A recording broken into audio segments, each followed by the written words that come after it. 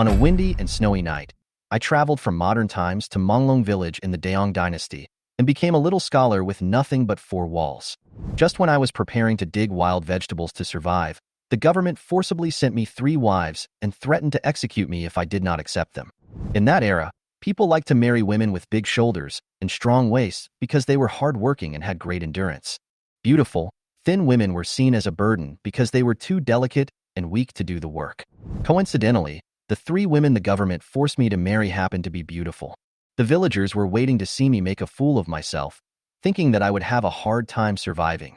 However, to everyone's surprise, I fought back within a year, built a new house, set up a factory, and my reputation spread throughout the Dayong Dynasty and even alarmed the imperial court. Spring is here, everything comes back to life, and it is time for farmers to farm. I walked out of the thatched hut, picked up the basket under the eaves, looked at the lush forest in the distance, and recalled this strange experience. My name is Lu Qing. I was not originally from this era, but on a windy and snowy night 3 months ago, I accidentally traveled to this unfamiliar Dayong Dynasty. The original owner's father was the previous village chief of Manglong Village. His family was well off, so he sent him to school, hoping that there would be a scholar to bring honor to the family. However, after 10 years of hard study, he only passed the examination to become a scholar and failed to even pass the imperial examination. The scholars of the Dayong Dynasty were almost useless except for being exempted from taxes and corvée labor. In recent years, the imperial court has been under great financial pressure and has canceled subsidies for scholars. The original owner's father died at the hands of bandits 3 years ago, and the Lu family has been in decline since then. The original owner was penniless and had no food to eat, so he ended his own life to make my life complete. With the help of the villagers, I survived the difficult winter. Today, I plan to return the wild vegetables that Aunt Zhang and her friends borrowed from me. Just as I was sighing with emotion, a question came from the gate. "Are you Lu Qing, the scholar from Manglong Village?" I looked up and saw 2 yamen runners and the village chief Lu Shizai standing at the door. "It's me." I stepped forward and admitted my identity and asked Lu Shizai what happened. "Good news," Lu Shizai said with a smile. "I'll give you a wife." Sending my wife? I was stunned. Was I dreaming? "Lu Qing, you are already grown up. It's time for you to get married. Since the marriage proposal failed, we will go for the marriage arranged by the government. Although it may not be as good as the normal marriage proposal, but at least you will have a wife." I recalled the laws of the Great Dayong Dynasty. Years of war led to a sparse population, and the court forced men and women to marry. If they did not get married, the man would be sent to the army and the woman would be demoted to slavery and pay annual tribute. The consequence of refusing to marry is exile or slavery, and with my physique, exile means death. I am willing to help the court solve its problems. I expressed my opinion hastily. When they arrived at the village entrance, all the people in Manglong Village gathered together to watch the lively scene. Aunt Zhang jokingly said to Meng Xiaowan beside her, "Xiaowan, Lu Qing is getting married. Do you regret it a little?" Meng Xiaowan glanced at me and said shyly, "Aunt Zhang, Mr. Wang from Luojia Village proposed to me the day before yesterday." Meng Xiaowan once had a crush on me, but after learning that I could not become a jurin, she gave up the idea. Instead of marrying me, it would be better to find a good family and become a concubine. At the entrance of the village, a large number of villagers gathered together. The men were observing as if they were picking vegetables, and the women were also observing the men in front of them. These women might spend their whole lives here, and they don't know whether these men will treat them well. They all look solemn, not asking for enough food and clothing, but just wanting to suffer less grievances and not go hungry. "Look, isn't that Han Xuanyang from the Han family in Xia Village?" a villager exclaimed. "It's really Han Xuanyang. She's so fair. Why didn't anyone choose her? What's the point of being pretty? She's good-looking but useless. I heard that she's unlucky in marriage, and all the men from the Han family who came to propose marriage to her died inexplicably." There was a lot of discussion among the crowd. Lu Qing listened to these words and looked at Han Xuanyang. She had fair skin, delicate features, and a soft figure that was faintly visible under her clothes. Lu Qing thought to himself that Han Xuanyang was definitely a hidden benefit. Han Xuanyang listened to what everyone said, lowered her head, tears welling up in her eyes. Her reputation as a husband killer made it so that no one dared to approach her anymore, and she could only participate in the marriage arranged by the government office. This was the last hope for her and the Han family. If she could not get married again, the Han family would be confiscated. "Village chief, let's start." The bailiff signaled everyone to be quiet, then looked at Lu Shizai. Lu Shizai nodded, and just as he was about to start, chaos broke out around him. Everyone wanted to choose first, because those who chose first could choose the best ones and have more choices. That's enough, the bailiff shouted angrily. Lu Qing, you go first. The surroundings suddenly became quiet. I was stunned. I didn't expect that I would be the first one to come. Is this the protagonist's halo? Yes. I bowed politely and glanced at the crowd. Many women looked at me with evasive eyes, obviously not interested in a weak scholar like me. Xiao Lu, Xiao Lu. Zhao Yud was the first to rush to my side. Can you leave the second one to your brother Taiju? Don't worry, if you give it up, I promise that I will remember your kindness and not give up the wild vegetables I gave you. Okay. I smiled. Anyway, my target was Han Xunyang. What about being unlucky in marriage? That was all feudal superstition. Seeing how easy it was for me to talk to, other people came over to discuss things. Lu Shizai shook his head helplessly, thinking that I was too easy to talk to. After one round, I don't have to return the wild vegetables, but my choices have been reduced a lot. I choose her. I slowly raised my hand and pointed at Han Xunyang, who was lowering her head. Everyone looked at me in surprise. No one expected that I would choose Han Xunyang. Lu Qing, think about it carefully. Lu Shizai coughed and signaled me to make a careful choice. No need, I choose her. I answered with a smile, seeming to have made up my mind. Han Xunyang looked at me in shock. She didn't expect someone would choose her. She was so moved that she almost cried. Okay, Han Xunyang, come out, the bailiff shouted. Han Xunyang came out from the crowd and asked, Are you willing to marry Lu Qing? I do. Thank you. Thank you for marrying me. Han Xunyang replied excitedly. Sign and seal your agreement. From today on, you are husband and wife. Try to have 2 children in 3 years, and 3 in 5 years. The bailiff took out the marriage certificate. We signed and sealed our marriage. When I was about to take Han Xunyang away, the Yamen runners came up and stopped us. What's wrong? I didn't understand.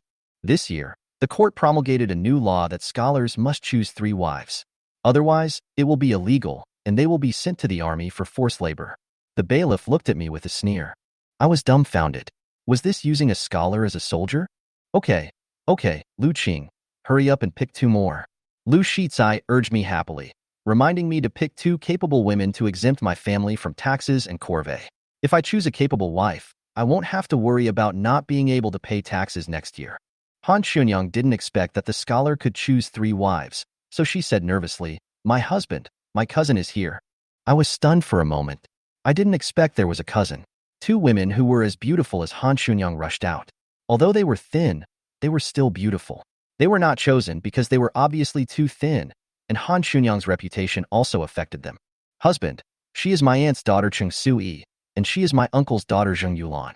Han Xunyang introduced. Someone around me reminded me, even if Han Xunyang didn't exist, they can't work because of their physique. Marrying them home would be a waste of money. Who would dare to marry them home? Zhang Yulan knelt in front of me and begged, Brother-in-law, I beg you, please take us in. We can do any work, and we eat little, just 1 meal a day. Cheng Sui also knelt down and begged, Yes, we can work. Han Xunyang also knelt down, with a pleading look in her eyes, My husband, please accept my cousin. The 3 of us eat little, and I will definitely work for you. Get up. I softened my heart and decided to accept them. Sir, I will choose them then. I said to the bailiff, Are you sure? The bailiff also thought I was too rash for choosing 3 money-losing guys who couldn't work. Okay. I nodded. Then sign and seal your name, and take the man away, the bailiff replied. We signed again. The bailiff threw down 3 deflated packages, which were their dowries. Let's go. I prepared to leave with the 3 of them. Lu Qing. Lu Shizai stopped me. You were too impulsive, but now that things have come to this, you know the rules of Manglong Village, right? I know. I'll treat everyone to a wedding banquet some other day. I smiled. Lu Shizai looked at me speechlessly and reminded me, Establish your authority. To establish authority? I asked. That's right. A marriage forced by the government is different from a normal marriage proposal. These women are resentful after all, so you have to give them a good beating, and then make them kneel outside and starve for 3 days, so that they will fear you from the bottom of their hearts. I raised my eyebrows. This was too beastly. I understand. I didn't argue because there was no point in arguing. Let's go. I took Han Xunyang, Cheng Sui, and Zheng Yulan home. When we got home, I said to them, I'm sorry. This house hasn't been renovated for many years, so it's a little shabby. It's okay. We are already very satisfied that our husband doesn't despise us. As long as the place we live in can shelter us from the wind and rain, it's fine. Han Xionyang answered obediently, but she couldn't help feeling disappointed in her heart. My cousin is right. If we work hard, things will definitely get better. Chung Sui also looked at me obediently. Don't worry, this is only temporary. Our lives will get better in the future. I comforted him. We believe in my husband. Zhang Yulan smiled. When the four people entered the room, the atmosphere became cold. Would you like some water? I brought the tea bowl. There was no teapot or teacups at home, only a few large bowls. Let's do it ourselves. Han Xunyang took the tea bowl diligently. Suddenly, the three of them knelt in front of me. Husband, we know the rules. Please go easy on us when you beat us. Han Xunyang said with pleading eyes. This? I was speechless. Get up, I won't hit you. Really? Han Xunyang couldn't believe it. Husband, you'd better beat us. If you don't beat us today, you'll be laughed at if it gets out. Chung Sui signaled me to do it. You are my, Lu Qing's, wives, not animals. Why should I hit you? I stepped forward helplessly to help them up. Then, I continued, it's a sign of a man's incompetence to hit his own woman. Don't worry, I won't hit you. What others say is their business. It has nothing to do with us. Han Xionyang and the other two looked at me in astonishment, as if they couldn't believe there were men in the world who didn't beat their wives. Really? Lu Qing gently patted Han Xionyang's forehead and said, of course it's true. He couldn't help but sigh in his heart. How could someone have such an idea? Oh, my dear, this is my dowry. Han Xionyang suddenly thought of something and quickly put her package on the table. The package contained 2 patched clothes and 15 coins. Zhang Yulan and Chung Sui were not to be outdone, and each took out 10 cents, totaling 35 cents. Husband, take this money and go to Luoyang County to buy some food, Han Xunyang suggested. Lu Qing looked at the copper coins on the table, feeling mixed emotions. Although this amount of money was not much in the Dayong Dynasty, it was already a very wealthy savings for their family. Okay. Lu Qing didn't hesitate, put the money away, and prepared to go to Luoyang County. When passing by Sun Megan's house, he heard a woman's screams coming from inside the house. It was obvious that Sun Megan was trying to establish his authority at home again. After 3 hours of walking, Lu Qing finally arrived at Luoyang County. He gasped for breath and said to himself, I need to exercise more. He felt that he was too weak. It took him 3 hours to walk a distance that was supposed to take 2 hours. After entering Luoyang County, Lu Qing did not follow Han Xionyang's advice to buy food. He understood that it is better to teach a man how to fish than to give him a fish.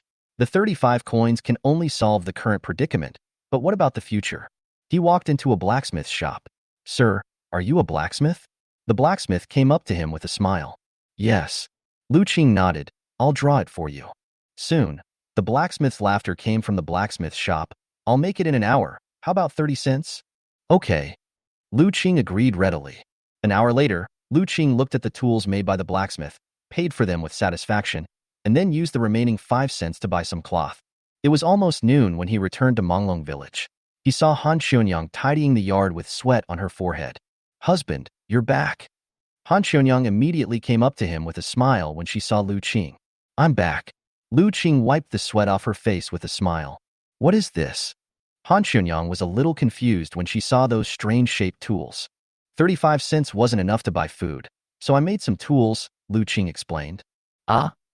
Han Xionyang's whole body was cold. Looking at those tools that could not be eaten, she felt only disappointment in her heart. I want to go into the mountains. Lu Qing said. Go into the mountains? Han Xionyang looked at him puzzledly. I guess so. Lu Qing smiled, picked up the basket, and left the yard. After entering Manglong Mountain, Lu Qing began his carpet search. After 2 or 3 hours of searching, he finally found a ginseng. He smiled and said, God will not let down those who work hard. This ginseng can be sold for at least 2 strings of cash. If it is of good quality and of a high vintage, the price will be even higher. Lu Qing carefully dug up the ginseng, his heart full of hope. He knew that the ginseng in front of him might be the turning point that changed their family's fate. In the evening, Cheng Sui and Zhang Yulan returned with Aunt Zhang. Cousin, we're back, they shouted eagerly as soon as they entered the door. Han Xunyang came out from the house and took the baskets from their backs. You've worked hard. Go wash your hands. Zhang Yulan nodded, but found that Lu Qing was not there. Is my husband not back yet? I'm back, Han Xunyang replied, but she looked a little depressed. What did he buy to eat? I dug a lot of wild vegetables today, so we can have a good meal tonight. Zhang Yulan had an expectant smile on her face, but saw Han Xuanyang's worried look. He didn't buy any food, but just a bunch of strange things. He also went into the mountains, saying he wanted to dig wild vegetables. Han Xuanyang said helplessly. Ah. Zhang Yulan collapsed on the ground. Cousin, our lives are too hard, aren't they? The 35 cents were the entire dowry for the three of them. Now that it had been squandered by Lu Qing, how are they going to live? Don't worry. If it doesn't work, I will go back to my parents' home for help. Han Xuanyang comforted her, but she also knew in her heart that it would not be easy to go back to her parents' home for help. As time went by and the sky gradually darkened, Han Xuanyang and the other two became more and more anxious. They began to worry whether Lu Qing had encountered any accident. Cousin, what should we do now? Zhang Yulan's voice trembled and was full of worry. Wait a little longer. Han Xuanyang was also praying, hoping that Lu Qing would be safe. She knew that if something really happened to Lu Qing, she would be regarded as a jinx by the villagers. It was late at night, and Lu Qing still hadn't come back. The three of them sat in the room all night, unable to sleep, with worried looks on their faces. The next morning, Aunt Zhang came to them and asked, Xuanyang, Yulan, Sui, are you going to pick wild vegetables today? Han Xuanyang walked out of the room, looking haggard. Aunt Zhang, Lu Qing went into the mountains last night and didn't come back. We are all very worried. Aunt Zhang's face changed drastically after hearing this. Why would a scholar like him go into the mountains? I'll ask your uncle Fa Kai to take people into the mountains to look for him.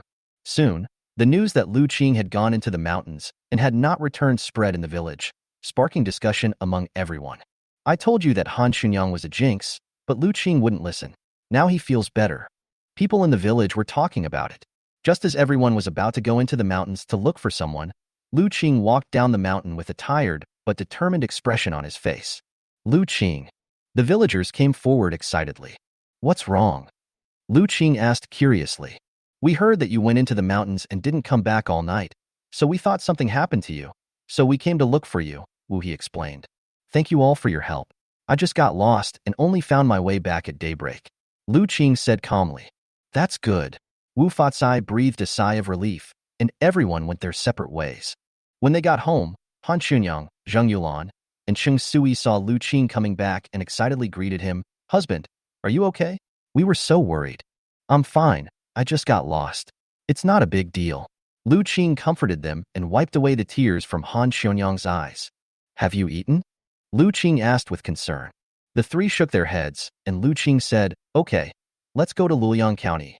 When Han Xuanyang, Cheng Sui, and Zhang Yulan heard that Lu Qing was going to Luoyang County, they immediately had an ominous premonition in their hearts.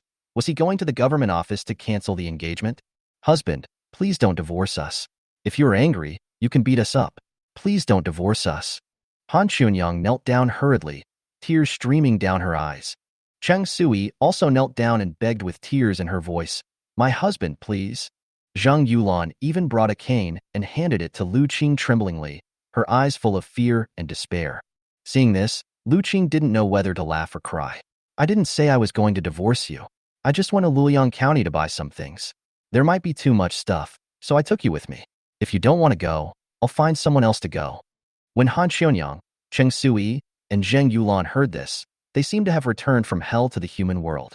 They nodded repeatedly, like chickens pecking at rice. Let's go. Lu Qing smiled and took them to Luoyang County. When the villagers at the entrance of the village saw this scene, they speculated that Lu Qing was going to the government office to divorce his wife, and some even gloated over it. Is Lu Qing going to divorce his wife? Sun Megan grinned. However, this was not the case. Lu Qing took them to a medicine shop in Luoyang County. Are you here to see a doctor or get medicine? The drugstore owner came forward enthusiastically. Do you buy ginseng here? Lu Qing asked. Yes, 1 ginseng for 1 string of silver. The shopkeeper replied with a smile. Lu Qing took out a perfectly intact ginseng from the package, and the shopkeeper's eyes lit up immediately. After examining it carefully, he gave a price that he himself thought was good, 2 strings of cash. When Han Xuanyang and the other two heard the price, they opened their mouths in surprise. 2 strings of money is 600 coins. A glimmer of hope surged in their hearts. However, Lu Qing calmly put away the ginseng and turned to leave. Sir, please stay. The shopkeeper hurriedly stopped him. Sir, if you think the price is too low, we can talk about it again. Lu Qing smiled faintly, 30 taels of silver. The entire pharmacy fell silent in an instant. The shopkeeper obviously did not expect Lu Qing to offer such a high price, so he asked tentatively, 30 taels of silver? That's a bit high. How about lowering the price a little bit? Lu Qing refused to compromise. Then how much do you want? If you keep giving me the cold shoulder, we won't be able to do business. The shopkeeper gritted his teeth and said, 25 taels of silver. This is the highest price I can offer. Lu Qing cursed the shopkeeper in his heart for being so cruel, but he still nodded and said, deal. The shopkeeper immediately arranged for someone to prepare silver, 15 taels of silver, and the remaining 10 taels of silver were exchanged for 100 strings of cash. When Han Xionyang and the other two saw the silver, they could not believe their eyes. After coming out of the pharmacy, Han Xionyang, Cheng Sui, and Zhang Yulan looked around nervously, fearing that someone would come to rob them. Lu Qing looked at the three nervous people and smiled. Relax? Ah? Han Xionyang was so frightened that she shuddered all over. They really couldn't relax at this moment. With so much money on them, they felt light even when walking. Husband, are we dreaming? Zhang Yulan asked nervously. Lu Qing pinched Zhang Yulan's little face and asked, does it hurt? Zhang Yulan nodded, yes. Cheng Sui said nervously, husband, let's go home quickly. It doesn't feel safe here. It feels like someone is watching us. Yes, Han Xionyang agreed. It's too unsafe to walk outside with so much money. What if someone robs us? This is just small change. It doesn't matter if it's lost. Lu Qing didn't care at all. Small change? It doesn't matter if it's lost? Han Xionyang, Zhang Yulan, and Cheng Sui all felt their minds go blank. This is 25 taels of silver. If they live frugally, it will be enough for them to live for 10 years. I'll take you to eat first. Lu Qing could already hear Xionyang, Yulan, and Cheng Sui's stomachs growling, but the three of them gritted their teeth and didn't say anything. In a blink of an eye, Lu Qing and his group arrived at the door of the best restaurant in Luoyang County. But at this time, Han Xionyang and the other two were discouraged. Husband, this place is too expensive. We can just eat something casually. It's okay. Lu Qing led the three of them into the restaurant. Entering the restaurant, Han Xionyang and the other two were like Granny Lu entering the Grandview Garden, and everything they saw was new and interesting. This was their first time entering such a wonderful place. Sir, would you like to have dinner or stay overnight? The waiter greeted warmly. Eat, Lu Qing replied. The waiter took them to an empty table and motioned for Lu Qing to order. There was a wooden board with the names of the dishes on the wall for the guests to choose from. Braised carp, stewed stupid chicken, a pound of beef, and 10 meat buns. Lu Qing began to order food. Zhang Yulan hurriedly stopped him. Husband, this is too extravagant. Han Xionyang also echoed, husband, it's too much. It's okay. If we can't finish it, we can pack it up and take it away. Lu Qing said in a domineering tone. Now they are considered the richest people in Manglong Village, and the richest people should have the aura of the richest people. Soon, the dishes came up one by one. Lu Qing gently gestured to the three of them to eat, but they looked at the dishes in front of them but did not dare to pick up their chopsticks, fearing that this was just a dream. What's wrong? Lu Qing asked. Husband, I feel like I'm dreaming. Han Xionyang looked at Lu Qing. This is not a dream. This is real. Eat. Lu Qing comforted them. Husband, you are so good to us. Cheng Sui had tears in her eyes. She never thought that she would be able to eat so many delicious foods after marrying Lu Qing. You are my wives. If I don't treat you well, who can I treat well? Hurry up and eat. Lu Qing couldn't help but smile bitterly. The four of them ate together. Lu Qing had not eaten anything oily since he came here, and had been eating wild vegetables all day. This time, he didn't hold back and just wolfed down the food. You three eat too. Seeing the three of them stop, Lu Qing said in a commanding tone. Husband, we are full. Cheng Sui shook her head and dared not eat any more. The three of them were afraid that Lu Qing would dislike them. Don't worry about eating too much. I, Lu Qing, don't have any other skills, but I can raise the three of you without any problem. I'll raise you to be plump and white, so that you can give birth to a big fat boy for me. Lu Qing said. While Lu Qing was talking, he served the three people some dishes. You must eat these dishes. If they are not enough, I will ask the waiter to serve more. Today, you three can eat as much as you want. The three of them looked at each other, picked up their chopsticks again, and soon finished all the food on the table. Are you full? Lu Qing asked. Yeah. The three nodded happily. Then let's go. Lu Qing took out 1 or 2 taels of silver and put them on the counter. Han Xionyang and the other two looked distressed. They didn't expect that they only spent 1 or 2 taels of silver on a meal. Husband, have we made you spend a lot of money? Han Chunyang felt a little guilty. No. Lu Qing looked at Han Chunyang. My husband earns money just to spend on his wife. Lu Qing knew their concerns, but this idea was already deeply rooted and could not be changed for the time being. Let's go. Lu Qing brought the three of them to Luoyang County where they bought clothes. Young master. The shopkeeper came forward warmly. I want to buy some clothes for my wife. Lu Qing asked the three people to enter the store. Buy clothes? Han Chunyang looked at the clothes in the store and said, My husband, we don't need them anymore. Our current clothes are still wearable. Really? Lu Qing looked at the clothes on Han Chunyang. She blushed. This dress was worn when she was 10 years old. She had worn it until now. It had been patched up and was much smaller, but it was better than having no clothes at all. I can wear this. Han Chunyang quickly declined. Listen to me. Lu Qing acted like a domineering president. Pick 3 pieces of clothing for each of them, and pick 2 for me. The shopkeeper was immediately delighted and quickly selected the clothes, spending a total of 1 tael of silver. Lu Qing asked the 3 people to change into new clothes, and their temperaments changed immediately. What's wrong with my husband? Chung Sui was a little puzzled when she saw Lu Qing's look. Let's go buy jewelry. I replied. Ah. The 3 were stunned. After buying the clothes, they also needed to buy jewelry? Husband, let's just forget it. Let's spend sparingly. Zhang Yulan shook her head. No need. My husband can earn money. Lu Qing took them to buy jewelry, rouge and powder, and daily necessities, and spent 5 taels of silver to buy food. Finally, Lu Qing bought another wheelbarrow, filled it with the things he had bought, and then returned to Manglong Village. The mountain road was difficult to walk on, but fortunately Lu Qing had 3 daughters-in-law. After a good meal, they seemed to have endless energy. At sunset, Lu Qing and his group finally returned to Manglong Village. At this time, hey, isn't that Lu Qing? Those 3 people next to him are his wives, right? Didn't he divorce them? What are they pushing? It looks like a wheelbarrow. The villagers began to talk. The people of Manglong Village watched from afar, and only after Lu Qing entered the village did they realize that it was indeed a unicycle. Lu Qing, where did you get this wheelbarrow? Tainyo rushed forward and looked at the wheelbarrow carefully. I happily replied, I bought it. The villagers who gathered around were all shocked. Then they asked, Lu Qing, are you kidding? It's true. Lu Qing smiled. You are bragging, and you are not afraid of biting your tongue. Where can a poor scholar like you get the money to buy a wheelbarrow? Sun Megan's eyes seem to be calculating something. What does it have to do with Sun Megan whether he has money or not? Lu Qing looked at the village villain coldly. Then, no comment. Lu Qing did not give any explanation. Lu Qing, you are the first person in our Manglong village to buy a unicycle. Can we use it in the future? Zhao Tieju's face was full of excitement. If he could push this unicycle around Manglong village, he would definitely be the coolest guy. Of course, anyone in Manglong village can use it when I'm not using it. Lu Qing agreed generously. That's great. Lu Qing is really promising. Zhao Taiju shouted happily. Yes, not only did he marry 3 wives, he also bought a wheelbarrow. He is really promising. Many villagers praised Lu Qing. The main reason is that I married a good wife.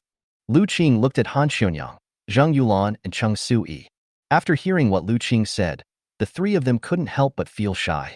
Everyone said that they were unlucky for their husbands, but Lu Qing said that it was all because of them, obviously speaking for them. You're right, Lu Qing is a lucky boy.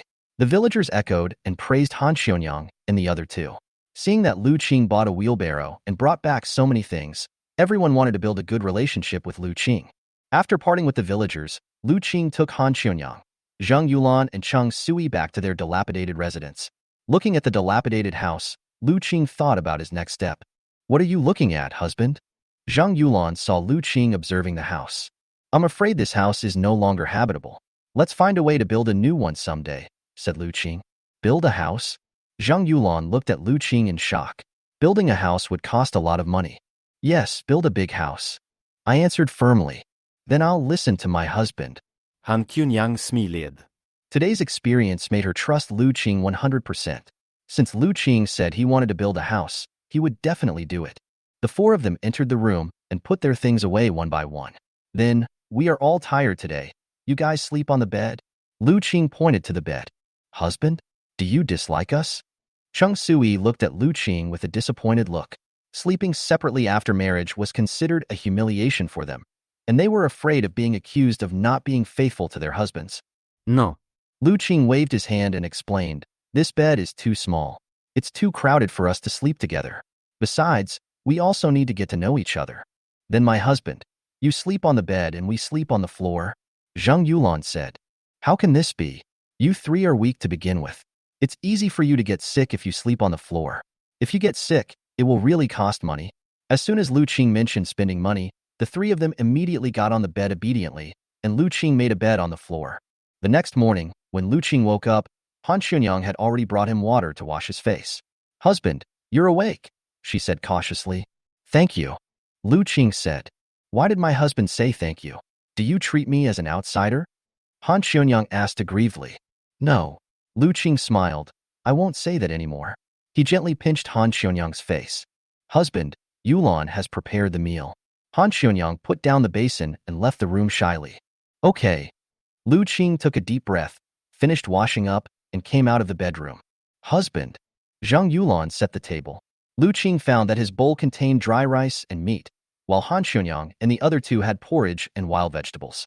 "What does this mean?" I asked them. "My husband is the head of the family and a scholar, so he should eat good food. We are rough people, so these are enough for us," Zhang Yulan explained. "No," Lu Qing said seriously, "from today on, you must eat whatever I eat, and you must eat your fill, otherwise I will be angry." "But we," Zhang Yulan and the other two hesitated. "No buts." Lu Qing interrupted Zhang Yulan domineeringly. "Okay, we'll listen to our husband." Although Zhang Yulan was scolded, she was touched. Lu Qing shared the dry rice and meat in his bowl with Han Xuanyang and the other two. "Husband, it's so great to marry you."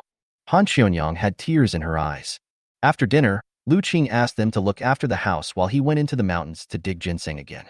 Just as Sun Megan was looking around for Lu Qing spoke coldly from behind him. "Are you looking for me?" "I'm just passing by." Sun Megan laughed. "Brother Lu Qing, you made a fortune just by going into the mountains. Are there any good things in the mountains? Tell me so that I can make a fortune too." No. Lu Qing shook his head. "Lu Qing, you are so embarrassed. We are from the same village after all." Seeing that Lu Qing was not understanding, Sun Megan's face became serious. "I said no. It means no." Sun Megan's face suddenly turned gloomy, and he stretched out his hand to grab Lu Qing's collar. He didn't believe that a poor scholar could have any ability to scare him and find out the reason why Lu Qing became rich. However, Lu Qing was faster than Sun Megan. He raised his hand and grabbed Sun Megan's thumb and twisted it hard. Soon, there was a crack sound. "Ah!" Sun Megan let out a miserable cry. Under Lu Qing's force, he knelt down in front of Lu Qing little by little. "Fuck you!" Sun Megan roared. Anger flashed in Lu Qing's eyes, and he gathered strength in his hands again. "Ouch, Grandpa Lu Qing, Grandpa, I was wrong."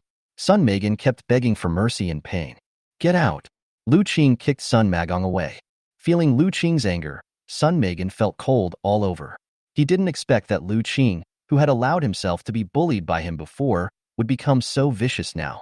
"Lu Qing, you wait." After leaving these harsh words, Sun Megan fled towards the foot of the mountain.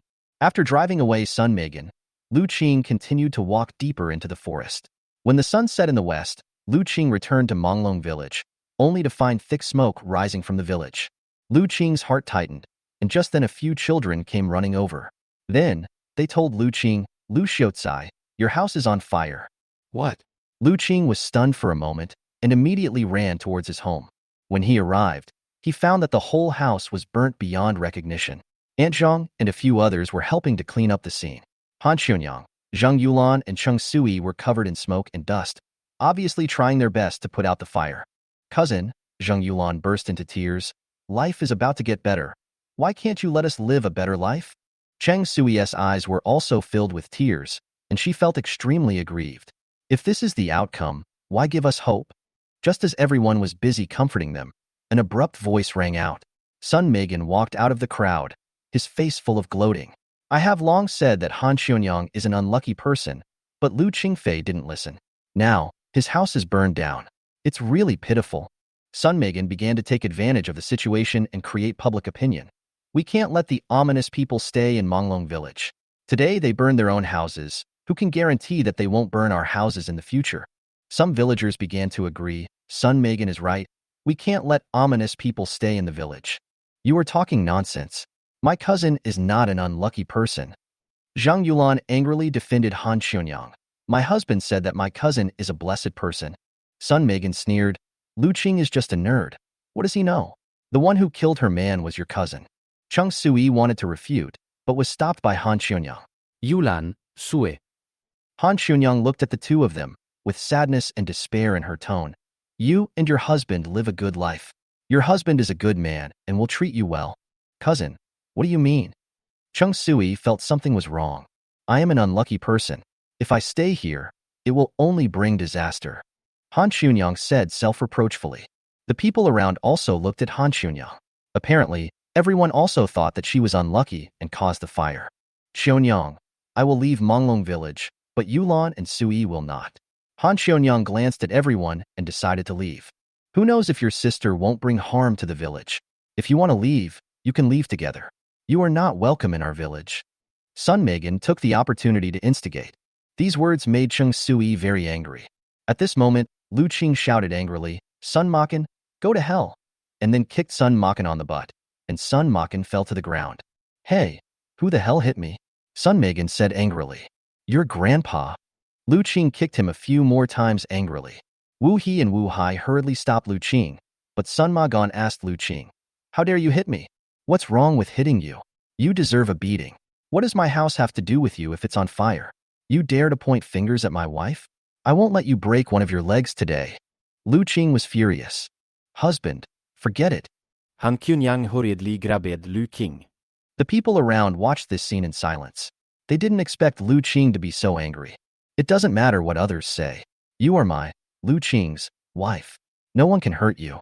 Lu Qing gently raised his hand and lifted a strand of hair from Han Xuanyang's cheek, his eyes full of doting. Seeing this, Sun Megan took the opportunity to stand up and said, Lu Qing, you wait. Then he ran away. Husband. Han Xuanyang looked at Lu Qing with self-blame. Everything is burned. Food, clothes, and wheelbarrows are all gone. Lu Qing smiled and comforted her. It's okay. It's burned down. This house can't be lived in anyway. Just build a bigger one. But Han Xuanyang felt aggrieved and couldn't take out many things. no buts. The best outcome is that you three are fine. Lu Qing calmly comforted them. I thank you for coming to help today, and I don't blame you for coming to watch the fun, but you can't bully my wife. Disband. After hearing this, the crowd gradually dispersed. Do you know what caused this fire? Lu Qing asked. We wanted to go pick wild vegetables with Aunt Zhang, but just as we left the village, the house caught fire. I put out the fire in the kitchen before I left, said Zhang Yulan. I understand. Lu Qing walked towards the ruins, as if looking for something. What's wrong with my husband? Han Xuanyang asked curiously, but she saw nothing. Nothing. Lu Qing clapped his hands and stood up. Husband, where are we staying tonight? Chung Sui asked worriedly. It's okay. Someone will vacate a house for us. Lu Qing said lightly. Han Xuanyang, Zhang Yulan, and Chung Sui looked at Lu Qing blankly, not understanding what he meant. If they vacated their house, where would they live?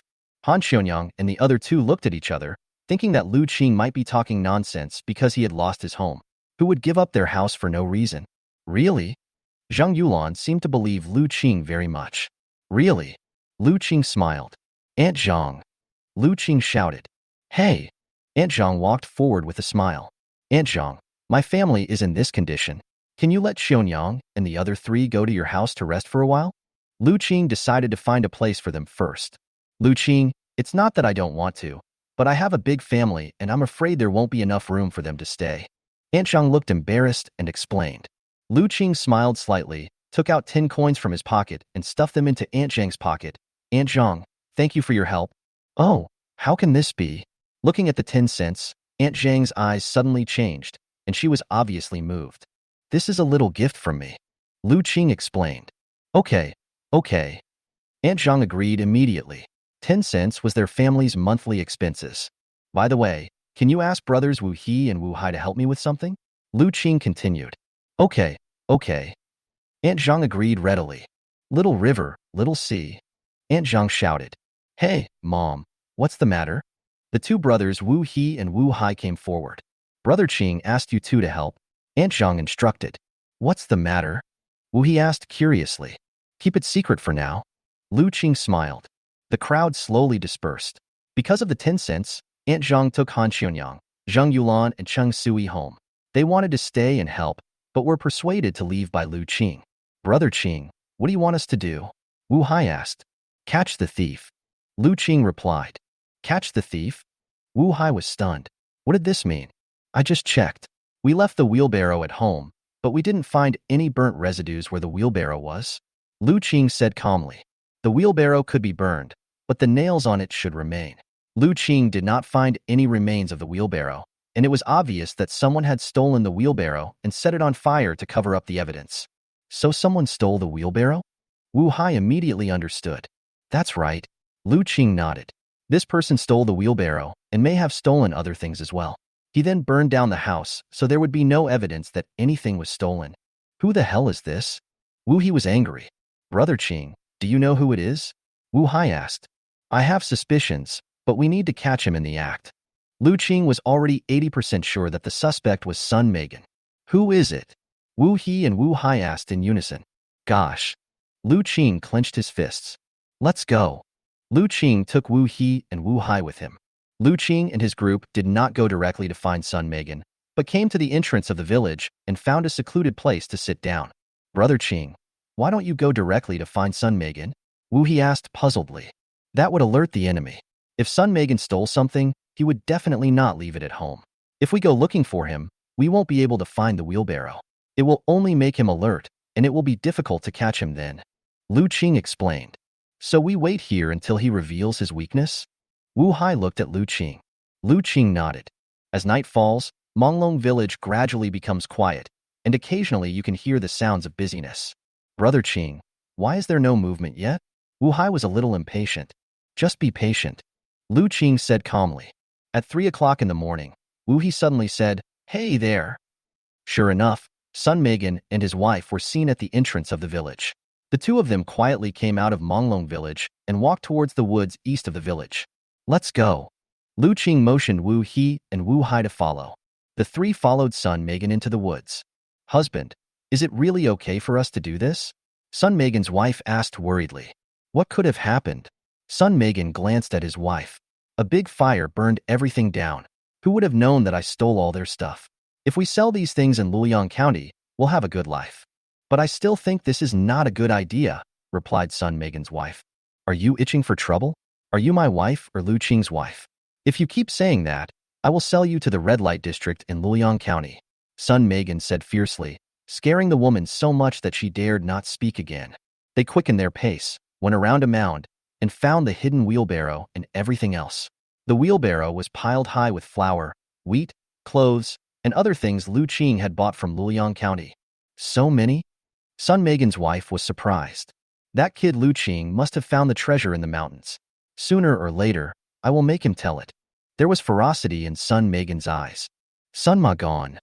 There was a sudden angry shout. Who? Before Sun Megan could react, Wu He rushed up and punched him. Wu He. Sun Megan looked at Wu He in astonishment. I didn't expect that it was you who stole Brother Qing's things and set fire. Wu He said seriously. Wu He, I advise you to mind your own business. Everyone is afraid of you, but I am not. I can kill you and sell these things, and I can still be happy. Sun Megan pulled out a dagger, as if he was going to fight to the death. Sun Megan, do you think you can escape today? Lu Qing's voice came. Lu Qing walked out slowly with Wu Hai. Sun Megan's face changed drastically. Facing three people, he obviously had no confidence, especially Lu Qing's change made him feel scared. Lu Qing stared at Sun Megan intently. You? Sun Megan stared at Lu Qing and the other three as they gradually surrounded him, but his body kept retreating as if he was looking for a chance to escape. We have caught the man red-handed. Sun Megan, put down the dagger in your hand and come back with me to see the village chief. Wu Hai's tone was cold and serious. He showed off his status and dignity as the leader. This was given to me by my second uncle.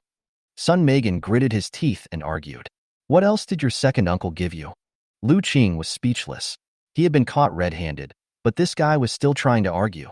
It was true that these scoundrels were just like rolling meat on the chopping block. Lu Qing is all because of you. If it weren't for you, I wouldn't be like this. I will settle the score with you sooner or later. As Sun Megan spoke, he was quick to grab his wife and pushed her towards Wu He. Sun Megan's wife stumbled and fell on Wu He. Seeing this, Sun Megan seized the opportunity and turned around to escape. The brothers Wu He and Wu Hai are both martial artists, so he has no chance of winning at all. A good man never suffers a loss in front of him. Running away is the best option. Where are you escaping to? Wu He was tripped by Sun Megan's wife.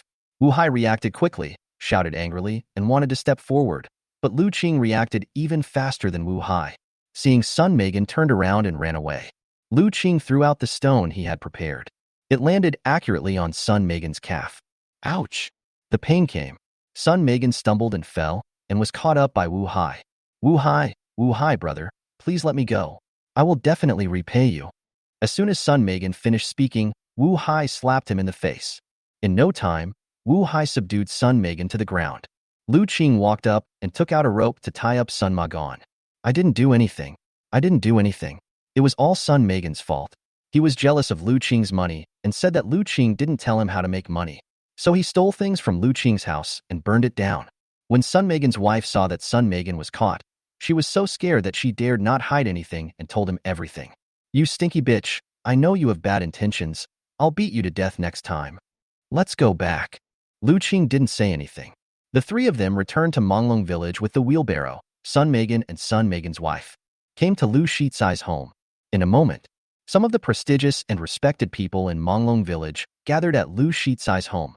For Manglong Village, Sun Megan's theft and arson are serious crimes, and the village elders must negotiate and come up with a punishment. Theft is punishable by amputation, and arson is an even more serious crime. I think we should have Giotto sent to the government office tomorrow.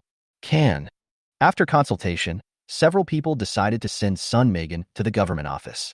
Village chief, I was wrong. Village chief, I was also bewildered for a moment.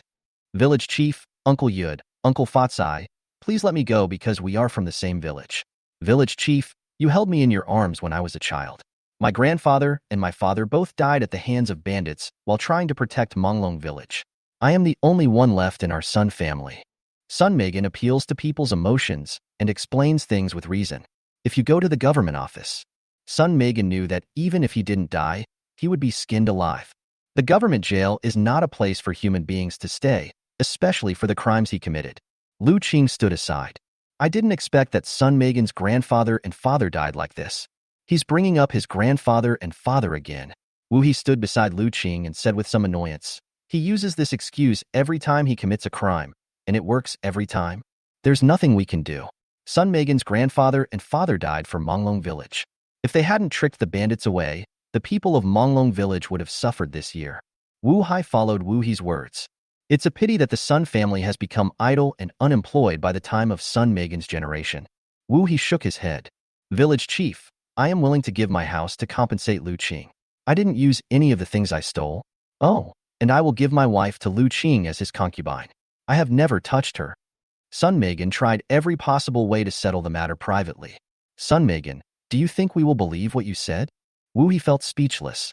How could someone like Sun Megan resist touching her? No, I'm born inhumane. If you don't believe me, ask her. I really didn't touch her. The most I did was hit her a few times. Sun Megan hurriedly explained. At this time, everyone looked at Sun Megan's wife Dong Chunhua. Yes. Dong Chunhua nodded. He certainly didn't touch me. At this point, Dong Chunhua is no longer hiding anything. Lu Qing was speechless. Unexpectedly, Sun Megan also sent his own wife out. This? Lu Shizai frowned slightly. Then his eyes fell on Lu Qing. Lu Qing, what do you mean? I'll listen to you. Lu Qing did not express his opinion. Since Sun Megan is willing to give up his own house and wife as compensation, and has not touched the stolen items, I think there is no need to send it to the government office. Lu Shizai obviously softened his heart. Lu Qing looked at Lu Shizai. He was a good man. It could be said that Lu Shizai had been busy for the village all his life, but he was not a good village chief. Ido. Sun Megan kept shouting that he was willing. In that case, I'll make it like this. Yud and Fatsai, you two will serve as witnesses. From today on, Sun Makan's house will belong to Lu Qing, and Sun Makan's wife Dong Chunhua will become Lu Qing's concubine, and will have no relationship with Sun Makan. Village chief, I think we should add one more rule. Expel Sun Megan from Manglong Village. He will no longer be a member of Manglong Village. Wu Fatsai added. But Lu Shizai frowned. If that were the case, Sun Megan would have no place to stay and might starve to death outside. Sun Megan has made mistakes more than once or twice. Even if Uncle Sun and Dabong's son died for the village, it cannot be a reason to tolerate Sun Megan's harm to the village and then be forgiven. Merits and demerits cannot be offset. If this is the case, won't everyone do whatever they want in the future? Wu Fatsai became serious. Lu Qing raised his eyebrows slightly, and his eyes fell on Wu Fatsai. He is worthy of being a soldier. Very sensible. I think Fatsai is right. Sun Megan cannot stay in the village. Tian Fengshuo agreed with Wu Fatsai's words. I listened to the village chief. Zhao Yu did not express his opinion. I also listened to the village chief. Meng Xiaozhuan's father Meng Dahu also followed the same attitude as Zhao Yud. 2 abstentions, 2 expulsions, and finally it fell on Lu Shizai. Lu Shizai looked at Sun Megan. For the sake of your grandfather and your father, I'll let it go this time. I hope you can mend your ways and you can stay at my place tonight. Lu Shizai was not expelled. Thank you, thank you, thank you, village chief. Sun Megan kept kowtow to Lu Shizai. It's over. Everyone went their separate ways. Uncle Fortune and Uncle Harvest, thank you. Lu Qing specially found Wu Fatsai and Tian Fengshuo to express his gratitude. Although it was not delivered to the government office, Lu Qing was quite satisfied with the proposals of Wu Fatsai and Tian Fengshuo. Nothing, we didn't do anything. But it's a pity that we didn't get rid of this evil Sun Megan. Wu Fatsai felt a little regretful. Lu Qing, you must remember not to show off your wealth. This incident with Sun Megan is a lesson for you. Wu Fatsai reminded Lu Qing. Why did Sun Megan target Lu Qing? It was because Lu Qing suddenly became rich, so he bought food, clothes, and even a wheelbarrow. Uncle Fakai is right. I will be cautious. Lu Qing nodded. Next, Lu Qing took Xionyang, Yulan, and Su Yi to Sun Megan's home. Han Xionyang and the other 2 were stunned when they saw Dong Chunhua. Sun Megan gave her to me as a concubine. Lu Qing explained and looked at Dong Chunhua. He didn't see it clearly just now, but now after a closer look, he found that Dong Chunhua was actually a beauty. I'm afraid that when Sun Megan chose Dong Chunhua, he was planning to sell Dong Chunhua to some brothel. Then let's take a look at Sun Megan's house. Because Sun Megan was idle and had no proper job, his family situation was basically the same as Lu Qing's. But at least he had a place to live. Husband. Han Xunyang looked at Lu Qing nervously. What's wrong? I heard from Aunt Zhang that Sun Megan is not a good person. If we do this, will he retaliate against us? Han Xunyang became worried. Chapter 12, 100 Tales of Silver. It's okay. I'll take care of everything. Lu Qing smiled and comforted Han Xunyang. Then Lu Qing's gaze fell on the more reserved Dong Chunhua. Marry Sun Megan. Now she was given to Lu Qing by Sun Megan as a concubine. Dong Chunhua didn't know what to do for a moment. I agreed to keep you by my side as a concubine, not because I like you, but because I think Sun Megan is not a good man. I think he wants to buy you to some brothel, so I agreed. Now I give you 2 choices. One is for you to stay, the other is for you to leave. I, Lu Qing, will not force you to do anything. This is your freedom. Lu Qing gave Dong Chunhua 2 choices. After hearing Lu Qing's words, Dong Chunhua immediately knelt down. I am willing to stay. Sun Megan is simply a beast. He beats me every night. He treats me like a beast. It was a nightmare in Dong Chunhua's mind. And now she has nowhere to go. Well, from now on you will stay and live with us. Lu Qing then looked at Han Xuanyang and said, find her some clean clothes. Why? Han Xuanyang nodded and went forward to help Dong Chunhua up. Don't worry, no one will beat you in the future. My husband is a very good person. He has never beaten us since we got married. Han Xuanyang told Dong Chunhua not to worry. One thing passed by peacefully like this. The next day, the sun rises. Lu Qing came out of the room and saw Wu Hai outside. Wu Hai. Brother Qing, what are you doing? Lu Qing knew at a glance that Wu Hai had not returned home all night. Father was worried that Sun Megan would come and cause trouble, so he asked me to keep watch for you. Wu Hai smiled. Thank you. Lu Qing patted Wu Hai's shoulder with emotion. I'll remember this favor. Brother Qing, since there's nothing else, I'll go back first. Wu Hai esalet. Etc. Lu Qing called Wu Hai, turned and entered the room, took out a bag of noodles and handed it to Wu Hai. Take this away. How can this be possible? You and your sisters-in-law should eat it. Wu Hai huriden dekelin. Lu Qing now has 4 women. If it weren't for Aunt Zhang, I would have starved to death in the winter. Now you've helped me again. I, Lu Qing, am not that kind of foolish person. Take it. It's my filial piety to Uncle Fakai and Aunt Zhang. Lu Qing insisted on doing so. Thank you. Wu Hai did not refuse. This is white flour. Although Wu Hai refused on the surface, he really wanted it in his heart. Who doesn't want to eat a meal of white flour buns? White flour is a luxury in Manglong Village. It is always used as a betrothal gift when proposing a marriage. You can marry a wife with 10 kilograms of white flour. Send Wu Hai away. After a simple breakfast, Lu Qing took the ginseng he had dug yesterday to Luoyang County to sell it. It's still the original pharmacy. Young master. The shopkeeper immediately greeted Lu Qing with a smile when he saw him. You should know about the ginseng that Lu Qing sent last time. I bought it for 80 taels of silver. I'm still selling ginseng this time. Lu Qing took out the ginseng. This time it's 3 ginseng plants. The shopkeeper looked at the ginseng and found that they were of good quality. Sir, where did you find these? The shopkeeper began to be excited. The ginseng that Lu Qing brought were all of excellent quality. Lu Qing smiled but said nothing. The shopkeeper took one look and didn't ask any more questions. After all, this is someone's secret to making money. How could it be easily told out? How much can you offer for these 3 ginsengs? Lu Qing asked the shopkeeper. How about 80 taels of silver? 100 taels for one price. Lu Qing directly mentioned the price of 100 taels. This? Shopkeeper, you don't have to feel bad. I can assure you that you will make a profit. Didn't you make money from the last ginseng? Lu Qing also speaks quickly. The shopkeeper chuckled. Okay, 100 taels of silver. After receiving the 100 taels of silver, Lu Qing left the pharmacy. After leaving the pharmacy, Lu Qing walked around Luoyang County for a few times, bought some necessary things and some flour and rice, and then returned to Manglong Village. Returned to Python Village. As soon as he entered the room, Han Xunyang came up to him with a serious look on her face. Husband, do you know? Something happened. What's the matter? Lu Qing hurriedly observed several people. Could it be that Sun Megan came to cause trouble? Sun Megan stole all the things from the village chief's house. The village chief has people looking for Sun Megan all over the mountain. Zhang Yulan told Lu Qing what happened. Really? That's to be expected. Lu Qing didn't find it strange. It seemed that Lu Qing had expected that someone like Sun Megan would do such a thing. What did you buy, sir? Chung Sui looked at the things Lu Qing brought. I bought some arrows and cowhide ropes. I saw there were a lot of pheasants and rabbits on the mountain. I'm going to make some traps and try my luck. Lu Qing put the things down. Xionyang, Magnolia. What's wrong? Han Xionyang and Zhang Yulan looked at Lu Qing. I'll teach you a technique for weaving a net. Help me weave these hemp ropes into a fishing net. Lu Qing threw the hemp ropes he bought on the ground, wanting Han Xionyang and Zhang Yulan to make a fishing net for him. Because Lu Qing discovered that there were a lot of fish in the river outside. But the people in Manglong Village don't seem to know how to use fishing nets. To be more precise, everyone doesn't know what a fishing net is. What is a fishing net?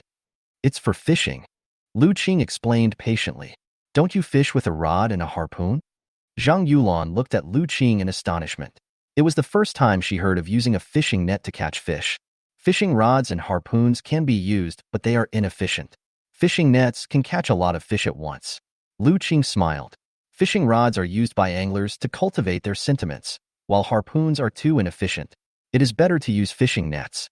Oh, I see. Zhang Yulan seemed to understand. Then Lu Qing taught Han Xionyang and Zhang Yulan how to weave a net. They are both very smart. After Lu Qing's guidance for a few times, the two of them had already learned it. Seeing that the two of them had to be instructed by themselves, Lu Qing made a few mechanisms in the room. As the ropes were pulled, the mechanisms were triggered, and several arrows fell on the door panel in front. Ah? Han Xionyang couldn't help but be shocked. This is the mechanism I made. When I'm not at home, if someone comes to make trouble and bully you, you just pull this rope. Lu Qing then taught Han Xionyang and Zhang Yulan how to use the mechanism. Sun Megan is a narrow-minded person. Lu Qing felt that he should be prepared. Even if Sun Megan doesn't cause trouble for himself, you must also be prepared for any eventuality. Then Lu Qing set up several hidden traps in the yard. Only after finishing everything did Lu Qing heave a sigh of relief with satisfaction. So, my husband, the arrows you bought are used to make traps? Han Xunyang looked at the mechanical traps made by Lu Qing. Who would dare to bully them from now on? Only after everything was done did Lu Qing leave home with peace of mind. Came to Wu Fatsai's home. Aunt Zhang. Lu Qing. Are Wu Ha and Wu Hai here? They followed your Uncle Fa Kai to the fields. Aunt Zhang told Lu Qing. What do you want from them? Aunt Zhang saw that Lu Qing was holding something in his hand and wrapped it in cloth. Today I went to Luoyang County and bought them 2 self-defense weapons. They are the leaders of the village, so they can't go unarmed. Lu Qing took out the knife and handed it to Aunt Zhang. Oh, how can this be possible? Aunt Zhang looked at the knife that Lu Qing took out. Although she didn't recognize it, she could tell at a glance that it was very valuable. Chapter 13, Winning People's Hearts. Aunt Zhang kept refusing. This is what I should do. They protect the safety of our Manglong Village. As a native of Manglong Village, I should make some contribution. Lu Qing explained to Aunt Zhang with a smile. Then I thanked them on their behalf. Aunt Zhang accepted the two knives reluctantly. Although Wu He and Wu Hai have some kung fu skills, they always go out unarmed. Aunt Zhang is also very worried. What if the other party has some weapons in their hands? Because of this, Aunt Zhang and Wu Fatsai had several quarrels. Finally, Wu Fatsai found 2 wooden sticks for the 2 brothers to use as weapons. But that's okay for fooling children. If I really meet an opponent, the wooden stick is just for decoration. I'm leaving. After arranging everything, Lu Qing went into the mountains to set traps to see if he could catch some game. It was afternoon. Wu Fatsai brought back the brothers Wu He and Wu Hai. Husband. Aunt Zhang's face was all smiles. What's wrong? Wu Fatsai looked at his wife's smile. Lu Qing came to see me and left me 2 things. What? Wu Fatsai was curious. In the morning, Lu Qing asked Wu Hai to bring a bag of flour, and now he sent something else. The father and his 2 sons followed Aunt Zhang into the house. Knife. Wu He was the first to exclaim. Then he walked forward and picked up one of the knives. The sword is unsheathed. Wu He gestured happily. It was as fierce as a tiger and as sharp as a sword. Nice knife. Wu He was extremely excited. This was simply the sword of his dreams. It seemed that with the sword in his hand, the world was his. He felt that Wu He could rush out and take down all the mountain strongholds in Luoyang Mountain. Stop making so much noise, put it down. Wu Fatsai scolded. Wu He didn't dare to act rashly. Wu Fatsai took the knife from Wu He's hand. We can't have such a good knife. Wu Fatsai said seriously. What? Wu He and Wu Hai didn't understand at this time why they didn't want the gift that Lu Qing gave to them. You know nothing. Do you know how much these 2 swords cost? You said there were no weapons, so I went to Luoyang County to check. These 2 swords would cost at least 5 taels of silver. Wu Fatsai looked at his son. I really thought that I gave the wooden sticks to Wu He and Wu Hai because I didn't worry about them. I had no choice. A good weapon cost 5 taels of silver, and they might not be able to get 5 taels of silver even if they sold their house. This is 5 taels of silver. What? So expensive? Aunt Zhang was so shocked that she was speechless. I thought it was just a few dozen coins. I didn't expect it to be worth 5 taels of silver. That's 5 taels of silver. It may take them several years to save up 5 taels of silver. So I can't have it. Wu Fatsai put the knife down. He was reluctant to let it go, but he couldn't keep it. This was his bottom line. But Aunt Zhang thought it was better to accept it. With the knife in hand, Wu He and Wu Hai are safe. It's their business if they give it to us. We can't be rude. Lu Qing's life has finally gotten better. We can't let him waste it like this. Wu Fatsai did not forget to think about Lu Qing. Bring it here. Wu Fatsai put away the knife and left home. Soon Wu Fatsai arrived at Sun Megan's home where Lu Qing and his family were currently living. Uncle Fortune. When Lu Qing returned home, he met Wu Fatsai. Uncle Fakai, is there anything wrong? This gift is too valuable. We can't accept it. Wu Fatsai took out the knife. He felt that a bag of flour was too much. Now send a knife. A precious sword is given to a hero. Wu He and Wu Hai are the leaders of our Manglong Village. They should carry a weapon with them. Lu Qing explained with a smile. Heroes? I think they are just bears. Wu Fatsai gave an evaluation. He really didn't want his 2 sons to become heroes. His legs were the price of being a hero. Lu Qing was speechless. Uncle Fakai, you don't have to think about anything else. I am going to give these 2 knives to Wu He and Wu Hai. They helped me catch Sun Magon yesterday. Sun Magon had a dagger in his hand. If it weren't for the 3 of us, any one of us who went over there might have been killed by Sun Magon. Lu Qing also became serious. From Sun Megan's incident, Lu Qing saw the danger that Wu He and Wu Hai were in. So having a knife for self-defense is good for both of them. They are the leaders of Manglong Village. With a knife, they can better protect Manglong Village, right? This? A few words. Wu Fatsai really didn't know how he should refute Lu Qing. Oh well. Wu Fatsai finally agreed. I'll remember this favor. If you have any problems in the future, just come to me, your Uncle Fakai. Why? Lu Qing smiled and nodded. Wu Fatsai left with the knife. Back home, Wu Fatsai saw that Aunt Zhang, Wu He and Wu Hai all looked depressed. You look so dejected. Here are the knives for you. Wu Fa Kai threw the knife to Wu He and Wu Hai. Real? Wu He and Wu Hai became excited. Lu Qing told me that Sun Megan took out a dagger and tried to fight last night, but you rushed forward without knowing how to live or die. Wu Fatsai kicked Wu He and knocked him to the ground. Wu He didn't know what to say. If something happens to you, what will happen to your mother and I? If you encounter danger in the future, you must protect yourself in advance, understand? Wu Fatsai warned Wu He seriously. Yes. Wu He nodded. Looking at the knife in his hand, his face was full of joy. With this knife, I am not afraid of even 10 Sun Ma stalks. Wu He was extremely excited. You didn't understand what I said at all. Wu Fatsai kicked Wu He a few more times, causing him to scream in pain. It feels like what I just said was all nonsense. I see. Wu He kept begging for mercy. From now on, you two should interact more with Lu Qing. Wu Fatsai told Wu He and Wu Hai that from what happened in the past few days, Wu Fatsai felt that Lu Qing had become very unusual, especially when he returned the knife to Lu Qing today and saw the trap set in the yard. Only someone like him, who had served in the military, could discover this. Ordinary people can't even detect it. The traps were very clever and hidden. Yes. Wu Ha and Wu Hai nodded. Even if Wu Fatsai wasn't mentioned, just based on the two knives, the two of them were extremely fond of Lu Qing. By the way, how is the situation with the village chief? Wu Fatsai asked Aunt Zhang. No, Sun Megan must have really escaped. Aunt Zhang answered. I asked the village chief to expel Sun Megan from Manglong Village a long time ago, but the village chief didn't listen to me. This time it's all his own fault. Wu Fatsai had no sympathy. He believed that there must be something hateful about a pitiful person. People like Sun Megan should not be protected. The other side. Han Xionyang and Dong Chunhua came back from digging wild vegetables. Husband. Dong Chunhua also followed Han Xionyang and called Lu Qing husband. Since she was already Lu Qing's concubine, she naturally had to change her words. Lu Qing did not correct her. Wouldn't it be nice to have another wife? Thank you for your hard work. Although Lu Qing told Han Xionyang and the others not to dig wild vegetables every day. But Han Xionyang and the others were unwilling to stop, because they are all scared of being hungry. I think it's always good to prepare some wild vegetables. These wild vegetables can be stored for a long time after being dried. Chapter 14. Land. Have a meal. Lu Qing invited everyone to eat. Come.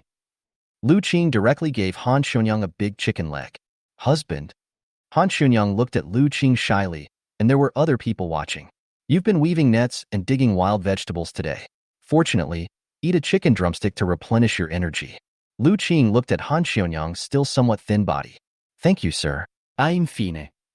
Han Xionyang waved her hands quickly. You eat too. Everyone contributes to this family. Lu Qing looked at Cheng Su-yi, Zhang Yulan, and Dong Chunhua again. Good. Cheng Su-yi and Zhang Yulan nodded. Dong Chunhua was stunned. What's wrong? Zhang Yulan asked. Fine. Dong Chunhua shook her head obediently. Why are you crying? Han Xionyang looked at Dong Chunhua with tears in her eyes. I never thought I could still eat white flour buns. Dong Chunhua had tears in her eyes. She meant what she said. She was not afraid of being laughed at. From childhood to adulthood, she had never eaten white flour buns. I have seen it. My mother was sick, and my father got half a steamed bun from somewhere. As soon as my mother finished eating, her illness was cured. In Dong Chunhua's eyes, these white flour buns can be used as medicine. This is how powerful my husband is. We can eat white flour buns often in the future. Han Xionyang comforted Dong Chunhua with a smile, as if she saw herself eating with Lu Qing in the restaurant. At that time, she also felt like she was dreaming. After dinner, Yulan, Sui, Chunhua, the three of you stay at home and weave the fishing nets. Xionyang and I will go out for a while. Zhang Yulan nodded. Come out of the room. Lu Qing picked up a bag of flour, a bag of millet, and a pound of pork. Husband, what are you doing? When Han Xionyang saw Lu Qing like this, she wondered what he was going to do. Go see the village chief. Lu Qing smiled. Village head? That's right. Lu Qing looked at the bewildered Han Xionyang. Wasn't the village chief's house robbed by Sun Megan? There should be nothing left now. Let's go and take a look. After all, the village chief has been good to us. Lu Qing explained the reason. But isn't this too much? Han Xionyang felt a little distressed. Not much. Lu Qing shook his head. Lu Qing brought Han Xionyang to Lu Shizai's home. At this time, everyone in Lu Shizai's house sat together, looking at the boiled wild vegetables in the bowl, and everyone felt extremely depressed. What should we do now? Everything was stolen by that bastard son Megan. Liu Xikees son Liu Erzufroned. Yes. Lu Erju's daughter-in-law echoed. Father, you are too confused. Don't you know who son Megan is? You are still protecting him. You should listen to Uncle Fa Kai's suggestion and drive him out of Manglong Village. Lu Erju continued to complain. That was all their savings. The Lu family had saved for several years, intending to use it for Lu Feng's marriage. Now, everything is gone. Lu Shizai also felt aggrieved. He also didn't expect that son Megan would repay kindness with enmity. I have protected son Megan a lot. He also regretted not listening to Wu Fatsai. Is the village chief here? At this moment, a voice suddenly came from outside. Who is it? Lu Erju shouted angrily. Everyone is in a bad mood at this time. Lu Qing. Lu Qing said his name. Mr. Lu? What is he doing here at this time? Lu Erju couldn't help but frown. Have no idea. Lu Shizai shook his head. But Lu Feng was still asked to go out to greet him. Lu Qing and Han Xionyang had been waiting outside for less than a few seconds when Lu Feng walked out of the house. Brother Qing. Lu Feng walked up and greeted with a smile. Lu Feng is 2 years younger than Lu Qing, so there is no problem in calling him Brother Qing. What are you doing? Lu Feng quickly saw what Lu Qing was holding. I heard that son Megan stole everything from your house, so I brought Xionyang to take a look. After all, the village chief is doing this for my sake. Lu Qing explained with a smile. Oh, how can this be so embarrassing? Lu Feng had a smile on his face. Lu Feng brought Lu Qing and Han Xionyang into the house. Grandpa, father, Brother Qing has brought some things to see us. Lu Shizai and Lu Erju were both stunned for a moment. Hey, Xiaoqing, what are you doing? Lu Shizai looked at the flour and millet in Lu Qing's hand, and the pork in Han Xionyang's hand. I deserve this. Lu Qing put the things in front of everyone. Lu Erju's eyes began to light up as he looked at the pork, because they had not eaten meat for a long time, and meat had become a luxury. Xiaoqing is so kind. Why do you say that, father?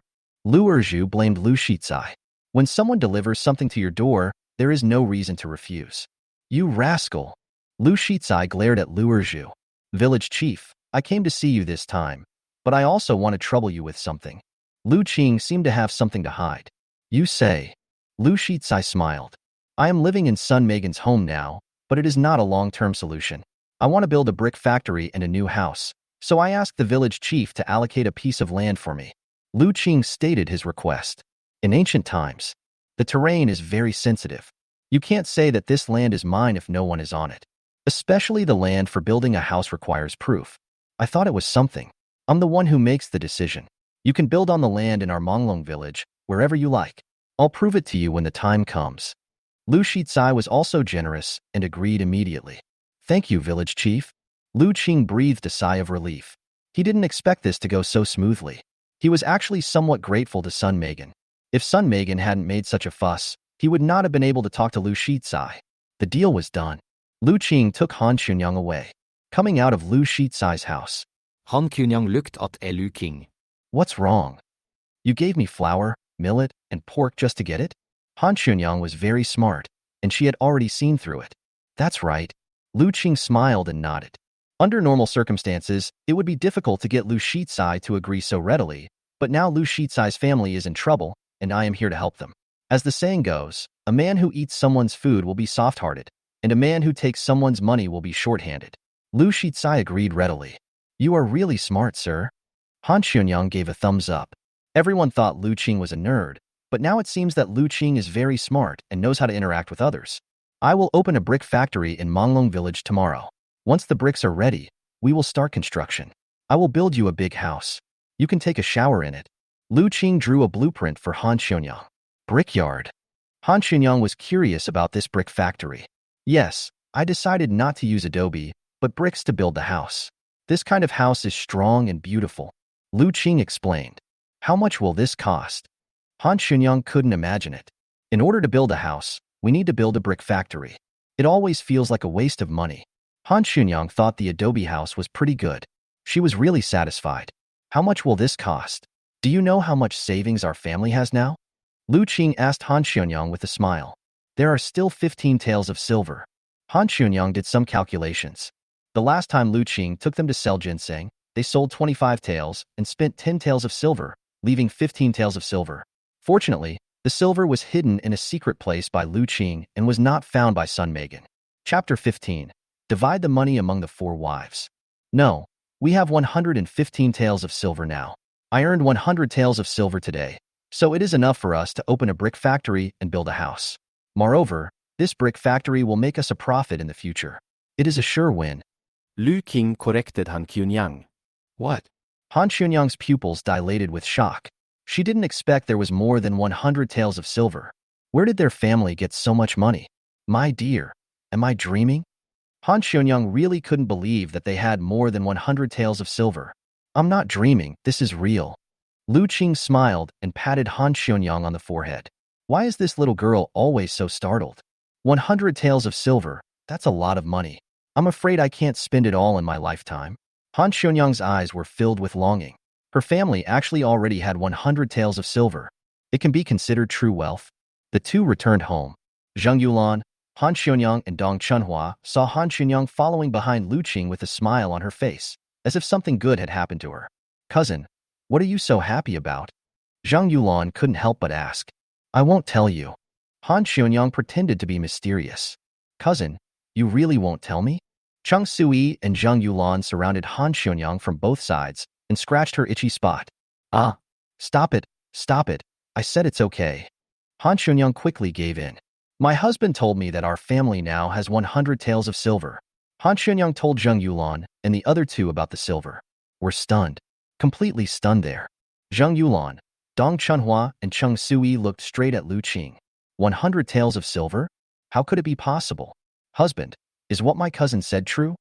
Yes. Ah? The 4 of them were dumbfounded. What was he talking about? Choked to death? Isn't the word choking to death an insult? Yes. Lu Qing corrected himself. Oh my God. Cheng Sui covered her mouth in shock. In Cheng Sui's mind, 100 taels was a very large sum of money.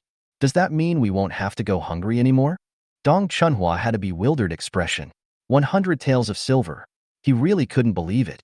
Of course you won't be hungry. From now on, you will follow me, Lu Qing, and live a life of luxury. When the time comes, you guys must give me a big fat boy. The Lu family will have many children. Lu Qing said with a smile. The next day, when Lu Qing got up and washed up, Han Qiunyang had already prepared food for him. This is the advantage of having many daughters-in-law in the family. After dinner, Lu Qing took out 100 taels of silver. Han Qiunyang and the other 3 stared at the 100 taels of silver, yet they still felt like they were dreaming. Lu Qing divided the silver into 4 parts. Qiunyang, Yulan, Sui, Chunhua, each of you 4 will take 25 taels of silver. Ah? Han Qiunyang and the other 3 were stunned, not understanding what Lu Qing meant. Husband, what are you doing? This is not allowed. Cheng Sui waved her hands hurriedly. Yes, it's not right for a woman to manage money. If this gets out, people will say we are unfaithful to our husbands. Dong Chunhua followed up on Lu Qing's words. That's right. Zheng Yulan nodded. Lu Qing smiled. I don't have such an idea. You take this money. What if you need it? Lu Qing looked at Han Qiunyang and the other 3. No, no, no, no. Han Qiunyang waved her hands hastily. What are you talking about, my husband? How could we possibly need money? Besides, if we need money, we can ask you for it. Han Qiunyang hurried to explain. What if I'm not with you? When Lu Qing asked this question, Han Qiunyang didn't know how to refute it. Besides, Sun Megan's incident reminded me that we should not put all our eggs in one basket. This 100 taels of silver is the foundation of our family and our guarantee. No matter what happens in the future, we will not be tied down. Lu Qing patiently explained his intentions. Just take it, you 4. It's not convenient for me to carry so much silver with me.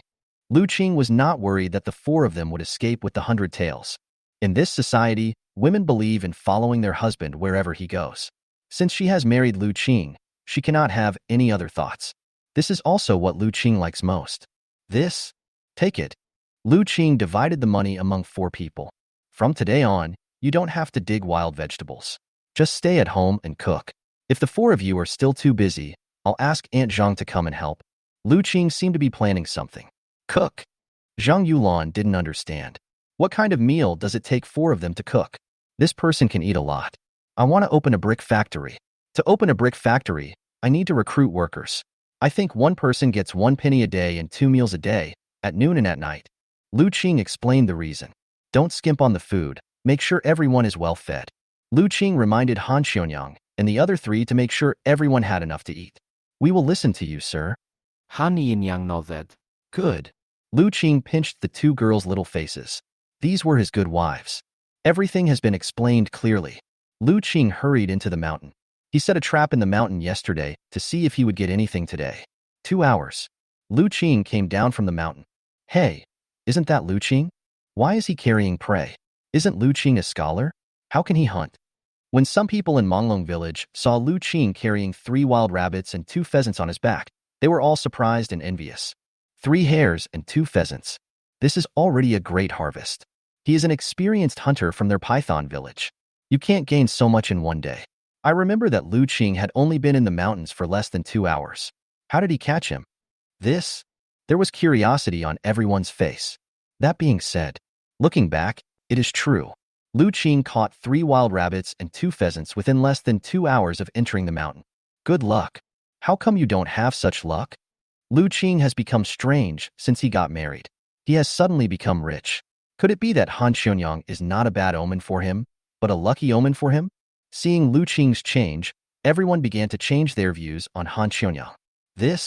Lu Qing. At this moment, 2 villagers suddenly called Lu Qing. Is there anything? Lu Qing, you have a good harvest. Lucky. It's not just luck. I think you have some skills. It's not any special technique. I just set a few traps. Lu Qing did not hide anything. He could keep silent about the ginseng, but there was nothing to hide about the hunting. Trap? But why is it gone when we set a trap? The villager suddenly felt depressed. This sets a trap. They know it too. But why don't they have the same good luck as Lu Qing? Maybe it's because of the number of traps I set? Lu Qing smiled. Setting traps is a science. It doesn't mean that you will catch prey when you set a trap. You need to analyze and observe and set the trap in the best place. Don't underestimate the wild animals. Chapter 16 Manglong Village Blue Brick Factory. Wild animals are several times more sensitive to danger than humans. That makes sense. After listening to Lu Qing's proposal, many people felt that it made some sense. You are lucky enough to have such a good meal.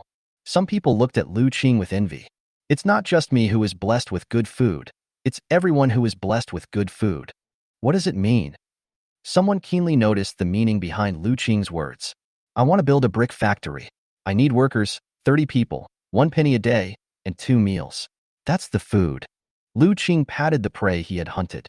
For this person who eats wild vegetables, game is a delicacy from mountains and seas. Lu Qing could bet that no one would be willing to refuse such treatment. Ah? Lu Qing, are you telling the truth? Suddenly, Lu Qing's words were like a bomb dropped among the crowd. The villagers from Manglong Village who had gathered around him became excited, and their eyes sparkled when they looked at Lu Qing. Of course it's true. Lu Qing smiled calmly. Lu Qing, you must choose me. We grew up together. I don't have any other skills except that I can work. Someone rushed up immediately.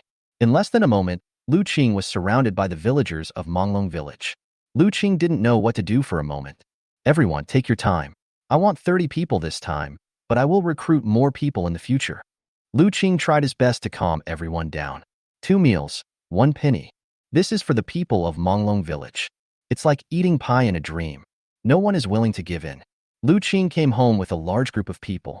This scared Han Xionyang and the other 3 people. Lu Qing, we are friends. You must choose me. Lu Qing, I, Zhao Taizhu, may not be good at other things, but I can work. Choose me. Choose me. Everyone started recommending themselves crazily. For a moment, Lu Qing also became troubled. Everyone, be quiet, be quiet.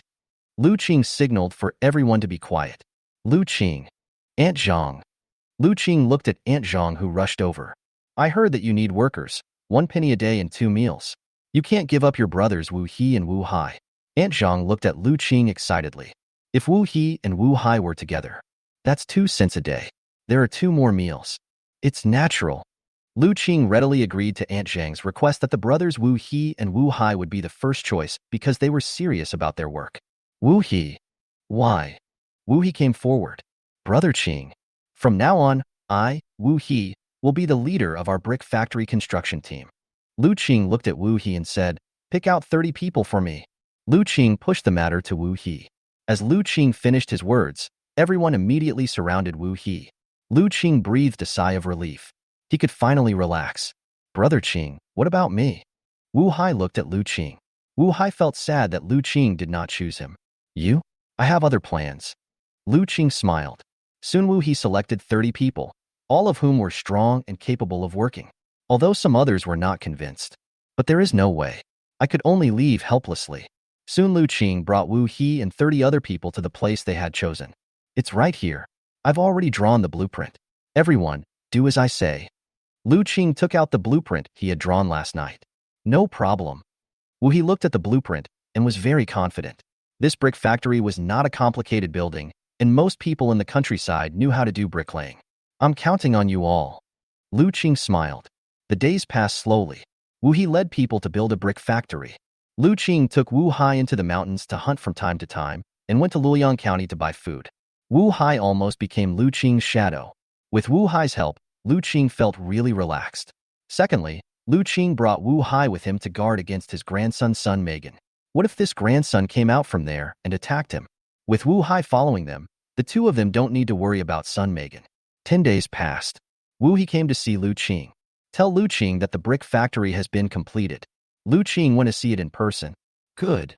Lu Qing said it was very good that Wu He and his team were able to complete the construction of the brick factory within 10 days without any equipment. Lu Qing was really satisfied. Brother Qing, what should we do next? Wu He asked. Everyone was looking at Lu Qing, fearing that Lu Qing would dismiss them. They had tasted the sweetness these days. They had 1 penny a day and 2 meals, and each meal had meat, which was something they had never thought of. No one wants to go home anymore. Lu Qing's life here is like a paradise. When they return home, they all act like big bosses. The next step is to make bricks. We need to increase the number of workers. We need people to make bricks, burn firewood, collect firewood, and move bricks. Lu Qing began to explain the process of brickmaking to everyone. How many people are needed? Wu He asked. 40 people. Lu Qing gave a number. I'm Lu Qing. Can I have my wife come over? Zhao Taizhu looked at Lu Qing excitedly. My wife is capable and has good physical strength. Yes, but women are mainly responsible for burning and collecting firewood. The heavy work of making bricks and moving bricks should be left to men. Lu Qing assigned tasks to everyone. Even in terms of workability, there is still a gap between women and men, so this gap must be taken into account. Soon the news that Lu Qing was recruiting again spread. Manglong Village became lively again. Those who had not been selected and had always been envious of him gathered madly at the door of Lu Qing's house. You guys who are building the brick factory, please move aside and give the opportunity to others. Lu Qing looked at Zhao Taizhu and others. Ah? Zhao Taizhu and others were dumbfounded. Brother Qing, we not only know how to build houses, we can also make bricks. Yes. We can work just as well. The members of the construction team all said that they had no problems at all. Lu Qing smiled. I know you don't have any problems, but you still have other things to do. Listen to me, go back and rest for a few days, and you will be able to do the work in a few days. Lu Qing gave assurance to the construction team. Since Brother Qing said so, he must have his own reasons. Let's listen to him. Tian Erwang stood up to support Lu Qing's decision. I also like Brother Qing. Tainyo will also follow suit to support. Okay then. Zhao Taizhu gave up the competition reluctantly. Soon Lu Qing asked Wu Hai to select a new group of 40 people. The 40 people who were selected all had smiles on their faces. The brick factory made them envious, and now it was finally their turn. Lu Qing divided the 40 people into groups. In groups of 10. Each group has a specific task, and they rotate positions every 3 days. The next day, the blue brick factory in Manglong Village officially started construction. Start firing bricks. Chapter 17. Big Fish and Big Meat. The brick factory started operation. After a few days, with Lu Qing's guidance, blue bricks were fired out of the brick factory little by little. Looking at the blue bricks, Lu Qing raised the corners of his mouth. This is how I started my own factory. Back home. Husband. Han Xunyang suddenly found Lu Qing. What's wrong? Lu Qing saw the worry on Han Xunyang's face. Husband, I'm not petty. Everyone is eating more and more, and the game you caught may not be enough. Han Xunyang said worriedly. 40 people can eat a lot in one meal, and everyone comes to eat after work. It's okay, I'll find a way. Although Han Xunyang did not say it directly, but Lu Qing had already understood the meaning of Han Xunyang's words. Good. Han Yin Yang know that. Since Lu Qing said so, there must be a way to solve this problem. Wu Hai. Brother Qing. Shall we go into the mountains? Wu Hai walked up to Lu Qing. Having followed Lu Qing for such a long time, Wu Hai basically understood Lu Qing's habits. I feel like there are fewer hares and pheasants in the mountains. In a few days, there won't be any hares or pheasants left. Wu Hai looked bitter. Lu Qing nodded. He has already felt this. Over the past 10 days, he and Wu Hai have been setting traps and catching quite a few. The hares and pheasants sensed the danger and have begun to move towards the deep mountains and forests. So there are no more hares and pheasants around here. If you want to catch it, you have to enter the old forest. But the old forest is dangerous. There may be large carnivores. Therefore, you must be fully prepared before entering the old forest. It's not time yet. What should we do then? Wu Hai became anxious. We can't catch the ones on land, but can't we catch the ones swimming in the water? Lu Qing smiled. Catching fish? Wu Hai looked at Lu Qing. Catch as many fish as you can. Now they have 40 workers. Catch a fish or two. I'm afraid it's not enough for everyone to smell. Brother Qing, how many fish can you catch? Just follow me. Lu Qing seemed to have come up with a solution a long time ago. Lu Qing asked Wu Hai to take the fishing net woven by Han Xionyang and the others. Now is the time for the fishing net to show its value. What is this? It looks like a spider web. Wu Hai picked up the fishing net with a curious look on his face. This is a fishing net. It's used to catch fish. Lu Qing explained to Wu Hai. The two men left Manglong Village with the fishing nets. 10 miles east of Manglong Village, there is a river. His name is Lianghe. There is a village called Shangha upstream, which is also the village of Wu Hai's mother Aunt Zhang and Zheng Yulan. There is a village called Xiahe downstream, which is where Han Xionyang and Cheng Sui live. Lianghe River is a river flowing down from a branch of Luliang Mountain.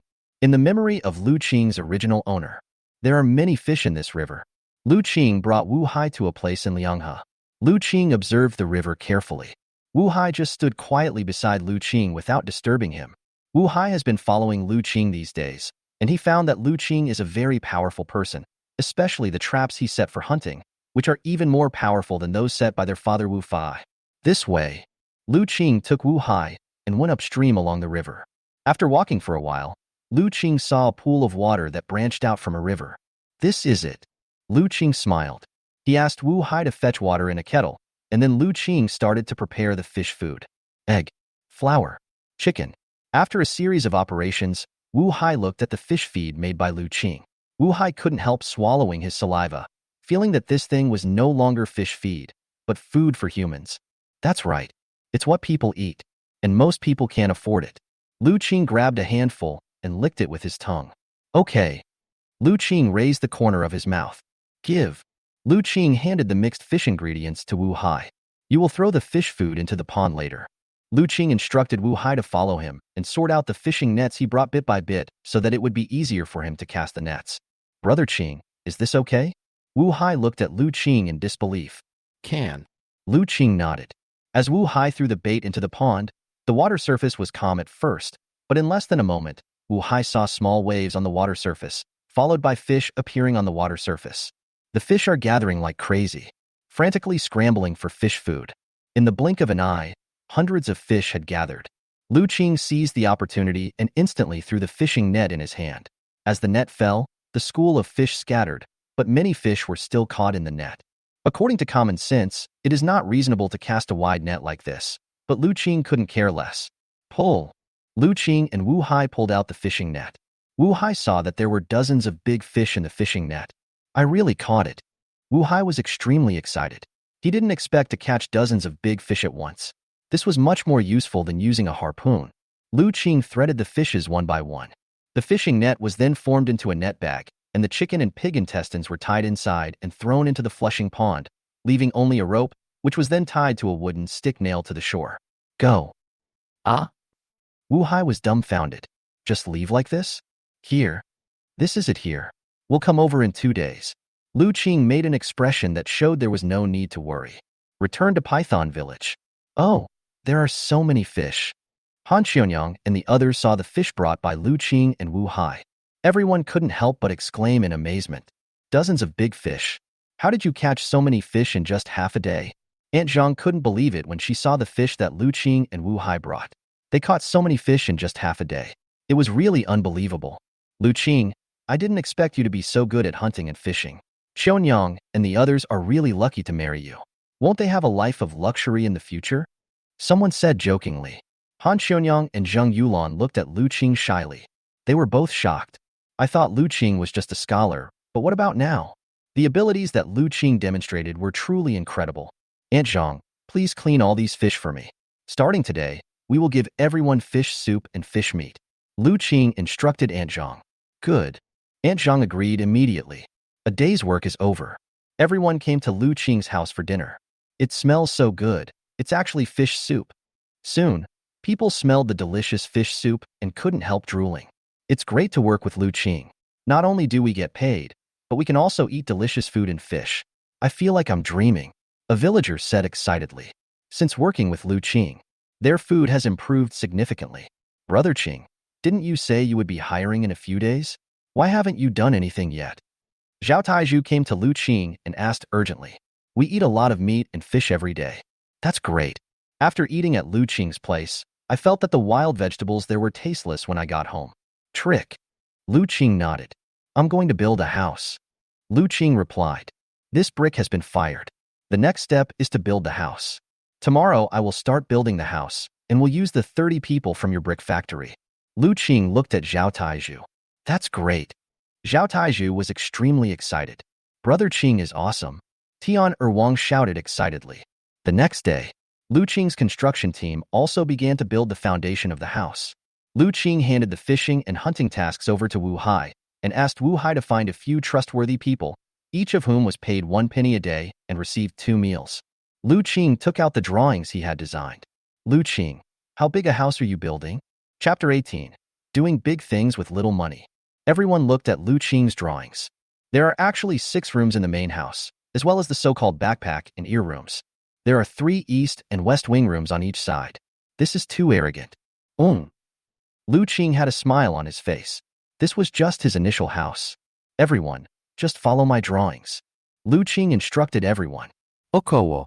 No one said anything more. After all, it was Lu Qing's own house, and they could just build it however he wanted.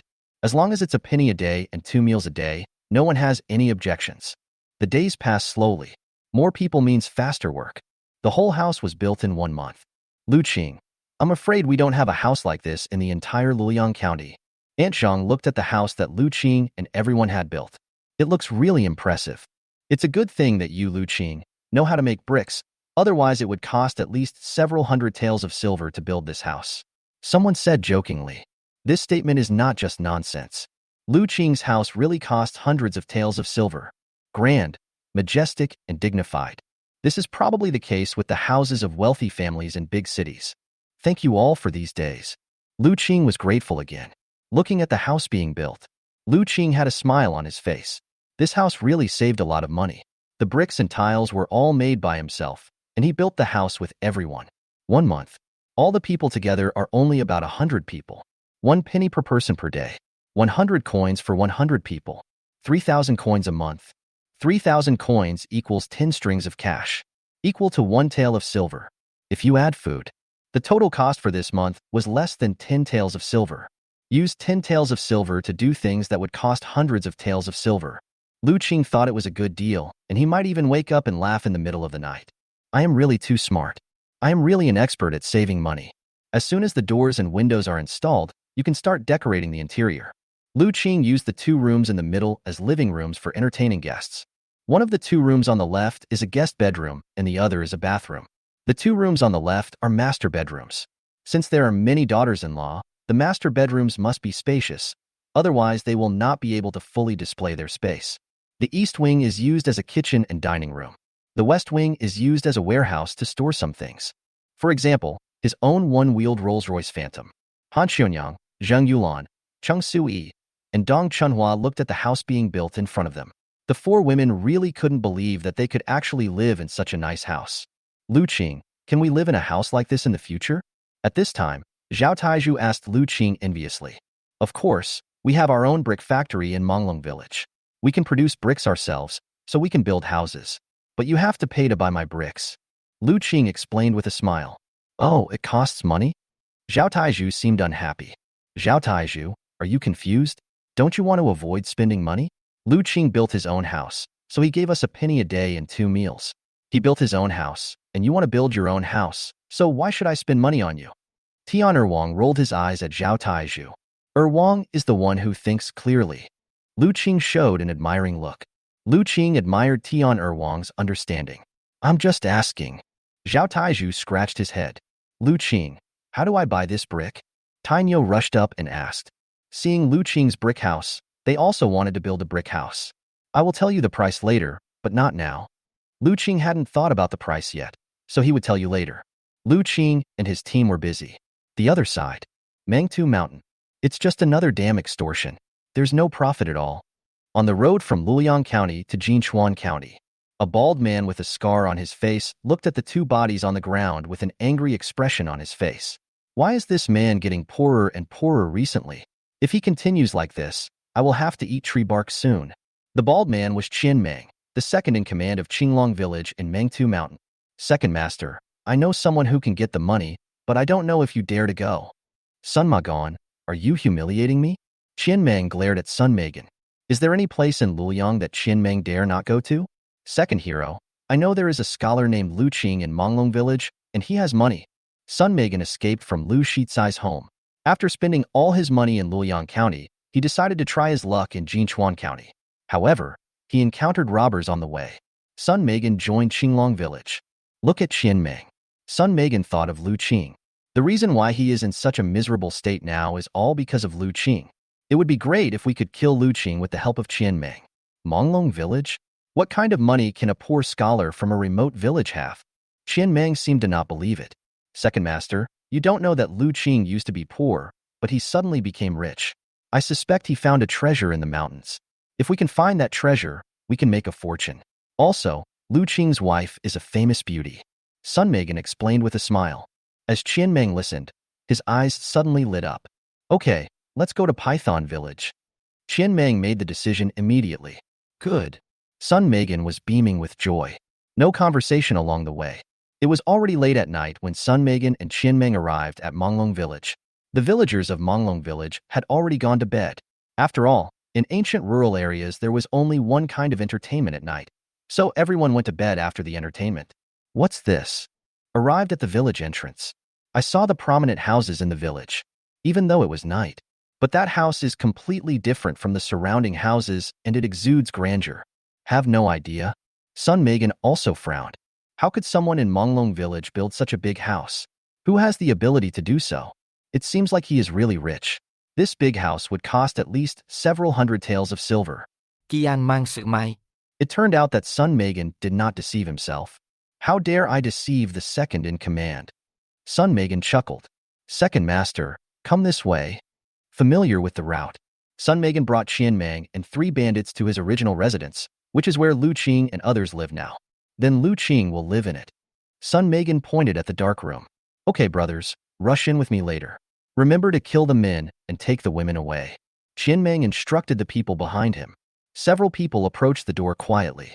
Qian Meng slowly inserted the knife in his hand into the door through the crack, and then opened the bolt little by little. Lu Qing suddenly heard the noise and slowly opened his eyes. Just then I saw a knife being inserted into the crack of the door and prying the bolt open little by little. Sun Megan and the others never expected that Lu Qing had been sleeping on the floor and in the outer room, instead of in the inner room, where Han Xunyang, Zhang Yulan, Cheng Sui, and Dong Chunhua were staying. This is... Lu Qing stood up slowly. There was a chill in his eyes. Lu Qing quietly came to the inner room. Why? Who is it? As soon as Han Xunyang opened her eyes, Lu Qing covered her mouth and told her not to make any sound. Han Kyunyang nodded. What's wrong, sir? Someone's got the hang of it. Ah? Han Xunyang's face suddenly changed. It's okay. Go over there and hold the rope of the mechanism. Just pull the rope when I tell you to. Lu Qing instructed Han Kyunyang. Good. Han Kyunyang nodded obediently. Then Lu Qing called Cheng Sui, Zhang Yulan, and Dong Chunhua. Husband? Cheng Sui looked at Lu Qing. Something might happen later. The 3 of you jump out of the window. Sui, go find Uncle Fatsai and the others. Yulan and Chunhua shout for help in the village. Lu Qing gave the 3 people serious instructions again. Chapter 19. Who says scholars are useless? What about you, my husband? Dong Chunhua looked at Lu Qing. I have to stay and deal with them. Lu Qing gently pinched Dong Chuanhua's face. This little girl was worth bringing from Sun Megan. She still cared about him at the critical moment. Too dangerous. Cheng Sui's face turned pale. It's okay. Just listen to me and do everything according to the plan, and nothing will go wrong. Zhang Yulan indicated that she understood. Everyone quickly put on their clothes. Han Xunyang nervously grabbed the rope. Zhang Yulan, Cheng Sui, and Dong Chunhua brought a stool and placed it by the window. Be prepared to jump out of the window at any time. Lu Qing hid the dagger in his sleeve. Come out from the inner room. I saw that one of the 2 door bolts was already open. Another one is slowly opening. Sun Megan, hurry up. Qian Meng urged Sun Megan. Second Master, please wait a moment. It will be here soon. Sun Megan is also working hard. Lu Qing approached the door and heard the second in command in Sun Megan. It seemed that Sun Megan had brought other people with him. Lu Qing slowly moved aside, watching the bolt being opened little by little. Snapped. A soft sound. The latch finally opened. Sun Megan smiled. The second in command is here. Sun Megan slowly opened the door, and the moonlight shone in from the door, making the entire outer room exceptionally bright. Look at the floor mat. Bulging bedding. Just as Sun Megan was about to say something, a figure suddenly jumped out from the side. Before Sun Megan could react, he felt pain in his waist. Lu Qing took action and stabbed the dagger in Sun Megan's waist. Immediately afterwards, Lu Qing pushed Sun Megan out. Ah! Sun Megan let out a miserable cry. He rolled on the ground, covering his wound. When Qian Meng saw blood flowing from Sun Megan's body, his face changed drastically. He didn't expect that he was on guard. Kill. Now that we have been discovered, let's deal with it quickly. Qian Meng rushed in, swung the knife in his hand, like an angry tiger, as if he would tear Lu Qing to pieces in an instant. Pull. Lu Qing stepped back. When Han Xunyang heard the sound, she immediately pulled the rope in her hand. Whizzing. Suddenly, there were several sounds of breaking through the air. The arrows are extremely fast, but Qian Meng was a martial artist after all, and he dodged all the arrows with a quick move. However, a younger brother behind Qian Meng was not so lucky. The arrow hit him directly, and he died instantly. Good boy. Watching himself lose 2 people in succession, the murderous intent in Qian Meng's eyes became stronger and stronger. Sun Megan said you were a scholar, but now it seems that you are not a quiet scholar. Qian Meng did not dare to treat Lu Qing as an ordinary scholar at this time. It's a compliment. Who are you? Qian Meng, the second in command of Qinglong Mountain. Do not know. Lu Qing stared at Qian Meng. Walk. At this moment Lu Qing shouted again. Following Qian Meng, I heard the sound of someone jumping out of the window. Help! Help! Zhang Yulan, Cheng Sui, and Dong Chunhua jumped out of the window and shouted for help at the top of their lungs. Damn it! Qian Meng's expression became even more solemn. If they alarmed the people in the village, as there were only 3 of them, they would be in great danger. I'll kill you now. Qian Meng swung his sword and chopped at Lu Qing. Lu Qing hurriedly retreated again. But Qian Meng's attack did not stop. As Lu Qing retreated, Qian Meng's sword stabbed straight at Lu Qing. At the critical moment, Lu Qing raised his left hand and swung it. He threw a handful of flour in his palm away. The flour was sprinkled on Qian Meng's face accurately. Qian Meng's eyes suddenly turned dark. He never imagined that a scholar could kill people and even use such despicable means. The scholar in the past would have been scared to death when he saw him. How come I met someone different today? The moment Qian Meng closed his eyes, Lu Qing rushed forward. The dagger in Lu Qing's hand slashed across without hesitation. Puff! Blood splattered out. Hot blood splattered on Lu Qing's face. Be granted the title of nobility. Lu Qing directly gave Qian Meng a title of nobility, and then Lu Qing kicked Qian Meng away. Second in command? The people who followed Qian Meng were dumbfounded. Come! Lu Qing shouted angrily. The voice was like that of the god of war. At this moment, Lu Qing was like a killing god. The remaining 2 bandits were so frightened by what was happening in front of them that they dared not make any rash moves. Kill 3 people in a row. Their second in command was killed. The person in front of me is not a scholar at all. He is simply a devil. Escape. The 2 of them turned around and fled without thinking. But at this time, Wu Fatsai and others had already rushed over. In particular, Wu He and Wu Hai were the first to rush forward with weapons. When they saw the 2 bandits trying to escape, they rushed forward with high morale. Soon the 2 bandits were brought under control. Husband. Han Chunyang came out of the room and turned pale when she saw the corpse on the ground and Lu Qing's face covered in blood. Fine. Lu Qing smiled and comforted Han Chunyang. Lu Qing. Wu Fatsai rushed in from outside. Saw the body in the room. The first body hit by an arrow did not shock Wu Fatsai much, but Qian Meng's body made a gleam of light flash in Wu Fatsai's eyes. Cut the throat in two. Looking at the wound without any hesitation, the person who made the move must be a ruthless, decisive, and experienced person. I am afraid that even I cannot do it. Wu Fatsai looked at Lu Qing. He remembered that Lu Qing was a scholar. Everyone in Manglong Village knew that Lu Qing was a weak scholar. But at this time, Lu Qing gave Wu Fatsai a great shock. Lu Qing knows how to kill. It seems that Lu Qing's weakness has been hidden all these years. Are you okay? Wu Fatsai calmed down. It's okay, that bandit. Lu Qing was a little worried about the bandits. It's been controlled. Wu Fatsai replied. That's good. Lu Qing nodded with satisfaction. Lu Qing came out of the room. The two bandits outside were controlled, and there was also Sun Megan who kept screaming and coughing up blood. There was no mercy in Lu Qing's strike. No. Wu Fatsai looked at Sun Megan's injuries. It's your own fault. Wu He looked at Sun Megan lying on the ground and thought that since he had brought bandits here, he deserved to die. Soon Sun Megan stopped struggling. Everyone who gathered placed the three bodies in the yard. Do you know where they came from? They said he was from Qinglong Mountain and his name was Qian Meng. Qian Meng. Wu Fatsai was shocked. He really didn't care about it just now, but now after taking a closer look, it was really Qian Meng. Brother Qing, you are amazing. Since you have killed Qian Meng, the second in command of Qinglong Mountain, who is a martial artist, from now on, no one will dare to call you a weak scholar. You can now be called a bandit-killing hero. Wu Hai gave a thumbs up. Qian Meng is a notorious person. This person has done many bad things in Luoyang. The government has been looking for him, but they couldn't catch him. Unexpectedly, he was killed by Lu Qing today. It's over. It's over. Lu Qing, you killed the second in command of Qinglong Village. Isn't that completely offending Qinglong Village? What should we do? Yeah. What if the people from Qinglong Village retaliate against us? At this time, some timid people reacted. This is the second in command of Qinglong Village. Qinglong Village will not let it go after killing its second in command. Fart. At this time, Wu Fatsai scolded. Is this the first day you've met the bandits? Will they be merciful to you regardless of whether you've offended them or not? Wu Fatsai scolded him.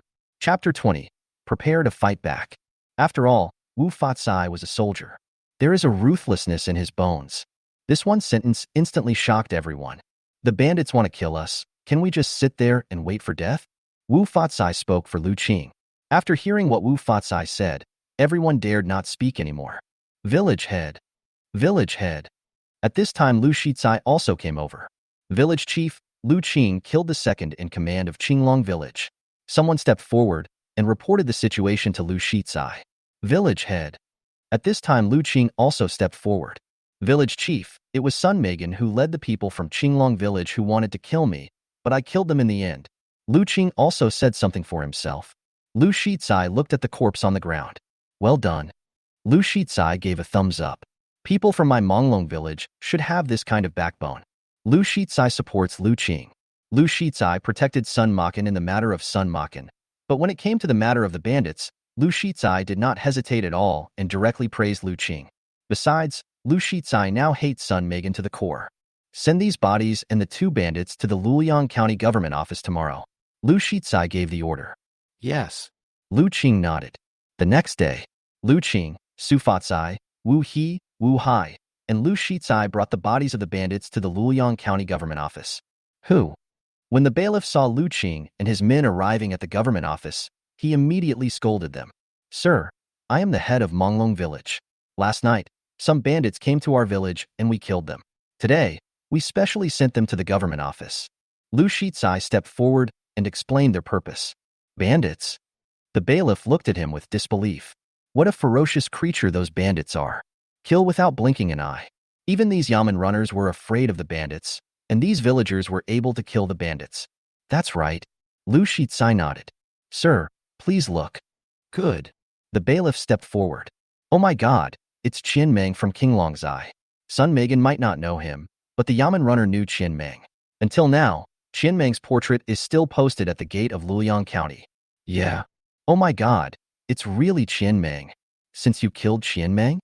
Several Yamen runners gathered around and looked at Qianmeng's body. They looked at Lu Shizai and the others in disbelief. These villagers actually killed Qianmeng. Qianmeng is a notorious person, confirmed to be Qianmeng. No one was talking nonsense. In the Dayong Dynasty, killing or capturing an ordinary bandit cost 5 taels of silver, but killing a famous bandit like Qianmeng would cost more than 5 taels of silver. Lu Qing saw the portrait when he entered the city. Qianmeng's price was 30 taels of silver. From the 2 corpses and the 2 living bandits, Lu Shizai and his men got a total of 50 taels of silver. Leave the government office. Lu Shizai handed 40 taels of silver to Lu Qing and gave the remaining 10 taels of silver to Wu Fatsai because the brothers Wu He and Wu Hai captured 2 bandits. Get the silver. Lu Qing also immediately gave each person 1 or 2 taels of silver. Lu Qing, what are you doing? It's my duty. I bothered you all last night, and you all accompanied me to the government office today. Lu Qing gave the reason. Lu Shizai and the others originally refused, but in the end they couldn't resist Lu Qing and accepted the silver one by one. Then Lu Qing took everyone to have a good meal. Everyone was eating with their mouths full of oil, and they really enjoyed the meal. Come out of the restaurant. Lu Qing asked Lu Shizai to find a carpenter to make doors and windows for him. The price was agreed upon, and it was confirmed that the carpenter would go to Manglong Village to work tomorrow. Lu Qing and his companions returned to Manglong Village. Brother Qing, what are you buying this sheep for? Tian Wang watched Lu Qing buy a sheep and didn't understand what it meant. It's very useful. Lu Qing pretended to be mysterious. Everyone returned to Manglong Village. Upon hearing that they had received a reward of 50 taels of silver from the government office, everyone looked at Lu Qing with envy. That was 50 taels of silver. Lu Qing is so lucky. Zhao Taizhu was extremely envious. Yes, Lu Qing is lucky to have a wife. Why don't we have such good luck? Good luck? If the bandits really come, do you dare to fight them? Someone asked the people around him who envied Lu Qing. I cannot. Everyone shook their heads. The bandits were such fierce creatures that they didn't dare to rush forward and fight. It would be totally not worth it to sacrifice your life for such a small reward. Does Xiaowan feel a little regretful? Aunt Zhang found Meng Xiaowan. Now Lu Qing not only built a big house, but also had money. He could be said to be the richest man in Manglong Village. From now on, whoever marries Lu Qing will have no worries about food and clothing. Won't. Meng Xiaowan turned away stubbornly, but there was disappointment in her eyes. She did regret it. If she had known that Lu Qing would change like this, she would have married him without hesitation. Everyone went their separate ways. Lu Qing asked Wu Fatsai, Wu He and Wu Hai to stay. After so many days of solving the problem, Lu Qing felt that he could completely trust Wu Fatsai, Wu Hai, and Wu He. Is there anything? Wu Fatsai asked. Uncle Fa Kai, do you know the situation of Qinglong Village? Lu Qing asked about the affairs of Qinglong Village. Qinglong Village is a bandit village in Manglong Mountain. There seem to be about 50 people in it. The leader is a big boss, and he and the second in command Qianmeng are sworn brothers. I don't know about the others. Wu Fatsai answered Lu Qing's question roughly, then looked at Lu Qing. Lu Qing, why are you asking these questions? Wu Fatsai felt that Lu Qing might have some plans. Since I caused the trouble, I should find a way to solve it myself. If I kill Qianmeng, Qinglong Village will definitely not let it go. It is very likely that the entire Manglong Village will be implicated, so I decided to take the initiative to attack. A hint of coldness flashed across Lu Qing's eyes. Take the initiative? Wu Fatsai was shocked. Look at Lu Qing. He knew Lu Qing had a plan, but I didn't expect Lu Qing to actually want to take the initiative. That's Qinglong Village. The gap between them and Qinglong Village can be said to be a chasm. Lu Qing, have you thought it through? That's Qinglong Village. There are only a few of us. Even if the entire Manglong Village goes together, we may not be able to defeat them. Wu Fatsai reminded Lu Qing seriously. We can't be too carried away and think we can deal with Qinglong Village just because we killed the second in command Qianmeng. Brother Qing, my father is right. Qinglong Village is not something we can deal with. In fact, you don't have to worry. If the bandits come, we can just hide in the forest. Wu He gave an idea. Wu He is right. Wu Hai nodded. The monk can escape, but the temple cannot. We can hide inside, but what about our houses and fields? If the people in Qinglong Village can't find us and burn down our village, what will we do? Lu Qing asked the brothers Wu He and Wu Hai in return. Wu He and Wu Hai were suddenly speechless. They really haven't thought about this issue. If the houses burned down, they would not be able to survive. So I still think that it is better to take the initiative to attack rather than just wait for death. I am sure that the people in Qinglong Village will never think that we will take the initiative to find them. Lu Qing looked at Wu Fatsai. Chapter 21 Start Planning. Lu Qing knew that Wu Fatsai was the key person in making the decision. Silence. Wu Fatsai looked at Lu Qing. A moment's silence allowed Wu Fatsai to calm down and recover from his shock. Wu Fatsai knew very well that Lu Qing was definitely not an impulsive person. Xiao Qing, do you have any idea? Wu Fatsai spoke slowly. And this sentence is enough to prove that Wu Fatsai has been shaken by Lu Qing's words. Father. Wu Hai looked at Wu Fatsai. His father's words clearly meant that he agreed with Lu Qing's proposal. That's Qinglong Village. Those are bandits. Father, how can we possibly be a match for the bandits? Wu Hai said seriously. Warfare is about deception. The best strategy is to defeat the enemy's plans. When two armies fight, we cannot rely solely on our courage. We can win by wits. I have calculated that we have 3 advantages. Lu Qing smiled. What a good strategy to attack the enemy's enemy strategy. When Wu Fatsai heard the 4 words Lu Qing, a gleam of light suddenly flashed in his eyes. These 4 words. It is enough to express the essence of marching and fighting. What are the advantages? Wu He looked at Lu Qing. First, Qinglong Village doesn't know that Qian Meng was killed by us. This gives us ample time to prepare. We have a time advantage. Second, we are familiar with Qinglong Village, but Qinglong Village is not familiar with us. As the saying goes, the enemy is in the open while we are in the dark. We have the advantage in information. Third, Qinglong Village will never expect us to take the initiative to attack. This is the key. We can take advantage of their unpreparedness. Lu Qing gave examples slowly. That's right. Wu Fatsai nodded. I didn't expect that, Xiao Qing. You actually know the art of war? Wu Fatsai was shocked. I am increasingly finding that Lu Qing is truly a man of great talent. As long as we are well prepared, I believe we will be able to wipe out Qinglong Village. Lu Qing's expression turned serious. But there are only us? Just when Wu He felt that there were too few of them, Wu Fatsai suddenly turned around and said, Who's there? Come out. As Wu Fatsai spoke, Tian Erwang and Zhao Taiju walked out with smiles on their faces. Uncle Fortune. Erwang, Taiju? What are you doing here? Wu Hai looked at the 2 of them. Uncle Fa Kai, we know that you and Lu Qing must be thinking of some way to make money, so why not take us with you? Tian Erwang said with a smile. When everyone dispersed, Lu Qing deliberately kept Wu Fatsai, Wu Hai, and Wu He. Tian Erwang felt that Lu Qing was very likely thinking of some new plan to make money. So I brought Zhao Taiju here. What we just said. They didn't hear it. Wu Fatsai whispered to Lu Qing that Wu Fatsai was sure that Tian Erwang and the others had just arrived. Them? Lu Qing frowned slightly. Tian Erwang is a smart guy, and Zhao Taiju is honest. Both are good. Wu Fatsai introduced Tian Erwang and Zhao Taiju to Lu Qing. With Wu Fatsai's words, Lu Qing did not hesitate. There is indeed an opportunity to make a fortune, but it is very dangerous and may cost you your life. Do you dare? Lu Qing looked at Tian Erwang and Zhao Taiju seriously. Dare. Tian Erwang clenched his fists. I am so poor that I can't even afford to eat. What else can I be afraid of? That's right, Brother Qing. Just take us with you. We will definitely not let you down. Zhao Taiju also clenched his fists. Then you come here first. Lu Qing motioned for the 2 to come forward. Why? Tian Erwang and Zhao Taiju stepped forward. If we say we want to go to Qinglong Village, would you dare? King Long Long Zai? After hearing this, Tian Erwang began to stammer. Qinglong Zai is a notorious mountain stronghold in Luoyang. What are you going there for? Wouldn't it be suicide if I went there? That's right. Wu He nodded. Do you dare? Wu Hai asked again. It's okay. You can leave now, but you can't tell anyone about this. If anyone tells anyone, don't blame me, Wu Fatsai, for turning hostile. Wu Fatsai's face turned gloomy.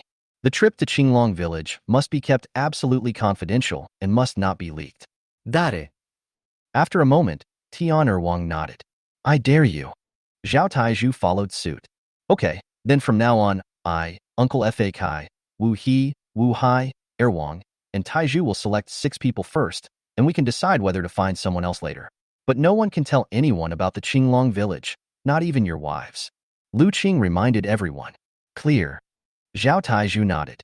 Although Lu Qing knew that everyone had been suffering from bandits for years and hated them, he could still be afraid of death. If the news leaked, their plan would be ruined. Everyone is busy with their own things these days. Wu He and Wang are following me. Lu Qing chose 2 people to help. Yes. Wu He and Wang nodded. We have discussed the matter. Everyone dispersed, and Lu Qing took Wu He and Wang into the mountains. Brother Qing, what are we doing in the mountains? Wang didn't understand. Mushroom picking. Lu Qing smiled. Mushroom picking? Wang looked confused.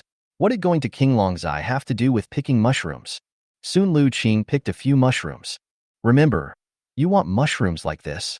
Lu Qing picked up a bright red mushroom. Isn't this a poisonous mushroom? Wu He and his friends often eat wild vegetables, so they recognized at a glance that the mushroom in Lu Qing's hand was a poisonous mushroom. Yes, we want poisonous mushrooms. Lu Qing smiled mysteriously. The 3 began picking. Because no one dared to eat the poisonous mushrooms, by the evening, the 3 of them had picked a large basket, bringing poisonous mushrooms home. Put your stuff here. Lu Qing asked Wu He and Wang to put the mushrooms down. Brother Qing, let's go. Why? Lu Qing sent Wu He and Wang away. My husband, you are back? I heard some noise coming from the outer room. Han Xuanyang and the others came out from the inner room. Lu Qing nodded. Husband, are you picking mushrooms? Han Xuanyang looked at the basket of mushrooms, but then she couldn't help but frown. Husband, why are these all poisonous mushrooms? Han Xuanyang asked Lu Qing. It works. Lu Qing raised the corner of his mouth. Clean these mushrooms for me and soak them in clean water. I will need them later. Lu Qing instructed Han Xuanyang and the others. Good. Han Yin-yang nodded. By dark, Han Xuanyang and a few others had already cleared out the poisonous mushrooms. As Lu Qing said, they were all soaked in water. Although I don't understand, but I believe Lu Qing must have a plan. The next day, as agreed, the carpenters from Luoyang County came to Manglong Village to make doors and windows for Lu Qing and his family's house. Oh, what a magnificent house. Yes, I have been making doors and windows for many years, but I have never seen such a magnificent house. Whose house is this? It must cost several hundred taels of silver, right? The old carpenter in the lead couldn't help but sigh as he looked at the house being built in front of him. Mine. Lu Qing walked forward with a smile. So it's Mr. Lu. He's really rich. I've never seen such a magnificent house in the city. The old carpenter gave a thumbs up. Chapter 22. Making a crossbow. You're welcome. Lu Qing smiled. Soon carpenters began making doors and windows. As for the materials, Lu Qing had already made preparations in advance to avoid delaying the progress of the project. How many years have you been a carpenter? Me. The old carpenter thought for a moment. 30 years. It turns out to be the old senior. Lu Qing saluted. Mr. Lu, do you also know how to do carpentry?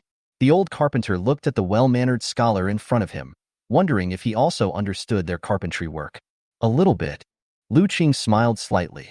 Senior, could you help me make a few things? How about I pay you extra? Seeing that the conversation was almost over, Lu Qing started to get to the point. What? The old carpenter looked at Lu Qing curiously. Could it be that he wanted to test his carpentry skills? This. Lu Qing took out the blueprint. This is the blueprint I drew last night. What? The old carpenter looked at the blueprint that Lu Qing took out and observed it carefully. It was just some small scattered things. Is this a crossbow? Although they are all scattered, but the old carpenter still saw some clues. Yes, I want to use it for hunting. How about making tin for me? No problem. The old carpenter nodded. Senior, you must do this yourself, and no one else can know about it. Lu Qing became serious. This crossbow requires precision, so it must be made by an experienced carpenter. Can. The old carpenter smiled and agreed readily. Time passes slowly. 3 days. The old carpenter then made all the parts that Lu Qing needed. Thank you very much. Lu Qing directly took out 1 or 2 taels of silver. This is for you. Oh, that's too much. The old carpenter didn't expect Lu Qing to give him 1 or 2 taels of silver, and he immediately felt that it was too much. Just a few small parts. It doesn't cost that much money. Lu Qing sighed. Although there are many poor people in this society, there are still many people who stick to their original intentions and dare not take more than what they deserve. If it were their original time, they would want to take all the money you have. It's my duty. Your craftsmanship is impeccable, and I may continue to trouble you in the future. Lu Qing replied with a smile. On the one hand, the old carpenter's craftsmanship was indeed good, which made Lu Qing very satisfied. On the other hand, Lu Qing really wanted to make friends with the old carpenter as he might need the old carpenter skills in the future. Then I'll take it. Why? Lu Qing nodded. Thank you, senior. No need to call me senior. My name is Zhang Laosan, if you don't mind. You can just call me Uncle San. Good. Lu Qing knew that their relationship had become closer. Lu Qing returned home with the parts. By assembling the parts one by one, the first Juga crossbow was soon made. Lu Qing loaded the arrows that he had prepared long ago into the crossbow. Lu Qing looked at it carefully, then fired the crossbow arrows one after another. A total of 10 crossbow arrows were fired quickly, each with great force. Lu Qing believed that the Juga crossbow could instantly kill the enemy within 20 to 30 meters. Then Lu Qing assembled the rest. Then Lu Qing found Wu Fatsai. Uncle Fortune. Xiaoqing, is there something wrong? When Wu Fatsai saw Lu Qing, he believed that Lu Qing must have come to see him for something. I made a good thing. You used to be a soldier. Show me how it works. Lu Qing took out the Juga crossbow. What? This is a repeating crossbow I made, named Lu Qing crossbow, which can fire arrows continuously and quickly. You can try its power. Lu Qing shamelessly took the Juga crossbow for himself. However, there was no Zhuge Liang in this world, so no one would believe him if he said it was the Juga crossbow. Crossbow? Wu Fatsai picked up the crossbow and looked at it carefully. Then he started the operation according to the method introduced by Lu Qing. Swoosh, swoosh, swoosh. Soon, the sound of arrows breaking through the air was heard. All the arrows hit the tree trunk 10 meters away in front. It's a good thing. Wu Fatsai was shocked. He had been a soldier, so after experiencing it once he knew that this repeating crossbow was special. The normal range should be around 50 meters, but 50 meters is not enough to kill the enemy. If it is accurate within 20 or 30 meters, it can kill the enemy instantly without any problem. Wu Fatsai gave his evaluation. Looking at the crossbow in his hand, he couldn't let it go. This crossbow is really ingenious. If there were such crossbows at Nyangzi Pass back then, we wouldn't have suffered such a disastrous defeat. Wu Fatsai suddenly couldn't help but sigh. They suffered a crushing defeat in that battle. If there was such a repeating crossbow, one person could shoot 10 arrows in an instant, and they might not have suffered a disastrous defeat in the Battle of Nyangzi Pass. Military strategy is unpredictable. Uncle Fa Kai, please accept my condolences. Seeing the sad look on Wu Fatsai's face, Lu Qing whispered something to comfort him. Yes, I have seen it all these years, but when I saw your crossbow, I suddenly remembered it again. Lu Qing, your crossbow is incredible. Wu Fatsai praised again. With this crossbow, Uncle Fa Kai, how likely do you think we are to reach Manglong Village? 50%. Wu Fatsai gave the answer. At least 50%. Well, then we will start to let Wu He and the others get familiar with the crossbow this afternoon. We don't need to hit the target every time, as long as the hit rate is improved. Lu Qing said. Good. Wu Fatsai nodded. It was afternoon. Everyone started to gather at the back mountain. Why hasn't Zhao Taizhu come yet? Everyone noticed that only Zhao Taizhu was late to come.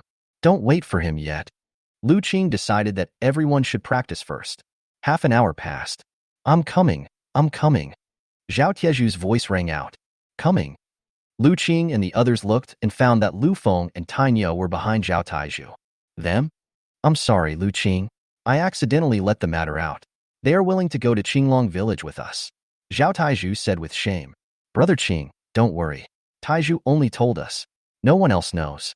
Lu Feng promised. That's right. Tainyo also nodded. You? Never mind. Lu Qing looked at Zhao Taizhu speechlessly. Since you're here, let's practice together, but only this time. Lu Qing warned Zhao Taizhu. Wu He, take everyone to contact the crossbows. Uncle Fachai, Wu Ai, follow me. Lu Qing took Wu Fa Kai and Wu Hai down the mountain and returned home. What's the matter? Wu Hai looked at Lu Qing curiously. Kill the sheep. Is this a reward for everyone? No. Lu Qing shook his head. Soon a sheep was killed. Lu Qing then asked Wu Hai to put the sheep into the big vat, and then pour the water used to soak the mushrooms into it, so that the sheep was completely soaked in the mushroom water. Isn't this the water used to soak poisonous mushrooms? That's right. If we soak the sheep in the water used to soak poisonous mushrooms, the sheep will become poisonous. What do you think will happen if the people in Manglong Village eat it? Lu Qing narrowed his eyes. Ah? Wu Hai was stunned. Look at Lu Qing. Don't ever provoke Lu Qing in the future. This move is really too harmful. It is true that there is no hero without ruthlessness. Ox. Although Wu Hai was shocked, he did not object. The bandits in Manglong Village robbed, burned, killed, and looted. Countless people died in their hands, and countless women were raped. So no matter how we deal with them, there is no burden at all. Chapter 23 Lamb on the Tongue. At around 8 or 9 o'clock in the evening, Lu Qing took out the sheep soaked in poisonous mushrooms from the big vat. Everything is ready at this point. Sir, what are you doing? Zhang Yulan looked at the sheep soaked in water from poisonous mushrooms and was confused. Great use. Lu Qing smiled. The next day, Lu Qing took Wu Fatsai and others, along with Zhuge Liannu and sheep, and left Manglong Village. Come out of the Python Village. Everyone headed straight for Mangtu Mountain. Keep moving forward. Brother Qing, is this really okay? Zhao Taizhu looked around, wondering if they would really encounter bandits. Have no idea. Lu Qing smiled bitterly and shook his head. Hope to meet you. If you don't meet him, come back tomorrow. He believed that he would eventually meet the one, which was why Lu Qing bought several sheep. He doesn't worry about waste. As long as Qinglong Village can be destroyed, all the waste is worth it, and it cannot be said to be a waste. These are the prices paid to destroy Qinglong Village. There's movement ahead. At this time, Wu Hai and Tian'er Wang, who were exploring the way ahead, came back. Good. Lu Qing nodded. In that case, let's act according to the plan. Wu He, Taizhu, Tainyo, Lu Feng, you follow Uncle Fa Kai and hold the line in the back. I, Wu Hai, and Er Wang will go in the front. If something goes wrong, I will send you a message, and then you can use the crossbows to kill them. Lu Qing told Wu Fatsai. Okay, you guys should be careful. Wu Fatsai also reminded Lu Qing. Clear. Lu Qing smiled. Remember, we are going to Jinchuan County to propose marriage. Lu Qing instructed Wu Hai and Tian'er Wang. Lu Qing walked in front carrying the package on his back, while Tian'er Wang and Wu Hai followed behind Lu Qing carrying the sheep, and the three of them walked forward. Third Master, it's been several days. How come there's no one here? A small bandit from Qinglong Village said complainingly. It's all the fault of that bastard Qian Meng. He robbed too frequently, causing everyone to be scared and no longer take this road. I don't know where Qian Meng has gone. When he comes back, I will complain to the boss. Xing Degu, the third in command of Qinglong Village, complained with a crooked mouth. This is a fat, ugly man with green eyes, a bulbous nose, and a crooked mouth. Because of his ugly appearance, he was called a mad dog. The second in command must have gone to Jinchuan County to have some fun. Someone took over what Xing Degu said. That's right. Whenever we got something good, we would go to Jinchuan County first to dissipate it, and the boss would never say a word. I can't help it. After all, I and the boss are sworn brothers. Everyone was chatting to pass the time. Hey, Big Brother is coming. Real? Xing Degu stood up, looking in the direction where Lu Qing and the others were coming from. Oh, it's still a fat sheep. Xing Degu saw the sheep carried by Tian'er Wang and Wu Hai. If they took this sheep back, it would be enough for the brothers in the village to have a taste of meat. Walk. Xing Degu immediately brought his men down. Stop. Followed by a scolding. Xing Degu and his men stopped Lu Qing and his companions. You? Lu Qing looked at the fear on the faces of Xing Degu and others, and seemed to be very afraid of them. We are from Qinglong Village. Leave all the valuables on you, otherwise I will chop you alive today. Xing Degu shook the big knife in his hand with a ferocious expression on his face. Qinglong Village? Lu Qing made a horrified sound. Can you please be kind, gentlemen? I am going to Jinchuan County to propose marriage. If I give you all my things, I am afraid I won't be able to find a wife. Lu Qing asked with a pleading tone. What does your marriage have to do with us? At worst, I can marry your wife for you. Stop talking nonsense and put the things down for me. Xing Degu walked forward slowly. Brother Qing? Tian'er Wang looked at Lu Qing nervously. Put the stuff down. Lu Qing asked Wu Hai and Tian'er Wang to put their things down. Hey guys, I'll give you the stuff, let's go. Lu Qing, Wu Hai and Tian'er Wang began to retreat slowly. At the same time, he threw the 30 cents on his body onto the ground. Lu Qing stared at Xing Degu. As long as Xing Degu dared to take action, he would send a signal to let Wu Fatsai and others take action. Fortunately, the two sides gradually distanced themselves from each other. Nothing unexpected happened. Lu Qing calculated the distance between the two sides. Escape. Lu Qing turned around and signaled Wu Hai and Tian'er Wang to follow him and escape. Wu Hai and Tian'er Wang were also obedient. The three turned and fled. Ha ha ha ha. Xing Degu couldn't help laughing as he watched Lu Qing and the other two running away like rabbits. After running for a distance and seeing that Xing Degu and the others had not caught up with him, Lu Qing signaled Wu Hai and Tian'er Wang to stop. It was so exciting, I thought I was going to die. Tian Erwang said nervously. Lu Qing saw that Tian Erwang's legs were trembling. It seems our plan was successful. Lu Qing raised the corner of his mouth. Soon Wu Fatsai and his group came to meet Lu Qing and his other three. It was really too dangerous just now. Wu He looked at Lu Qing and the other two and said, "Who knows if Xing Degu will suddenly take action? It's okay, let's just wait." While Lu Qing was speaking, he looked at Wu Fatsai. "I know, everyone follow me." Wu Fatsai understood what Lu Qing meant. Xing Degu and a few bandits carried the stolen sheep back to Qinglong Village, while Lu Qing and his men followed quietly behind. The third master is back. Sheep? Third master, you have made quite a harvest this time. The brothers haven't had any food in their stomachs for half a month. Yes. We caught all the rats in the village and roasted them for food. Everyone looked at the sheep and couldn't help swallowing. Notify everyone that we will eat mutton today. Good. Everyone cheered. Lu Qing and his men found a location from which they could observe Qinglong Village.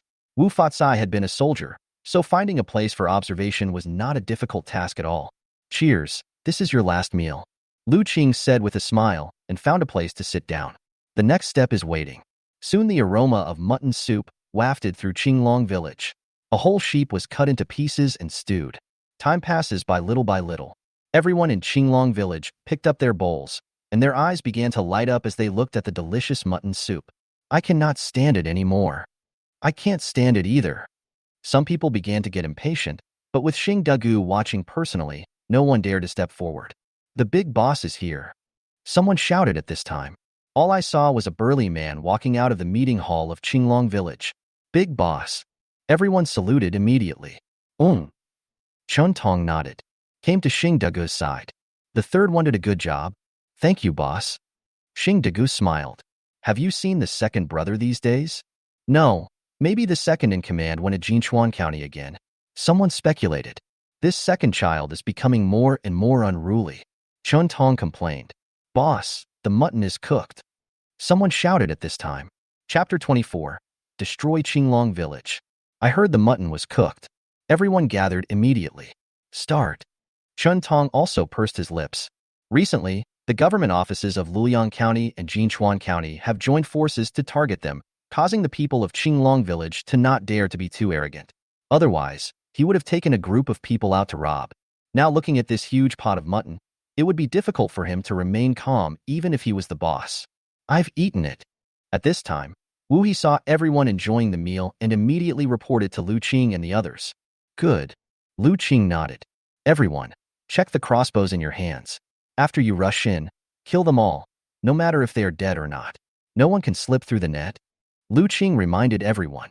Clear. Tian Erwang and others nodded seriously.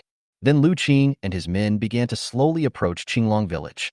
Soon, the whole pot of mutton was eaten up by everyone, and even the mutton soup was not wasted. Everyone really hadn't eaten meat for a long time. At this time, this big pot of mutton is considered as delicacies from land and sea in everyone's eyes. Satisfied, Xing Degu grinned. But the next second Xing Degu suddenly frowned. What's going on? Why are there bubbles all around me? Mine too. Beauty. Oh no, I'm drowning, help me. Everyone started talking nonsense one by one. I am the boss of Qinglong Village, Chun Tong, kneel down. Some people even had hallucinations and thought they were the boss of Qinglong Village. The entire Qinglong Village was suddenly in chaos, and then everyone collapsed to the ground. Rush. Lu Qing and others rushed in. Looking at the bandits on the ground, Lu Qing shot a crossbow arrow at one of them without hesitation, and the crossbow arrow instantly pierced the man's forehead. This? Tainyo trembled all over. I didn't expect that he would actually kill someone. They are all bandits. We must not show them mercy. We are now in a war between two armies. To be kind to the enemy is to be cruel to ourselves. Lu Qing reminded everyone seriously. You can't have any chastity at this moment. Lu Qing is neither a saint nor a gentleman. As long as they are enemies, he will kill them first, regardless of whether they can resist or not. The villain dies because he talks too much. The decent people die because of stupidity. They say they will not kill unarmed people. Such decent people will usually be ambushed by their opponents and finally survive by relying on the halo of the protagonist. But Lu Qing doesn't think he has the aura of a protagonist. This isn't a TV show. Lu Qing is right. Wu Fatsai also followed suit. You should be ruthless when dealing with your enemies. With Lu Qing and Wu Fatsai's words, Everyone no longer hesitated and killed them one by one. Lu Qing walked up to Chen Tong. At this time, Chen Tong was still somewhat sober. You? Qinglong Village? Judging from the name you gave it, it's obviously a copy for the protagonist to gain experience. Lu Qing stepped on Chen Tong's chest and killed Chen Tong with one arrow. Half an hour. Qinglong Village was swept by Lu Qing and his men. After confirming that there were no hidden dangers, everyone relaxed. Wu Hai. Yes, you, Tian'er Wang, and Tainyo will contact the Luoyang County Government Office immediately and tell them that we have wiped out Qinglong Village and ask them to come over for inspection. Good. Wu Hai did not dare to delay and immediately contacted the government office. Let's put all these bodies aside. Lu Qing gave everyone another instruction. Luoyang County Government Office. What? You wiped out Qinglong Village? The bailiff looked at Wu Hai and the other three in horror. That's right. Don't be ridiculous. That's a place where even the combined efforts of our Luoyang County and Jinchuan County governments can't do anything. How can you do that? The bailiff obviously didn't believe it. Really, this is all Lu Qing's plan. According to his plan, we easily wiped out Qinglong Village. Now our people are still in Qinglong Village, waiting for you to come over. Tian'er Wang said seriously. Do you know what it is to defraud the government? We mean what we say. Tainyo was speechless. Why don't you believe what they say? It cannot be said that the bailiff did not believe it, but that the matter was too unbelievable. Hey, aren't you from Python Village? At this time, the foreman of the government office came out and was stunned when he saw Wu Hai and the other two. It's not that Wu Hai and the other two have any friendship, but the last time Qian Meng's body was delivered, the squad leader remembered Wu Hai and his people. That's right. We are from Manglong Village, squad leader. We have already wiped out Qinglong Village. Please take your men there immediately. What? The squad leader looked at Wu Hai in surprise. Real or fake? Of course it's true. How could we joke about this? Wu Hai really didn't know how to prove it. He had said it several times. Good. The squad leader saw that Wu Hai did not seem to be lying, and how could an ordinary citizen dare to joke about the government office? Notify everyone to head to Qinglong Village immediately. Captain, do you believe it? At this moment, a bailiff was stunned. They were the ones who killed Qian Meng last time. I think it's possible. The squad leader said seriously. 2 hours. Wu Hai and his men came with the Yamen runners from Luoyang County. When the Yamen runners approached Qinglong Village, they all had solemn expressions, and when they entered Qinglong Village, they were all dumbfounded. I really didn't lie. There were corpses on the ground. Check. The squad leader immediately asked someone to check the body on the ground. It's Chen Tong, it's Xingdiga. Someone shouted. The squad leader walked up and took a closer look.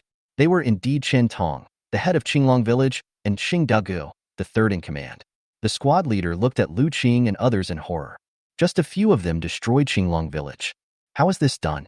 Since you guys dared to attack Qinglong Village, I really don't know whether you are brave and skilled or ignorant and fearless.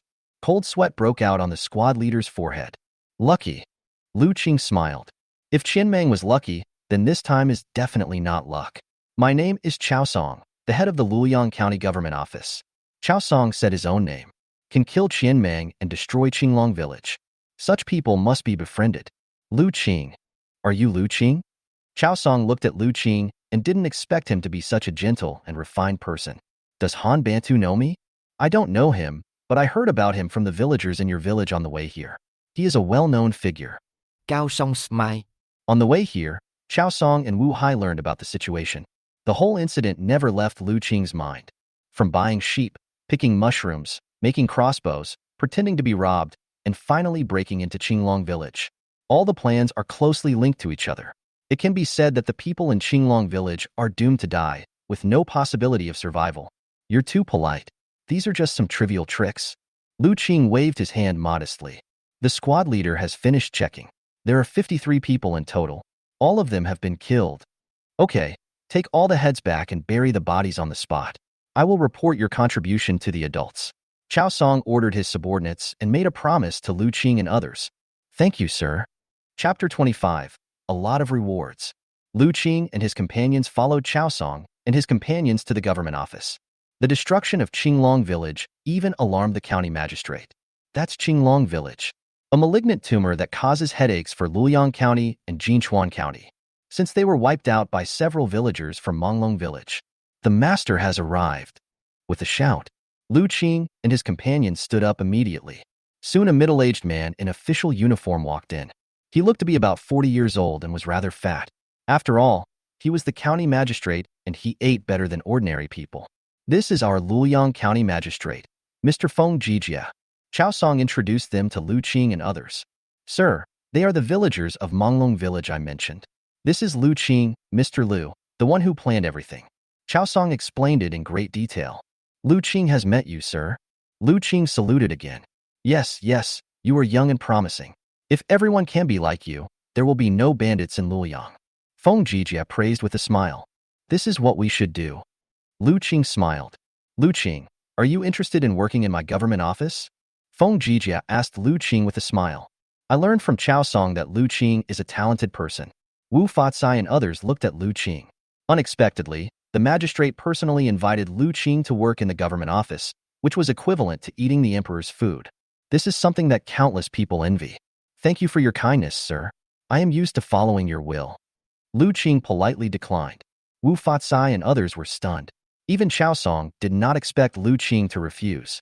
This was an opportunity that many people dreamed of, but Lu Qing gave up just like that. Lu Qing, are you not considering it anymore? Chao Song couldn't help but remind Lu Qing. No. Lu Qing waved his hand. He had been destined to be a hard worker in his previous life, and in this life he wanted to live his life as he pleased. If you come to the government office, I'm afraid there will be things that happen day and night. What freedom do I have? Besides, this kind of place is the easiest to offend people and it is a thankless job. Why should I suffer here? Can? Why? Feng Jijia smiled and waved his hand. In that case, I will force you to do what you want. Feng Jijia did not continue to embarrass Lu Qing. Half an hour. Lu Qing and his men came out of the government office with the bounty. Zhao Taizhu, Tian Erwang, and others looked at the package in Lu Qing's hand, their eyes shining. Chen Tong got 100 taels, Xing Degu got 30 taels, and the remaining 52 people got 5 taels each. The total amount is 390 taels of silver. Finally, they were rewarded with 10 taels of silver. The total amount is 400 taels of silver. Several people found a place. Finally, I have money. This is the first time I've seen silver. Tian Erwang rubbed his hands, his face full of excitement. Everyone. At this time, Wu Fatsai spoke. Everyone knows the whole story. It was Lu Qing who was planning and arranging it all along. We were just doing the hard labor. Those people have no ability to resist. Even without us, Lu Qing would probably be able to destroy Manglong Village by himself.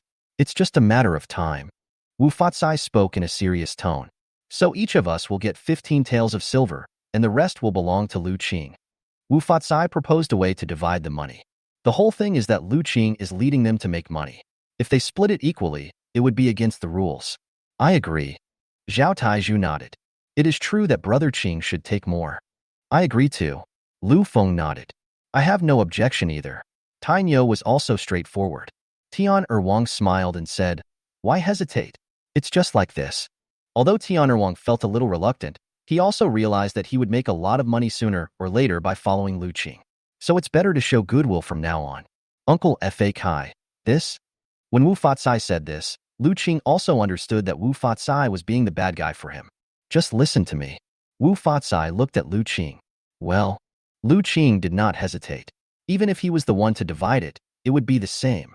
15 taels of silver per person. After giving out 105 taels of silver, Lu Qing was left with 295 taels of silver. Got some silver. Brother Qing, what are our next plans? Should we find a few more cottages? Wu Hai looked at Lu Qing excitedly. The whole family received 30 taels of silver at once and became really rich. Crazy. Wu Fatsai slapped Wu Hai directly on the head. We also need to go to other villages. This is crazy. Father, I was just talking. Wu Hai felt aggrieved.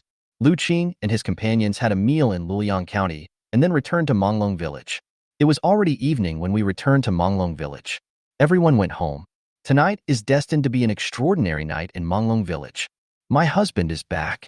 Seeing Lu Qing coming back, Han Xuanyang, Zheng Yulan, Cheng Sui, Dong Chunhua and others immediately stood up to greet him. Husband, where have you been today? The doors and windows of the house have been installed, waiting for you to check. Han Xuanyang looked at Lu Qing curiously. Disappeared for a day with a whole flock of sheep. It's not just Lu Qing.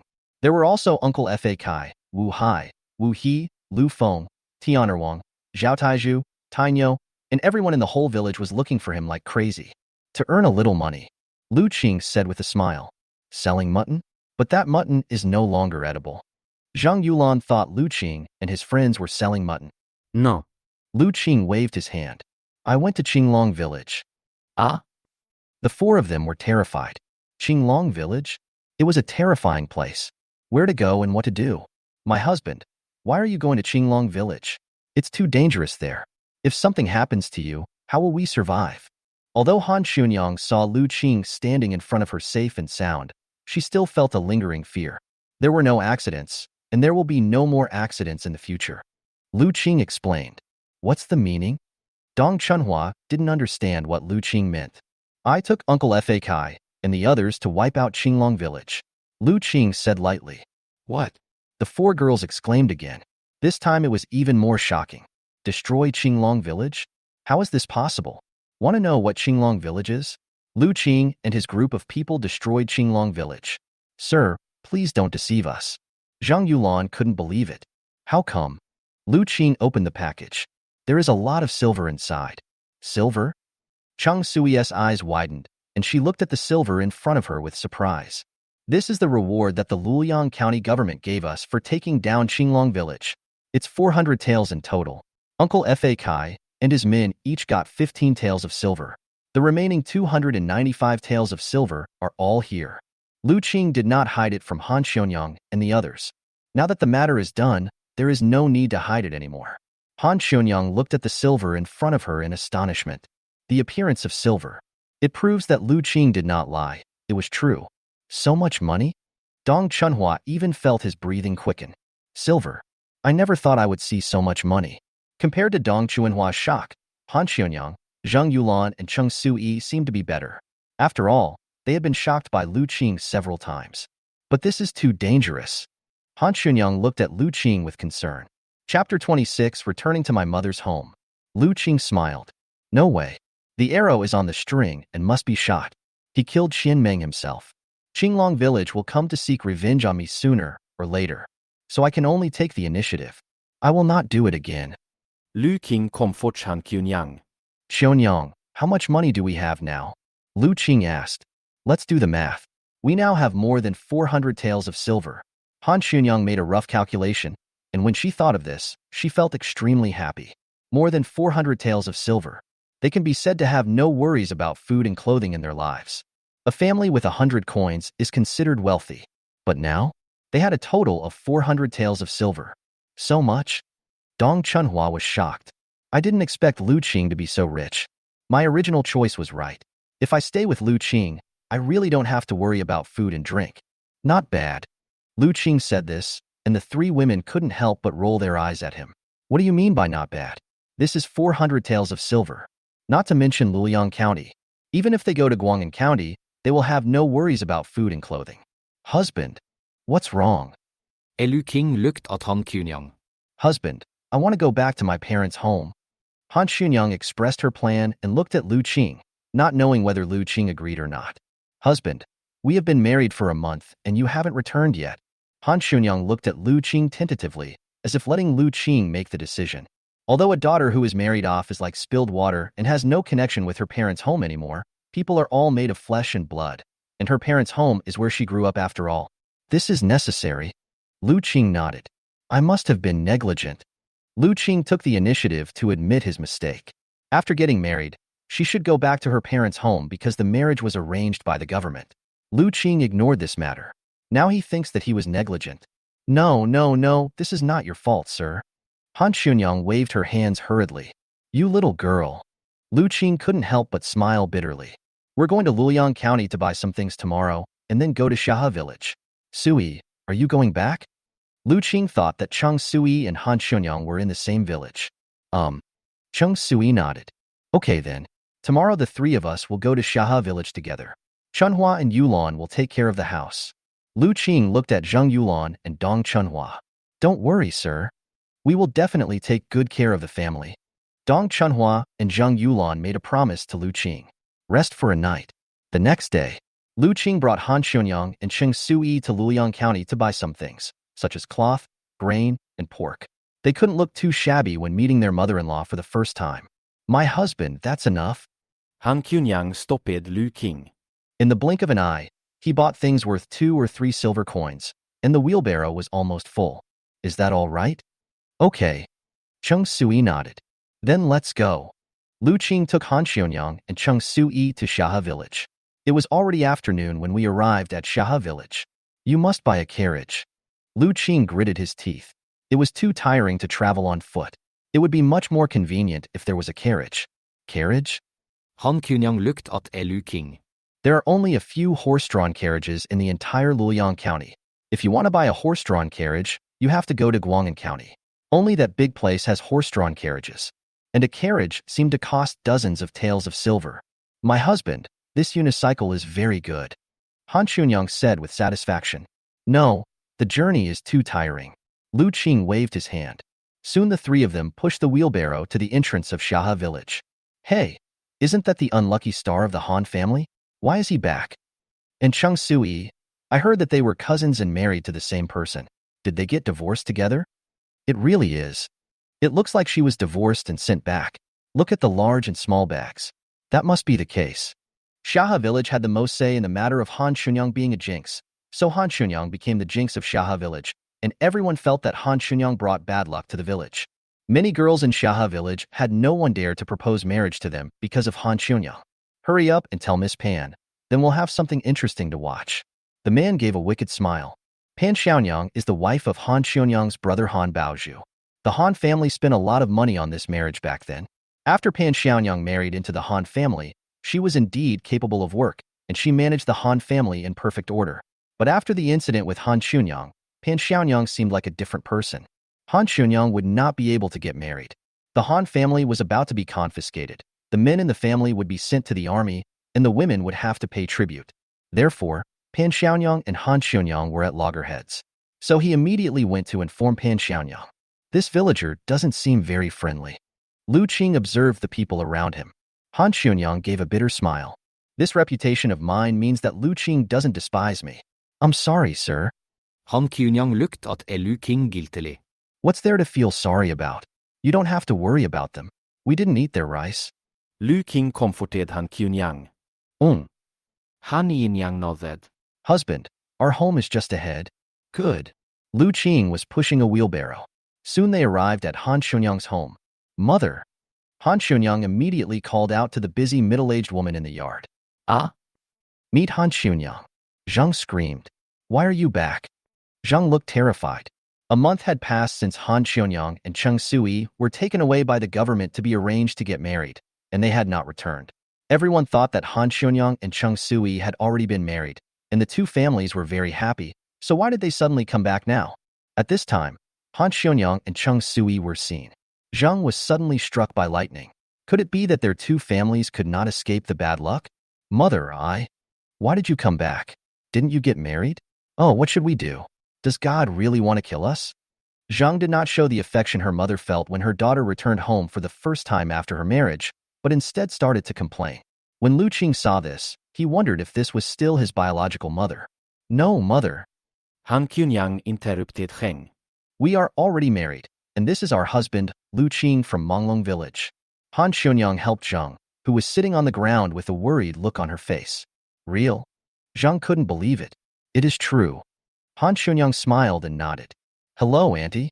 Lu Qing stepped forward and saluted. You didn't lie to me? No. Han Chunyang was speechless and wondered why they didn't believe what they said. Okay, please come in. Zhang gave an awkward smile. Good. Just as Lu Qing and the others were about to go in. Stop. A sharp voice rang out. Lu Qing turned around and saw a woman in linen clothes running towards them, followed by dozens of people. Stop. Who let you in? The woman rushed to Lu Qing and the others and stood at the gate of the yard to stop Lu Qing, with the momentum of one man blocking the pass from 10,000. Sister-in-law. Just when Lu Qing was at a loss, Han Chunyang called her sister-in-law. Sister-in-law? Oh, I don't deserve it. Auntie, you are my sister-in-law, okay? Didn't you leave with the government? Why are you back? Do you really want to drag us to death? Pan Xiaonyang stared at Han Kunyang. In Pan Xiaonyang's eyes, Han Chunyang is now a poisonous snake and a ferocious beast. Chapter 27. Hot sister-in-law. Sister-in-law, how can you say that? Chung Sui couldn't help but speak up for Han Xiaonyang. Then what should I say? Pan Xiaonyang stared at Chung Sui. If you two sisters can't get married, all of us will be implicated. Our homes will be confiscated and our families will be wiped out. I'm almost dead. What do you want me to say? Pan Xiaonyang's words are sharp and her speech is like a machine gun. Han Xiaonyang and Chung Sui are no match at all. Enough. At this time, Han Xiaonyang's elder brother Han Baoshan stepped forward and tried to stop his wife. What? Pan Xiaonyang gled at Han Baoshan. Han Baoshan, if you get angry with me again, believe it or not, I will go back to my parents' home right now and I will no longer be in charge of this family. Han Baoshan was suddenly speechless. Dash, with so many people looking at you, do you really have to make a fool of yourself? What a joke. It's better to let everyone laugh at me than to wait here to die, right? I married into your Han family and worked hard without complaint, but in the end, I have to be sent to pay tribute. Do you think I owe you the Han family? Pan Xiaonyang looked at Han Baoshan aggrievedly. Han Xiaonyang, Cheng Sui, you two have been taken away by the government to get married. You are no longer members of our Han family. Pan Xiaonyang stared at Han Xiaonyang and Cheng Sui. It seems like today is a fight to the death. As long as Pan Xiaonyang is here, no one can let Han Xiaonyang enter the Han family. Little girl. At this time, Zheng spoke. They are both married. Lu Qing from Manglong Village came back to see us today. Zheng explained at this time. Married? Pan Xiaonyang was stunned for a moment, and then she looked at Lu Qing who had been silent beside her. You? My name is Lu Qing. Lu Qing introduced himself. Are you sure you brought them to see us instead of sending them back? I can tell you, since they are married, they have nothing to do with us anymore. Pan Xiaonyang was on guard. What if Han Xiaonyang and Cheng Sui were sent back because they were disliked by others? You should know that Han Xiaonyang is well known for being an unlucky woman in these villages. No. Lu Qing smiled and shook his head. Xiaonyang and Sui are very good. After we got married, I found that everything I did went smoothly. Lu Qing replied with a smile. This sentence is also telling everyone. Han Xiaonyang is not a person who brings bad luck to her husband, but a person who brings good luck to her husband. What? Pan Xiaonyang was stunned. Sister-in-law, we didn't lie to you. We came to see you today. Cheng Sui was so anxious that she almost stamped her feet. We also brought gifts. Cheng Sui pointed to the wheelbarrow beside her. Gift? At this time, Zheng, Pan Xiaonyang, Han Baoshan and the people from Shaha village saw the wheelbarrow nearby. On the wheelbarrow were bags of rice, bags of flour, pork, chickens, ducks, fish, cloth, and some other things used in daily life. Oh my, so many things? How much do they cost? At least 3 strings of cash. Impossible. Look at that cloth. It's obviously made of good material. The cloth alone is worth 2 taels of silver. Look at this wheelbarrow. We don't have any in the entire Shaha village. People around started talking, especially the wheelbarrow. It made countless men look at her with envy. If there is a wheelbarrow, that is definitely a successful person. Listening to the discussions of people around her, Pan Xiaonyang looked at the gift and didn't know what to say. Look, my little sister came to see us. Did you misunderstand her? Han Baoshan stood up and said, Lu Qing, come in quickly, come in quickly. I'm sorry to make you laugh. Fine. Lu Qing waved his hand calmly. Everyone went into the house together. Come, have some tea. Pan Xiaonyang was seen pouring tea for Lu Qing cheerfully. Her attitude was completely opposite to that just now. She treated Lu Qing as a guest of honor. Thanks. Lu Qing nodded. Why are you being so polite to me? I'll make you whatever you want to eat. Lu Qing thought Pan Xiaonyang was so diligent that she thought the woman was schizophrenic. Han Baoshan coughed lightly, as if to say that Pan Xiaonyang was going a little too far. Why are you coughing? This is our Han family's uncle-in-law. He is promising, and we should be happy. Yes, yes, yes. Han Baoshan nodded. Hurry up and go to the kitchen to cook. Sister-in-law, let me help you. Cheng Sui hurriedly followed Pan Xiaonyang out. The two of them went out. Zheng looked at Lu Qing and said, I'm sorry to make you laugh. No. Lu Qing didn't know what to say. Actually, my sister-in-law is a good person, but she is a bit aggressive and straightforward. After marrying into our Han family, she has always worked hard and never complained. The clothes she wears are still the wedding dress she brought from her parents' home. It's because of me that my sister-in-law has become like this. Han Xiaonyang said ashamedly. Because of her, she almost couldn't get married and caused the Han family to suffer. So Pan Xiaonyang was naturally angry. She married into the Han family. People just want to live a good life. Why should I follow your Han family to perish? It's all over. Lu Qing raised the corner of his mouth. In fact, Lu Qing also realized that Pan Xiaonyang was a straightforward person. Such people could easily offend others, but they were not bad people. Lu Qing, are you from Python Village? Yes. Who else is in the house? Zhang began to ask questions. I am the only one at home. So what do you do? Zhang continued to ask. For a moment, Lu Qing really didn't know how to answer this question. My husband is a scholar. Han Kyunyang answered for Lu King. Student? Yes. Lu Qing nodded. If you study hard and can pass the imperial examination, you can make a name for yourself. Zhang showed a happy smile on her face. She didn't expect that Lu Qing was also a scholar. Zhang asked a question and Lu Qing answered it. Xionyang, take out everything we brought. Yes. Han Kyunyang reacted. Mom, these are the things we bought for you, father, my brother and sister-in-law in Luoyang County. Han Xionyang took out the things one by one. Why do you buy so many things? Zhang looked at Han Xionyang with heartache. These things must cost a lot of money. It would be great if we could save them to live on. It's not much money, just a few taels of silver. Clang. I heard the sound of a tea bowl falling. Han Baoshan, who was drinking water, suddenly had his hand shaken and the tea bowl in his hand fell to the ground and broke into pieces. What's going on? Hearing the noise, Pan Xiaonyang walked in immediately, looking at the broken tea bowl. What's going on? Han Baoshan, you've grown up, but now you're still breaking bowls. Do you know we only have a few bowls? Pan Xiaonyang looked at the broken pieces on the ground with heartache. No, I didn't drop the bowl. I dropped it accidentally. Han Baoshan felt aggrieved. Han Xionyang should be blamed for this matter. If it weren't for Han Xionyang, would he be able to hold on to his position? Careless? How can you be so careless? Pan Xiaonyang wanted to continue talking, but seeing Lu Qing here, she forced a smile and said, You're making people laugh at you. You can't even hold a bowl steadily. Chapter 28. Sharing Experience. Han Baoshan explained in frustration. It was something Xionyang brought. What happened to the thing? Pan Xiaonyang looked at it curiously. Sister-in-law, this is bought for you. Make a new dress for you, and you should change the clothes you are wearing. Han Xionyang handed the cloth to Pan Xiaonyang. How can this be so embarrassing? Pan Xiaonyang wanted to take the cloth, but looked at her hands. My hands are too dirty. If I take it directly, I'm afraid the cloth will get dirty. There's nothing to be embarrassed about. Xionyang said that you've been the hardest working and dedicated person in the Han family over the years. This is a little token of Xionyang's appreciation. Lu Qing explained on behalf of Han Xionyang. This? Lu Qing suddenly said this. Han Xionyang didn't know what to say for a moment, then put it aside. My hands will get dirty if I hold them. Pan Xiaonyang signaled Han Xionyang to put down the cloth. There are so many things. This is too expensive. Pan Xiaonyang looked at the other things.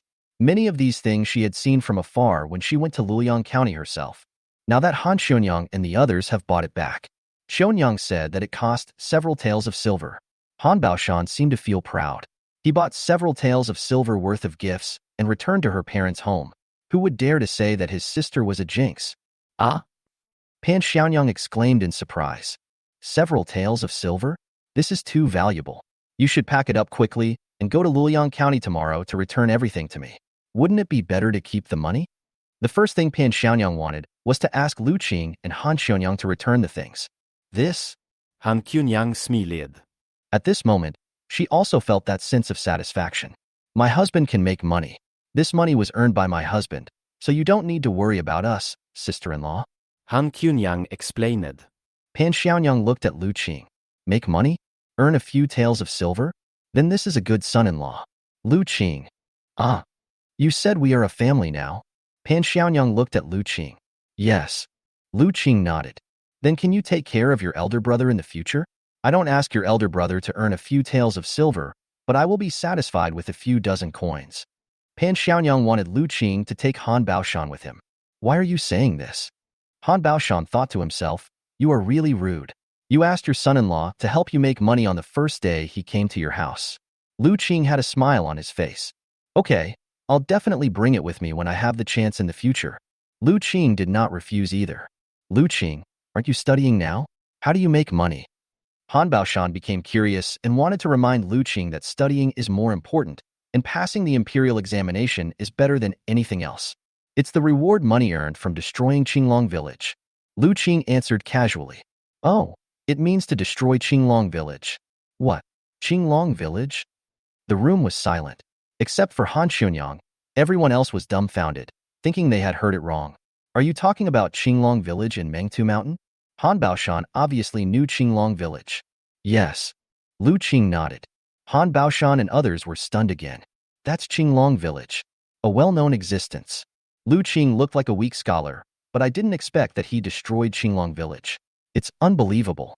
It seems that I have to get to know Lu Qing in a new way. Why is there a wheelbarrow in the yard? Han Monsong's voice came from outside. Father is back. Han Xunyang said. Everyone came out of the room. This is ours.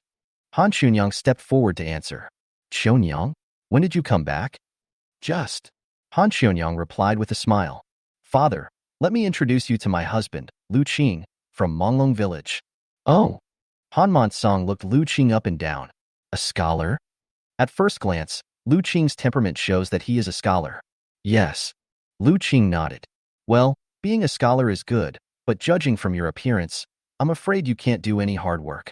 Han Monsong seemed dissatisfied with Lu Qing. In the countryside, you have to be strong and sturdy, with a body full of meat, to be considered delicious. But when Lu Qing saw that he couldn't lift his shoulders or hands, he was not welcome to see him, because he couldn't work, and if he couldn't work, he would starve. Hearing Han Monsong's words, Han Baoshan and the others trembled all over. Is this a preconceived notion? You have to understand that the person standing in front of you is the one who destroyed Qinglong Village. Don't underestimate him because he is a scholar. He is more vicious than bandits. Father. Han Xunyang looked at her father with resentment. When you can't get married, you feel like you are redundant. Now that I'm married, I've begun to dislike my husband. Father, Lu Qing is capable. He can support Xunyang and the others even without working. You don't need to worry. Han Baoshan said for Lu Qing. After dinner, we chatted for a while longer. While it's still early, Lu Qing and Cheng Sui went to the Cheng family. Han Xunyang stayed at home. Wait until Lu Qing and Cheng Sui leave. Zhang and Pan Xiaonyang immediately surrounded them. Mother. Han Xunyang looked at her mother and Pan Xiaonyang. These women, why do you talk behind people's backs? Han Monsong seemed very unhappy and insisted on waiting until Lu Qing left, which made Lu Qing seem like an outsider. Mom, what's wrong with you? Han Kunyang looked at Sheng. Mom, if you have anything to say, you can't say it in front of Lu Qing. It seems that we are on guard against him. Han Xiu's mother was a little angry. Silly girl. Is mother that kind of person? Zhang rolled her eyes. Tell me, sister-in-law, you've been married for a month and you haven't had sex yet? What's going on? Zhang looked at her two daughters seriously. If it's a different room, it can be said that it is my daughter's problem. But it was clear that Cheng Sui did not sleep with him either. Is this Lu Qing's problem? Can you tell me if this is Lu Qing's problem? Zhang looked at Xuanyang. Although she hoped her daughter would get married, she also didn't want her daughter to become a widow after marriage. Mom, what are you talking about? No. Han Xuanyang quickly waved her hands to deny it. That's your problem, both of you. Pan Xiaonyang stared at Han Kunyang. There was nothing wrong with her sister-in-law. Nor. Han Xuanyang blushed and shook her head. Whose problem is that? Zhang was dumbfounded. There was nothing wrong with both parties, but you two didn't sleep together. Why? You both became indifferent? How could you exceed the imperial court's quota? When we first got married, our house was leaky and bare, so we didn't have sex. Now we are building a new house, and when everything is done, we should have sex. Han Xuanyang shyly expressed her guess. You guys built a house? Pan Xiaonyang's face was full of envy. Look at their current house. It's about to leak. It's really difficult with everyone crowded here. Han Yin-yang nodded. Mom is telling you guys, sometimes you should take the initiative. Don't be so stupid. As long as a woman takes the initiative, few men can remain calm. Mother. Han Xuanyang was speechless. Don't feel ashamed. This is for your own good. I think Lu Qing is definitely not an ordinary person. He may have other women in the future, so you two must be the first to give birth to his children. Only in this way can you two have a place in this family. Pan Xianyang reminded Han Kunyang. How do women gain a foothold? Whether it is an ordinary family, a royal family, or the backyard of the imperial palace. It's not about talent.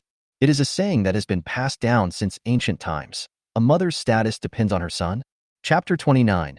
Jealousy. Your sister-in-law is right. You have to hurry up on this matter. It will be good for you to have a baby soon. Zheng also reminded Han Xunyang seriously. Yes. Han yin yang nodded. Afternoon. Lu Qing and Cheng Sui came back. Seeing Han Monsong, Han Baoshan was studying a wheelbarrow. After all, this is equivalent to the Rolls-Royce Phantom. I think this unicycle should be wider. That's not necessary. It will look bulky and hard to push. If it's too narrow, it will be easy to get stuck in the quagmire. It's just you and I talking. It turns out that cars are men's joy. A wheelbarrow is also a vehicle. Husband. Han Xunyang came out of the house. Let's go. Lu Qing called Han Xunyang to go back. Good. Lu Qing said goodbye to everyone. The three of them pushed the wheelbarrow and left Xiahe Village. Python Village. Dong Chunhua was looking at the people in the yard with a nervous look on his face. At this time, all the villagers of Manglong Village gathered in the yard. Chunhua, Yulan, do you think Lu Qing and the others will be back today? Zhao Taizhu excitedly stepped forward to ask. Have no idea. Dong Chunhua shook his head. Before leaving, Lu Qing did not tell them whether he would come back, so they didn't know. How about we go back today and wait for Lu Qing and the others to come back, then come look for them? Someone suggested going back first, as there was no point in waiting here. I'll wait and see. Then I'll wait too. Everyone looked at each other, and in the end no one left. Because everyone wants to get rich. When Wu Fatsai and his friends returned home with the silver, several houses suddenly became lively, because that was a lot of silver. Later, everyone found out that it was Lu Qing who led them to wipe out Qinglong Village and receive the reward. The news then spread in Manglong Village. That's a lot of money. Who wouldn't be moved? Some complained that Lu Qing did not take them with him. Some regretted not noticing the abnormality of Lu Qing and the others. If I had known earlier that I could have gotten money by following Lu Qing. So everyone come here today. Want to find Lu Qing. I hope that if Lu Qing still has plans to wipe out the bandits, everyone will want to follow Lu Qing and do it. The sun is setting. Lu Qing and the other two returned to Manglong Village. Why is it so quiet? Lu Qing frowned. In the past, you could see children playing at the entrance of the village, but now there is no one there. It is so abnormal. Lu Qing. Lu Qing is back. I don't know who saw Lu Qing and the others and shouted. Lu Qing. Han Xunyang and Cheng Sui saw a large group of villagers rushing towards them, like a tide that was about to drown them. Husband. Han Xunyang was so scared that she stepped back and hid behind Lu Qing. No problem. Lu Qing kom fort Han Xunyang. Soon everyone rushed over. Lu Qing, you are so unkind. Yes, since you don't take us with you when there is money to be made, I held you in my arms when you were a child. An elder in the village stood up and said with a complaining tone, Brother Qing, even though we don't have a very good relationship, we grew up together. You can't not take care of me. That's right, Lu Qing, you can't forget us. Meng Dahu also rushed forward. What's going on? Lu Qing had a confused expression on his face. Lu Qing, we all know that you and Uncle Fa Kai and the others destroyed Qinglong Village, and each of them was given 15 taels of silver. Meng Xiaowan looked at Lu Qing and said, This matter? Lu Qing smiled bitterly. He thought it was something else. Why don't you take us with you for such a good opportunity? Meng Xiaowan complained to Lu Qing. The Meng family was also a well-known family in Manglong Village, and there were men in the family. If they asked them, they could also get 15 taels of silver. At the time, I didn't know things would go so smoothly. If there was any danger, I couldn't guarantee it, so I didn't inform anyone. Lu Qingxin told a joke. I wasn't completely sure about the whole thing, so how could I possibly inform everyone? Moreover, who can guarantee that the news will not leak out? You ungrateful bastard. Our Meng family has been so kind to you for nothing. Meng Xiaowan glared at Lu Qing fiercely. That's 15 taels of silver. Give us back the wild vegetables that our Meng family gave you in winter. Meng Xiaowan began to ask Lu Qing for wild vegetables. Obviously, Lu Qing had become an ungrateful person in Meng Xiaozhuan's eyes. Don't be angry, Xiaowan. We will return the wild vegetables you gave us. Zheng Yulan came up to explain at this time. She dug up a lot of wild vegetables, enough to return to the Meng family. Who are you? I'm talking to Lu Qing. Shut up, you unlucky woman. Meng Xiaowan. As Meng Xiaowan finished speaking, Lu Qing's face suddenly turned cold. What's wrong? Meng Xiaowan glanced at Lu Qing. She is my Lu Qing's daughter-in-law. So what? Meng Xiaowan raised her head. She is also the daughter-in-law of Mr. Wang. Lu Qing, don't think you are great just because you destroyed Qinglong Village. Let me tell you, I will be married to Mr. Wang soon. Mr. Wang will take the imperial examination this year, and I will be his wife by then. Ill. Lu Qing looked at Meng Xiaowan speechlessly. Uncle Meng, it's her fault that she bites people like a mad dog, but it's your fault that you let her out to bite people. Lu Qing looked at Meng Dahu. The Meng family originally looked down on Lu Qing. Now you are still humiliating yourself. Do you really think you are the original Lu Qing? Lu Qing, you dare to scold me? Anger flashed across Meng Xiaojuan's face, and she raised her hand to grab Lu Qing's face. Enough. Meng Dahu stopped Meng Xiaowan. Father, it's a disgrace, go back. Meng Dahu scolded Meng Xiaowan. Now Lu Qing's prestige in Manglong Village is higher than Lu Shizai, and Lu Qing cannot be offended at this time. I'm sorry, Lu Qing. It's my fault that I didn't teach Xiaowan well. You are a big man and don't bear grudges. As a big brother, you shouldn't take it to heart. Meng Dahu apologized on behalf of Meng Xiaowan. She apologized to Yulan, so I won't pursue the matter. Lu Qing looked at Meng Xiaowan. Husband? Zhang Yulan looked at Lu Qing. Lu Qing, don't go too far. Meng Xiaowan didn't expect that Lu Qing would actually ask her to apologize to Zhang Yulan. You were the first to speak rudely, so shouldn't you apologize? If Mr. Wang knew that the wife he was going to marry was such a fierce woman, what do you think Mr. Wang would do? Lu Qing reminded Meng Xiaowan in a calm tone. You? Meng Xiaowan felt a sense of crisis. She must have a skilled reputation. Sorry. Meng Xiaowan apologized to Zhang Yulan and then turned and left. Husband? Zhang Yulan looked at Lu Qing nervously. This was the first time someone stood up for himself. Fine. Lu Qing comforts Zhang Yulan. Everyone, there are many unstable factors in Qinglong Village, so I didn't let you go with me. But don't worry, there will be plenty of opportunities to make money in the future. I, Lu Qing, will definitely find you. Lu Qing signaled to everyone to rest assured. Really? A man of his words. Lu Qing made a promise to everyone. Joke. These are all cheap labor, and I am counting on everyone to make a fortune. How can I not develop everyone's potential? Chapter 30. A tall tree attracts the wind. Persuade everyone to disperse. Lu Qing took Han Xionyang and others home. Jinchuan County. Lehua Village. What did you say? Qinglong Village was destroyed? Long Lehua, the leader of Lehua Village, looked at the people who came back with an incredible look on her face.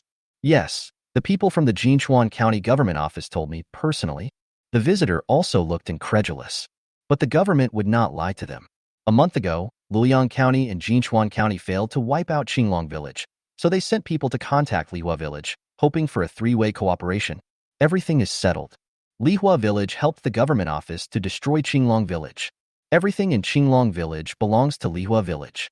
But today, Long Lehua sent people to the government office, and the Jinchuan County government office was told that Qinglong Village had been destroyed. How can this be? A man next to Long Lehua also looked at the person in front of him with disbelief. Did you hear wrongly? No, I double-checked. Master, could it be that the higher-ups sent people down to wipe out Qinglong Village? The man looked at Long Lehua. They all knew that Jinchuan County and Luoyang County did not have the ability to wipe out Qinglong Village. Otherwise, it would be impossible to find their Lehua Village. The higher-ups sent people down, but why is there no movement at all? Long Lehua frowned. The annihilation of Qinglong Village was really inexplicable. It seems that no one was sent down from above. I asked around, and it seems that it was Luoyang County that wiped out Qinglong Village on its own. The visitor explained again. Impossible. At this time, the man waved his hand again. Even if Jinchuan County and Luoyang County joined forces, they couldn't do anything. How could Luoyang County alone wipe out Qinglong Village? Village Master, I think this is too weird. The man said seriously. It's getting more and more mysterious the more you talk about it. Why don't you say that it was a few villagers who wiped out Qinglong Village? Luoyang County? Long Lehua narrowed her eyes slightly. No matter what, the cancer of Qinglong Village has been eliminated, which is a blessing for the people. Long Lehua said calmly. Although Luozhai is also a mountain village in Luoyang area, but never do anything evil. Lehua Village even protected the surrounding villages. That's why Jinchuan County and Luoyang County wanted to cooperate with Lehua Village to destroy Qinglong Village. Master, do you really believe that Luoyang County can destroy Qinglong Village alone? The man looked at Long Lehua. This is simply impossible. It is impossible that Qinglong Village is so vulnerable, otherwise their Lehua Village would not have fought with Qinglong Village so many times and failed to destroy Qinglong Village. Whether it's true or not, you'll know when you go and see it. Long Li looked at the man. You take care of Lehua Village, I'm going to Luoyang County. Long Lehua said with a smile. The next day, sunny. Lung Lehua came to Luoyang County with two subordinates. Came to the restaurant in Luoyang County. Hey, buddy, has anything big happened in Luoyang County recently? While eating, Lung Lehua asked the restaurant waiter. Want to find out something? Then you have to find a restaurant waiter. People come and go in the restaurant, so he is the most informed. The waiter is busy running around and hears the most things. Don't tell me there is a big thing. That is, Manglong Village has been destroyed. From now on, people can go to Jinchuan County without having to cross mountains and take a detour. They can take the official road. The guy replied happily. This is a big deal. Notices have been posted in the Luoyang County Government Office. Then this Luoyang County Government Office is quite powerful. Lung Lehua nodded. Hey, what government office is so powerful? I heard that it was not the government that destroyed the Manglong Village, but a few villagers. What? Lung Lehua was dumbfounded. Why are the news getting more explosive than the last? When we arrived in Luoyang County, the people who destroyed Manglong Village turned out to be just a few villagers. This is too unbelievable. Several village names? How is that possible? Lung Lehua shook her head. Don't disbelieve it. This is true. It seems to be a villager from Manglong Village. The guy continued to answer. There is no wall that is impenetrable under the world, especially for such a big event as destroying Manglong Village. Although Lu Qing and his men are low-key, but people still found out that they were from Manglong Village. Nowadays, Manglong Village has become a famous village in the whole Luoyang County. Python Village? Lung Lehua remembered the name. After dinner, Lung Lehua came out of the restaurant. Where are we going now, Lord? Python Village. Lung Lehua decided to go to Manglong Village to take a look. If the Manglong Village really destroyed the Manglong Village, there must be a master in the village. If such a master can be won over, the Lehua Village can rest assured. Lehua Village has always protected the people, so it has become an exception among the mountain villages in Luoyang area. Many mountain strongholds wanted to destroy Lehua Village. Today, Lehua Village is surrounded by enemies on all sides. Python Village. Lung Lehua brought people to Manglong Village. How could there be such a nice house in this remote place? The people behind Lung Lehua saw the house built by Lu Qing and his team in Manglong Village. From a distance, it stood out among the many adobe and thatched houses. It's hard to ignore. This will cost several hundred taels of silver. Did he use all the bounty for destroying Manglong Village to build a house? Possible. The two began to speculate. Go and have a look. Lung Lehua led her men towards Lu Qing and his family's house. At this time, Lu Qing was busy with the layout of the house with several villagers. This is how a kong is built. Lu Qing decided not to put a bed in the room, but to make a big kong instead, so that if it got cold in the winter, he could burn the kong. After traveling through time, Lu Qing really felt the cold of winter and thought he would freeze to death. Husband, what is a kong? It is a kind of kong that can be heated. It is very warm to sleep on in winter. Lu Qing explained to Han Xionyang with a smile. Can it be warm in winter? Han Xionyang looked at the kong under construction with curiosity. Anyone there? Hearing the sound, everyone looked out the window. Although the bed had been installed, there were no stickers yet, so everything could be seen from outside. Who is it? We are just passing by, and come to have a drink of water. Coming. Han Xionyang went out with a smile. Thank you very much. Lung Lehua took the bowl of water that Han Xionyang brought, took a sip, and looked at the house in front of her. This house is really magnificent. Is this the house your family built? Yes. My husband designed it. Han Xionyang's face was full of happiness. Everyone who sees this house says it is magnificent. Han Xionyang was naturally happy. That must have cost a lot of money, right? It's not much money. It was all helped by my fellow villagers.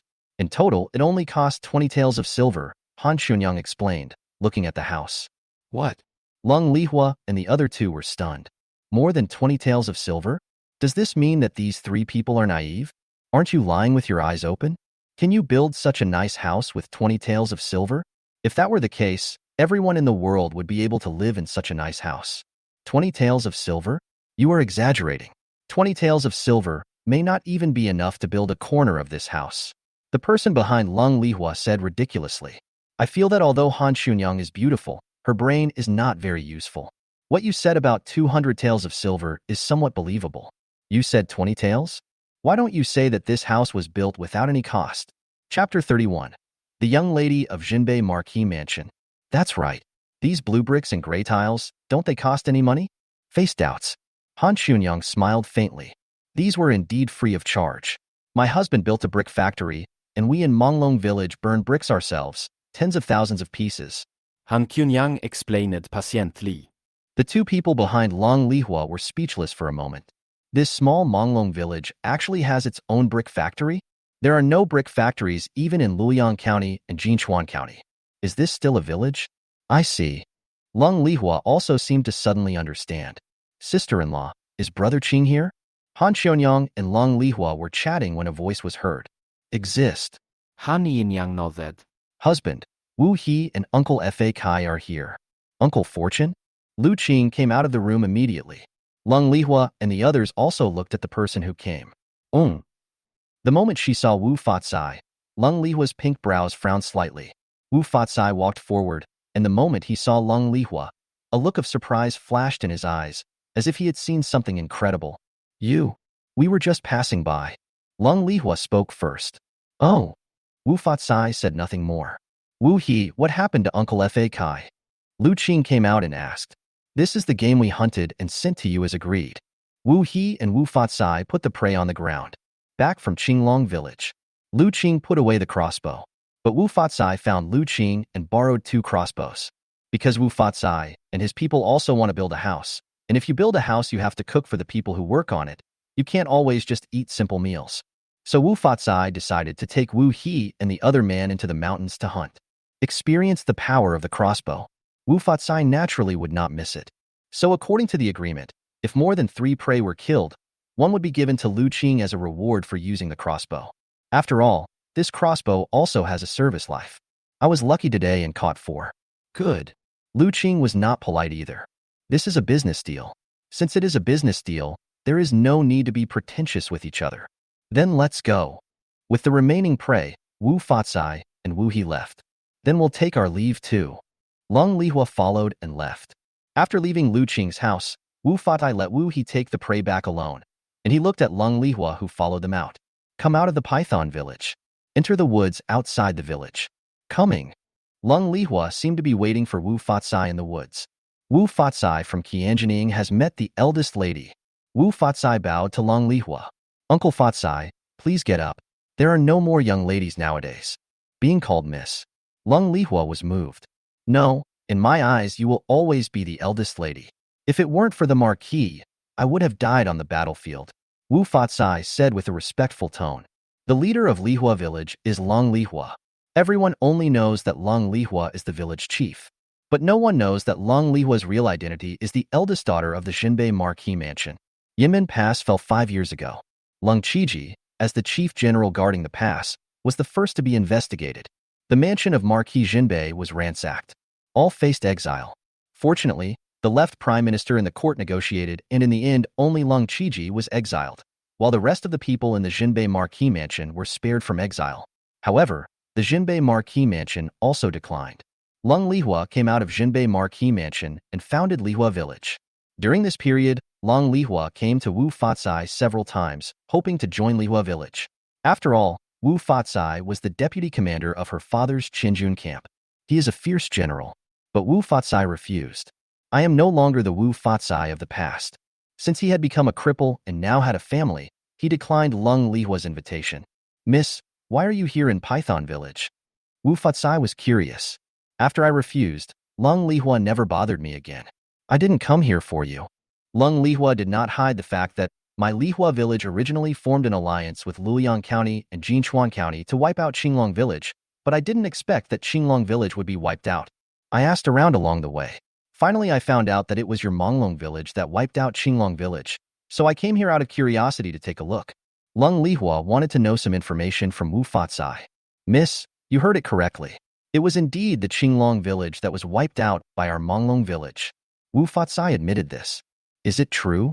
How is this possible? How does your Manglong Village have the ability to wipe out Qinglong Village?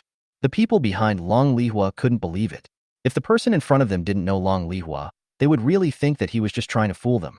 Very surprised? Wu Fatsai smiled faintly. At the beginning, I was also surprised. I thought that it was just a wild imagination for our Manglong Village to wipe out Qinglong Village, but in the end, it was successfully accomplished. When Wu Fatsai said this, his eyes were full of admiration. Lu Qing is really not simple. The last person who made Wu Fatsai admire him so much was Long Lihua's father Long Qiji.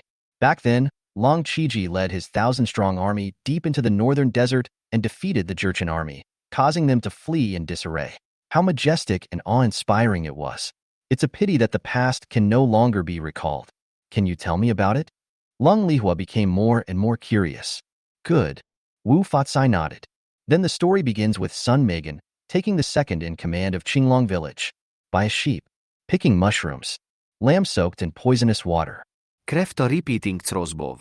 What a brilliant plan. This plan is not only brilliant, but also very bold. After hearing the whole story, Long Lihua couldn't help but show shock on her face. Yes, the plan is ingenious and bold. Wu Fatsai also agrees with this evaluation. Uncle Fa Kai, is the crossbow you mentioned the one you have? Long Lihua asked. Coming from Wu Fatsai, Long Lihua's eyes fell intentionally or unintentionally on the crossbow behind Wu Fatsai. She had seen crossbows before, but never such a crossbow. That's right. Wu Fatsai took out the crossbow. This was invented by Lu Qing. He said it's called a crossbow, and it can fire continuously. Wu Fatsai demonstrated the crossbow to Long Lihua. As the crossbow arrows shot out one after another, Long Lihua and the other two were so shocked that they couldn't close their mouths. What an amazing invention! Long Lihua's eyes lit up, looking at the crossbow in Wu Fatsai's hand. It's really good stuff.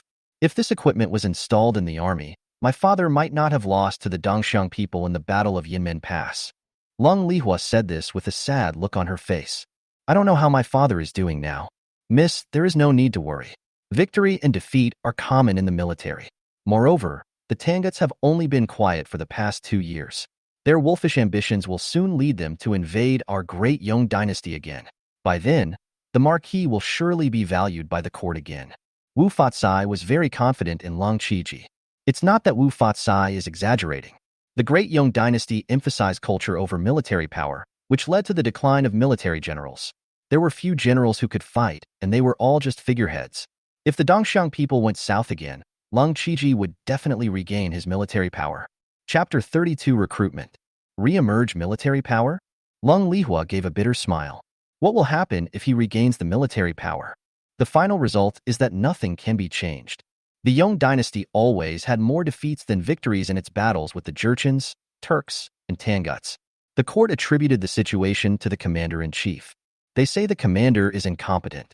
Even if the commander-in-chief is responsible, it is only a small responsibility. The big problem still lies with the imperial court. The first was that the pro-peace faction in the court was too powerful and frantically suppressed the pro-war faction. The second reason is that the imperial court emphasized culture over military power, which led to a lack of military generals. Many military positions in the barracks were filled by sons of noble families who came here to gild their reputations and had no idea how to fight. The enemies fled in panic one by one.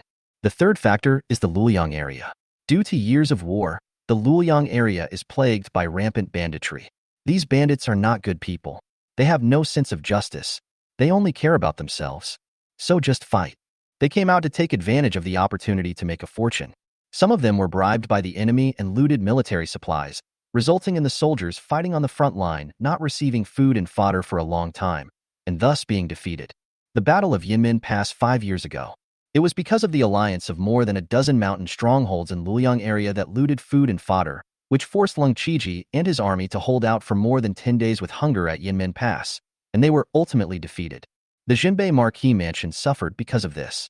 Long Lihua left the Jinbei Marquis Mansion and founded Lehua Village just to seek revenge. Unfortunately, although her Lehua Village has developed over the past 5 years, it has never been able to shake those big mountain villages. Now, Lehua Village has become surrounded by enemies. With internal and external troubles, once the enemy arrives, the bandits in Luoyang will take the opportunity to make a fortune. If we cannot quell these bandits, even if the emperor leads the army in person, it will be useless. Long Lihua clenched her fists. That's what the young lady said. Wu Fatsai recognized Long Lihua's flowers. When foreign enemies come, these bandits in Luoyang are often more dangerous than foreign enemies.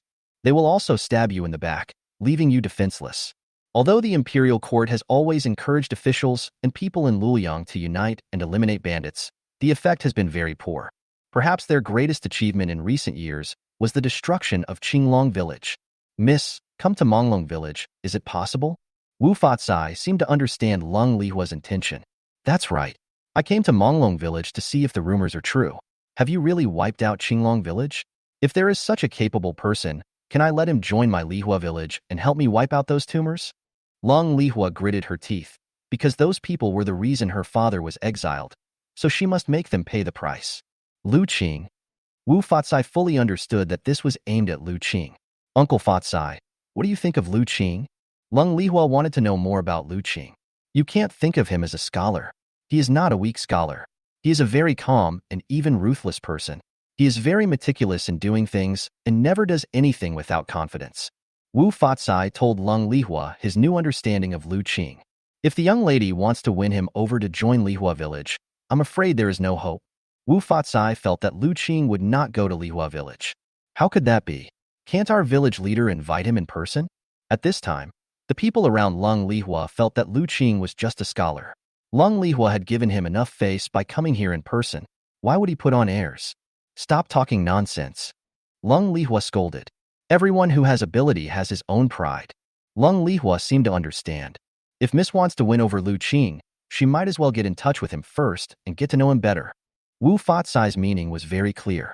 Even if she couldn't win over Lu Qing, being friends wouldn't do any harm in the future. Good. Lung Lehua followed Wu Fatsai's arrangements. Then please ask Uncle Fa Kai to find me a place to live in Manglong Village. Ok. Wu Fatsai did not refuse. Wu Fatsai brought Lung Lehua and 3 others to find Lu Shitsai. Village head. I'm here to make a fortune. Is there anything? Village chief. They are here to collect medicinal herbs from our village. They want me to find them a place to stay. What do you think? Wu Fatsai asked. Collecting herbs? Yes. Lung Lehua smiled and nodded. In addition to digging wild vegetables, the people in Luoyang also collect medicinal herbs. Selling medicinal materials to pharmacies or waiting for someone to come and collect them is also a form of income. When Lu Shitsai heard that it was someone who came to collect medicinal herbs, he immediately became enthusiastic. No problem. Lu Shitsai immediately asked Lu Erju to take people to find a place to settle down. Generally, those who collected medicinal materials would stay there for half a month. Been busy all day. Lu Qing finally built the Kong. Make a fire and see. Lu Qing asked Chung Su-yi to bring a bundle of firewood, lit it, and walked into the house. There was no smoke coming out of the Kong. Then he came outside and looked at the green smoke coming out of the chimney. The corners of Lu Qing's mouth curled up, and he knew that he had succeeded. Okay. Lu Qing applauded himself. Return home. Zhang Yulan has already prepared the meal. The meal was very rich. There is fish and meat. The house is basically finished. The next step is the doors and windows. Lu Qing said while eating. If we seal the doors and windows, we'll probably need a lot of animal skins and straw curtains. Zhang Yulan continued what Lu Qing said. Lu Qingjian's house is not small, and all the doors and windows need to be sealed, which definitely requires a lot of animal skins and straw curtains. Qing Sui nodded. In the Dayong Dynasty, ordinary people could not afford hemp paper or gauze curtains to seal their windows, and could only use animal skins and straw curtains. This hide has a smell. The straw curtains are not very light transmissive, so the room was dark, cool, and had a smell. Winter is okay. If this is summer, the room was totally uninhabitable. No need for straw curtains and animal skins. Lu Qing said with a smile. Ah? Han Xionyang and others looked at Lu Qing. Husband, if you don't use animal skins and straw curtains, what should you use? Are you going to use hemp paper and gauze curtains? Han Xionyang looked at her with surprise, because paper was something only rich people could use. Even if they have several hundred taels of silver now, can't afford such extravagance. Hemp paper?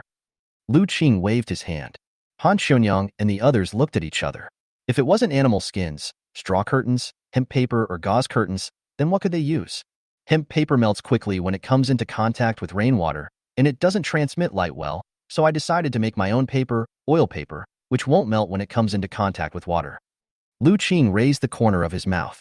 Paper making? Han Xionyang, Zhang Yulan, and Chung Su-yi were dumbfounded. Just stunned. Does Lu Qing also know how to make paper? Paper was extremely valuable in the Dayong Dynasty. Sir, are you kidding me? No, sealing the windows with paper is only temporary. I will seal the windows with glass later, and then the sunlight will shine in directly. Lu Qing patiently explained to Han Xionyang and others. There was no way he was joking. When it comes to paper making, we have to make paper. And you can make money by selling the paper you make. Chapter 33, Asking for Help. Lu Qing raised the corner of his mouth, as if he had seen another business opportunity. After dinner, several people cleared the table. Let's go to bed early, everyone is tired today. Lu Qing instructed Han Xuanyang and others. Husband. Han Xuanyang suddenly looked at Lu Qing shyly. What's wrong? Lu Qing looked at Han Xuanyang, who seemed a little restrained. After returning from her mother's home, Lu Qing felt that something was wrong with Han Xuanyang. Could it be that she wanted to ask him for something? Just tell me if you have any problem. I will help you in any way I can. Lu Qing smiled and gestured to Han Xuanyang to relax. My husband, you can definitely help, and only you can help. There was a gleam of light in Han Xuanyang's eyes. What's going on? Lu Qing stood up and walked to Han Xuanyang's side. Husband, we have been married for a month, and we have not slept together. I am afraid everyone has started to talk about us. Han Xuanyang spoke hesitantly, and her cheeks turned red at the end of her speech. The sharp-eyed women in the village could tell at a glance that Han Xuanyang, Cheng Sui, and Zheng Yulan were still virgins. How could this not cause controversy? For this, Lu Qing thought it was something else, but he didn't expect it to be this. Han Xuanyang nodded. Husband, do you dislike us? Cheng Sui looked at Lu Qing. No. Lu Qing waved his hand. It's not that I don't have time. I'm so tired as a dog after working so hard every day that I don't have time to think about these things. Then can't you be humane, sir? Zhang Yulan covered her mouth in horror. Could it be that Lu Qing is just like that son Megan? You? Lu Qing was even more speechless. No. Lu Qing felt like he was going to explode with anger. To what extent had this fantasy gone? Since there is no problem, please share the room with me, my husband. Han Xuanyang looked up at Lu Qing, as if she had to sleep with Lu Qing tonight no matter what. This? Lu Qing looked at Han Xuanyang and the others in front of him. Tonight, my husband, you and my cousin will sleep on the bed, and we will sleep on the floor. Zhang Yulan continued. Several people were talking at the same time, not giving Lu Qing any chance to refute. Lu Qing suddenly had an illusion. I felt like I had fallen into the spider cave. Lu Qing also discovered that a curtain had been hung in the middle of the inner room. The curtain divides the inner room into two. Inside is the bed. Outside, Zhang Yulan and the others had spread straw mats on the ground. Lu Qing finally understood. No wonder Han Xuanyang and the others were acting strange the whole day. It seemed like they had been busy with this matter in secret. Husband. Seeing that Lu Qing didn't say anything, Han Xuanyang took the initiative to move forward. Whatever. Lu Qing smiled calmly. It is not necessarily illegal against women's will. The next day, the sun rises. The workers all arrived at Lu Qing and his family's new house at the agreed time. But Lu Qing was nowhere to be seen. What's wrong with Brother Qing today? Tian'er Wang asked the others around him curiously. Lu Qing is a very punctual person, and it is impossible for him to be late for no reason. Have no idea. Everyone shook their heads. Lu Qing gave everyone a more and more mysterious feeling. Feel sorry. A voice rang out. Cheng Sui came in front of everyone. My husband has something to do in the morning and can't come. He asked me to tell you that he will be working in the afternoon. Cheng Sui explained to everyone. What's the matter? Do you need our help? Zhao Taizhu stepped forward and asked. Anything that can delay Lu Qing must be a big deal. What if Lu Qing can't handle it alone? So Zhao Taizhu thought that everyone should help together. Need not. Cheng Sui smiled gently. At home, Lu Qing got up from the bed with difficulty. Fortunately, Zhang Yulan was there to help him dress. Zhang Yulan looked at Lu Qing with a smile, as if everything was self-explanatory. You girl. Lu Qing patted Zhang Yulan's head speechlessly. Take good care of Qianyang. Lu Qing gave some instructions and walked out of the room, holding his waist. Afternoon. Lu Qingkai gradually recovered. Come to the new house. Brother Qing. Lu Qing greeted Tian'er Wang and others who had been waiting for a long time. Brother Qing, what's wrong with you? Tainyo looked at Lu Qing curiously. Needless to say, it's obviously my sister-in-law who did it. Tian'er Wang laughed and teased. After the incident in Manglong Village, young people in the village such as Wu He, Wu Hai, and Tian'er Wang admired Lu Qing very much, and their relationship became closer. So Tian'er Wang teased Lu Qing. Go, go, go. Lu Qing waved his hand. Last night, Lu Qing went through a kidney crisis. Laying the floor tiles today. Lu Qing led everyone into the room and directed them to lay the floor tiles. It took 2 days to get busy. The floor tiles were finally laid and the house was completely built. It's done. Lu Qing nodded with satisfaction. Take everyone home for dinner. Lu Lu Qing saw Lung Lehua was also at home. The woman stayed in Manglong Village for 2 days. Wu He told himself that he was here to collect medicinal herbs, but Lu Qing was sure that he was not the one buying the medicinal herbs. At first glance, Lu Qing knew that Lung Lehua was a woman disguised as a man. Even if a woman is pretending to be a man, some traits cannot be changed. For example, the Adam's apple. For example, skin. Women had no status in the Dayong Dynasty. When they grow up, they are forced to marry and become wives or concubines, and some are even sent directly to brothels or used as tribute. In such an environment, women can dress up as men and walk around with swagger. From this point of view, this woman is definitely of status. How could such a person of status come to Manglong Village to purchase medicinal materials? He could just say a word in Luliang County or the higher-level Guang'an County, and a steady supply of medicinal materials would be delivered to his door. Consider it this way. There must be something or someone in Manglong Village that interests this woman. Lu Qing thought about it for 2 days. If there is anything that can interest people of status in Manglong Village, it is nothing more than the things happening in Qinglong Village. Apart from that, nothing else has happened in Manglong Village. If it is a person, Lu Qing guessed it should be Wu Fatsai. Because Wu Fatsai was the only one in the entire Manglong Village who had served in the army, in Manglong Village Wu Fatsai was considered a big shot who had seen the world. The rest of the people basically never left Manglong Village. The most important point is that Wu Fatsai took this woman to find Lu Shizai and arranged a place for her to live in Manglong Village. So the only target is Wu Fatsai. Qinglong Village? Wu Fa Kai? It must be one or the other. However, Lu Qing ignored it. As long as it didn't provoke him and had nothing to do with him, why should he cause trouble for himself? She disguises herself as a man and does whatever she likes. Husband, they are here to purchase medicinal herbs. Han Xunyang was naturally not as meticulous as Lu Qing, and she did not have any doubts about what Lung Lehua and the others said. Medicinal herbs? Yes, Uncle Fa Kai said you might have some medicinal herbs here, so we came to take a look. Lung Lehua brought up Wu Fatsai. In fact, she came today specifically to see Lu Qing's residence. To understand a person, you have to start with his living environment. Chapter 34 The food is too good. Came to Lu Qing's home. Only then did Lung Lehua understand what Wu Fatsai said. Lu Qing is indeed a meticulous and ruthless person. In this yard alone, Lung Lehua herself discovered more than 10 mechanisms made of crossbow arrows, and there were also some in the room. It can be said that if anyone dared to act presumptuously here, Lu Qing would kill him without hesitation. Is this person still a scholar? It doesn't mean that all scholars are sages. Why did she see ruthlessness, forbearance, and calmness in Lu Qing, as if he was a poisonous snake hiding under the water? Feeling Lung Lehua's gaze, Lu Qing was slightly startled. Why does this woman look at herself like that? Is he coming here for himself? Or is he fascinated by his own handsome appearance? So it was Uncle Fa Kai who asked you to come here. Unfortunately, we only have wild vegetables and no medicinal herbs. Lu Qing gave a guilty smile. It's okay. There are no herbs. Just consider it as an acquaintance. Good. Lu Qing nodded. Yulan, Sui, Chunhua, please serve the meal as soon as it's ready. We are all hungry. Lu Qing turned his head and looked at Tian'er Wang, Zhao Taizhu and others who were following behind him. They had been busy with him all day, so he had to let them have a meal. Good. Zhang Yulan nodded. Soon the table was set. Following closely are the delicious fish, meat, and white flour buns. Lung Lehua and the 2 people behind her were dumbfounded. What kind of food is this? Lung Lehua was speechless. Not to mention that this is the kind of food they eat in Lehua Village. Even in the Jinbei Marquis Mansion, it is difficult to see such food.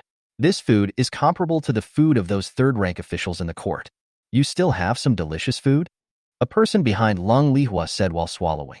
They hadn't had any meat in Lehua Village for more than a month, so they really couldn't resist seeing all these delicious fish and meat. Of course. Zhao Taizhu smiled. Follow our brother Qing, and every meal will have delicious fish and meat. Every meal? The person behind Lung Lehua looked at Lu Qing with shining eyes. If he was not from Lehua Village and if Lung Lehua was not here, he would immediately rush up and express that he would follow Lu Qing in the future. Brother, you must be kidding me. Eating delicious meals every day is something that even the magistrate of Luliang County may not be able to do, let alone you. The other person swallowed and said unconvincedly, I think this is an exaggeration. Such a meal. There were still about 10 people eating together. This meal will cost at least 1 tael of silver. Rural people can afford a few meals like this. Even if Lu Qing had a bounty, it wouldn't be enough to squander like this. Mr. Magistrate? How can the county magistrate compare with our brother Qing? Let me tell you that all these delicious fish and meat are free of charge. They are all hunted by our brother Qing himself. Tian Wang explained with a smile. What? Lung Lehua and the others looked at Lu Qing. Since these were all hunted by Lu Qing, is this a scholar or a hunter? Why don't you sit down and eat together? When Han Xunyang saw Lung Lehua and the others staring at the food, she finally softened her heart and let them eat together. No, no, no, this is embarrassing. Lung Lehua waved her hand. There's nothing to be embarrassed about. It's just time to add a few sets of bowls and chopsticks. Since Han Xunyang said so, as the head of the family, he naturally has to support his wife. Under Lu Qing's persuasion, Lung Lehua and the others also sat down to eat together. I have something I want to announce today. Lu Qing spoke. Tian Wang and others immediately looked at Lu Qing. Lung Lehua and the others also looked at Lu Qing. My house is built, and I am afraid I can no longer manage the brick factory. However, the brick factory is on track and does not need my management, so I decided to rent it out. Lu Qing told us his plan. Brother Qing, what is leasing? Tainyo didn't understand what Lu Qing meant. It means I will no longer manage the brick factory and find someone else to manage it. To put it bluntly, we will be partners. He will manage the brick factory for me, and all profits from the brick factory will be split 70% for me and 30% for him. Of course, I will still be responsible for all expenses of the brick factory and the wages of the employees. Lu Qing said slowly. Everyone fell silent after listening to Lu Qing's words. Finally, Tian Wang spoke. Brother Qing, aren't you giving that guy 2 cents for nothing? What Tian Wang understood from Lu Qing's words was that this meant finding someone to manage the brick factory and then giving him 30% of the profits for no reason. It's not that simple. The person in charge of the brick factory has to manage the brick factory, the business, the labor, and so on. Lu Qing smiled. This 30% is not so easy to get. So what is the profit now? We have 40 workers in our brick factory. They are paid 1 penny a day, which adds up to 40 pennies a day. Add in the cost of food and wood, and we calculate it as 100 pennies a day. We can produce 5,000 bricks a day now. We sell 5,000 bricks at the current price of 1 tael of silver. How much can we earn?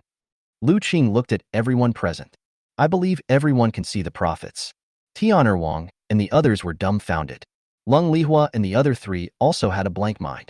Everyone seemed to see mountains of gold and silver. This brick factory is really profitable. You can earn 1 or 2 taels of silver a day at the cost of 100 coins. So you can make money like this? Everyone's eyes lit up. Brother Qing, isn't this 1 tael of silver for 5,000 bricks too expensive? Who here can afford it? Zhao Taizhu looked at Lu Qing with some embarrassment. Just because you can't do it now doesn't mean you can't do it in the future. For example, Uncle Fa Kai and his family are already planning to build a new house. Can you imagine that they will build a new house? Lu Qing gave Zhao Taizhu some distance. When doing business, we can't just see the immediate benefits. We have to look at the long term. Now I build a house, Uncle Fa Kai builds a house, and in the future the whole Manglong Village will build houses. Then people from the surrounding villages will build houses. Do you think we can make money? Lu Qing asked with a smile. Besides, we can burn bricks when we need them, and we can leave them unburned when we don't need them. After they are burned, we can just leave them there without them getting damaged. There is no loss at all. Lu Qing patiently explained to everyone. At this time, Tian Wang raised his hand. Brother Qing, I am willing to be this partner. You don't regret it? No regrets. Is there anyone else willing? Lu Qing asked again, but no one spoke. Then Tian Wang will be the person in charge of our Manglong Village blue brick factory from today on. If you have any problems in the future, please come to Tian Wang. If Wang can't solve it, you can come to me. Lu Qing appointed Tian Wang. Yes. Tian Wang nodded. After arranging the matters of the brick factory, Lu Qing breathed a sigh of relief. Lung Lehua looked at Lu Qing. From the way Lu Qing arranged the brick factory, Lung Lehua discovered that Lu Qing was a person who was very good at controlling people's hearts and could be said to be a good leader. Such people are very rare. We must win them over to Lehua Village. Chapter 35. Zhunbei Marquis Mansion. After dinner, everyone went their separate ways. Husband, the brick factory is making so much money. Can you just hand it over to Tian Wang like this? Chung Sui became a little worried. Fine. Lu Qing waved his hand. I may not have the energy to take care of the brick factory in the future, so it's better to hand it over in advance. Lu Qing explained with a smile. This is actually a disguised way of winning people's hearts. The next day, it's a nice day. Lu Qing went into the mountains to look for raw materials for making paper, wandered around in the woods. Finally, the ideal raw materials for papermaking were found. Marked the place before coming out of the forest. When I was going down the mountain, I happened to see Wu Fatsai hunting. Lu Qing. Uncle Fortune. What are you doing? I'll go into the mountains to take a look. Oh. Wu Fatsai nodded. Then let's go down the mountain together. Uk. Lu Qing did not refuse. The two walked down the mountain. Uncle Fa Kai, do you know that cold girl? Lu Qing asked directly. Lu Qing had been thinking about it all night last night. The way that woman looked at him was not right, so Lu Qing decided to ask. Cold girl? Wu Fatsai paused slightly. Such a reaction already gave Lu Qing all the information he wanted. Obviously, Wu Fatsai knew him. As expected, I can't hide anything from you. Wu Fatsai turned around and looked at Lu Qing with a smile, then pointed to the left and said, sit down and take a rest. Good. Lu Qing knew that he was about to start telling himself a story. You should know that I was a soldier before. Yes. Lu Qing nodded. Everyone in the entire Manglong Village knows this. I used to be the deputy commander of the Qianjun camp, which was the personal guard of Long Qiji, the Marquis of Zhenbei. Although Lu Qing knew that Wu Fatsai had served in the army, he did not expect that he was the deputy commander, a deputy commander of a Marquis's personal guard, a position that was probably higher than that of a county magistrate. The Long girl you were talking about is Long Lehua, the daughter of Long Qiji, the Marquis of Zhenbei. 5 years ago, the Marquis was stationed at Yinmen Pass to resist the Dongxiang people from the south. However, due to the slander of the treacherous officials in the court and the rampant banditry in Luoyang, the army's food and grass were hijacked halfway. The Marquis was unable to fight for a long time, and Yinmen Pass was lost due to the lack of food and grass.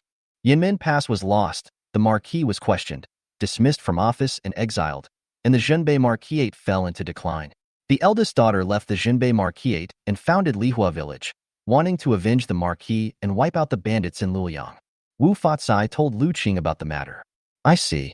Miss Long is as brave as any man. Lu Qing actually had some respect for him. In this era, it was not easy for Long Lehua to establish a mountain stronghold and gain a foothold in Luoyang. Originally, Lehua Village, Jinchuan County, and Luoyang County jointly planned to wipe out Qinglong Village, but before they could take action, Qinglong Village was wiped out by you. Wu Fatsai looked at Lu Qing. Lu Qing raised his eyebrows slightly. So Long Lehua came to Manglong Village because of the incident in Qinglong Village? That's right. Wu Fatsai nodded. The young lady is here to see you. You can wipe out Qinglong Village in one fell swoop. The young lady wants to recruit you to join Lehua Village to help her wipe out those bandits.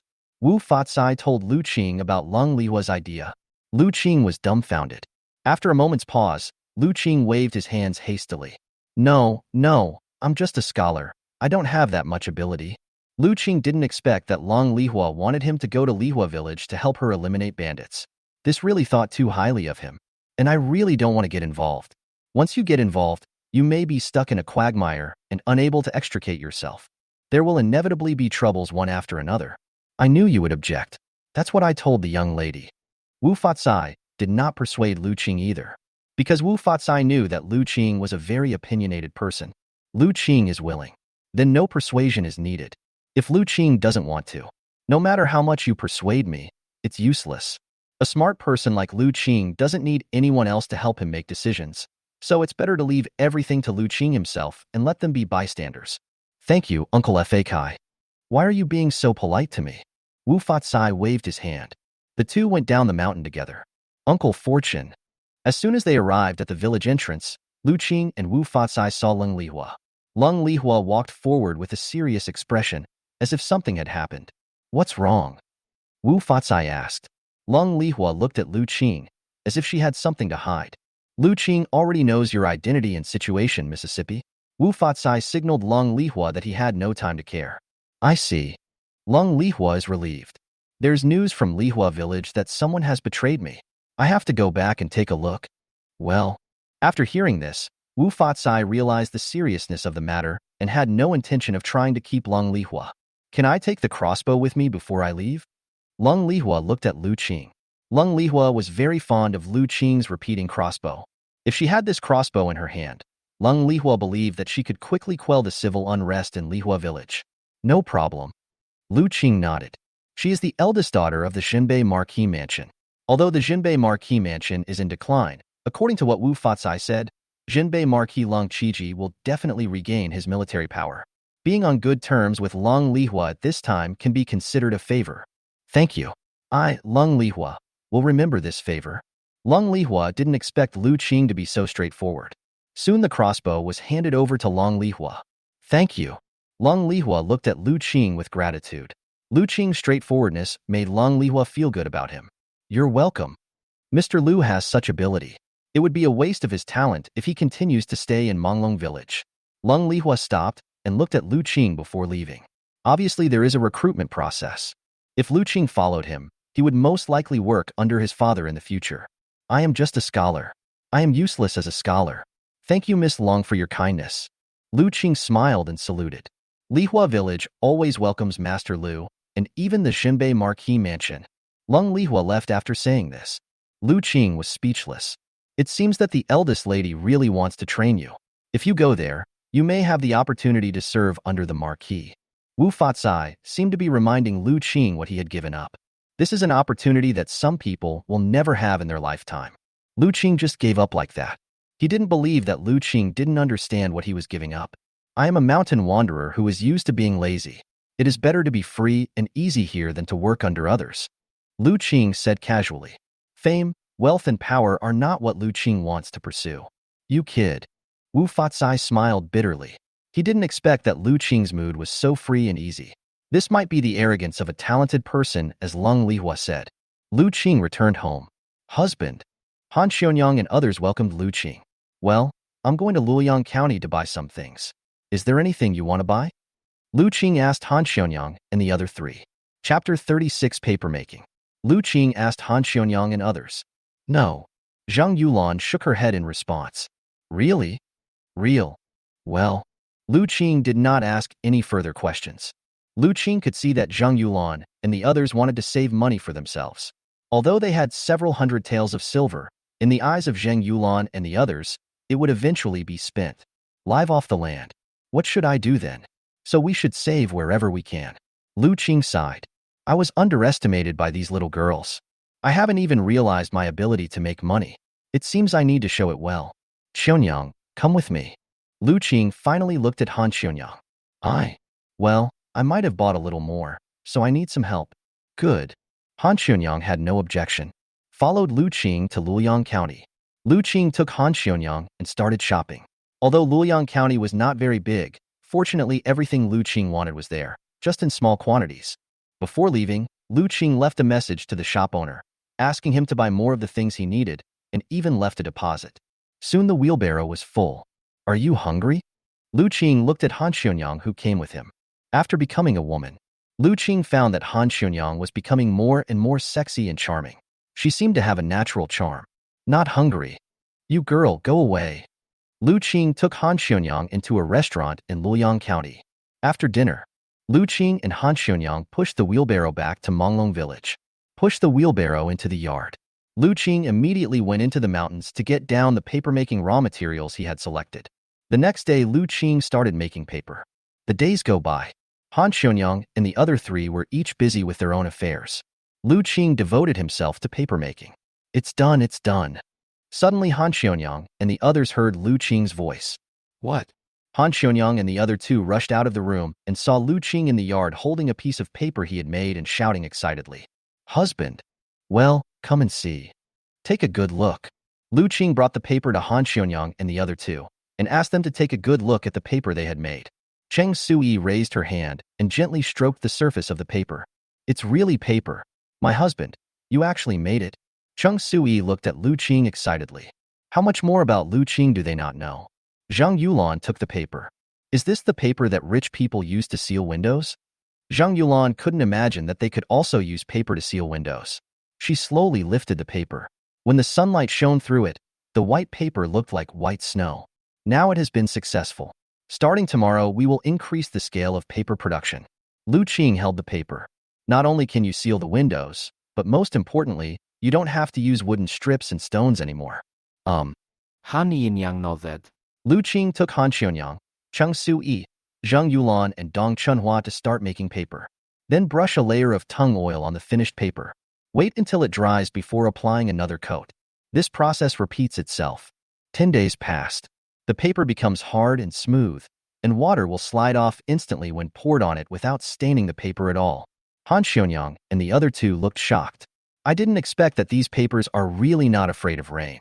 Come on, let's seal the doors and windows, then we can officially move in. Lu Qing, Han Xionyang, and the other two brought the prepared paper to seal the doors and windows of the new house. The four of them got busy. Oh my God, Brother Qing, you are so arrogant. You use paper to seal the windows. Tian'er and the others came over to see what Lu Qing and the others were busy with. They didn't expect that when they arrived, they saw Lu Qing actually using paper to seal the windows. These are things only rich people can use. Their ordinary families usually use animal skins and straw mats. Brother Qing, even if you are rich, there is no need to squander like this, right? Zhao Taizhu felt distressed when seeing this. How much did all this paper cost? In the Dayong Dynasty, paper was an extremely valuable item.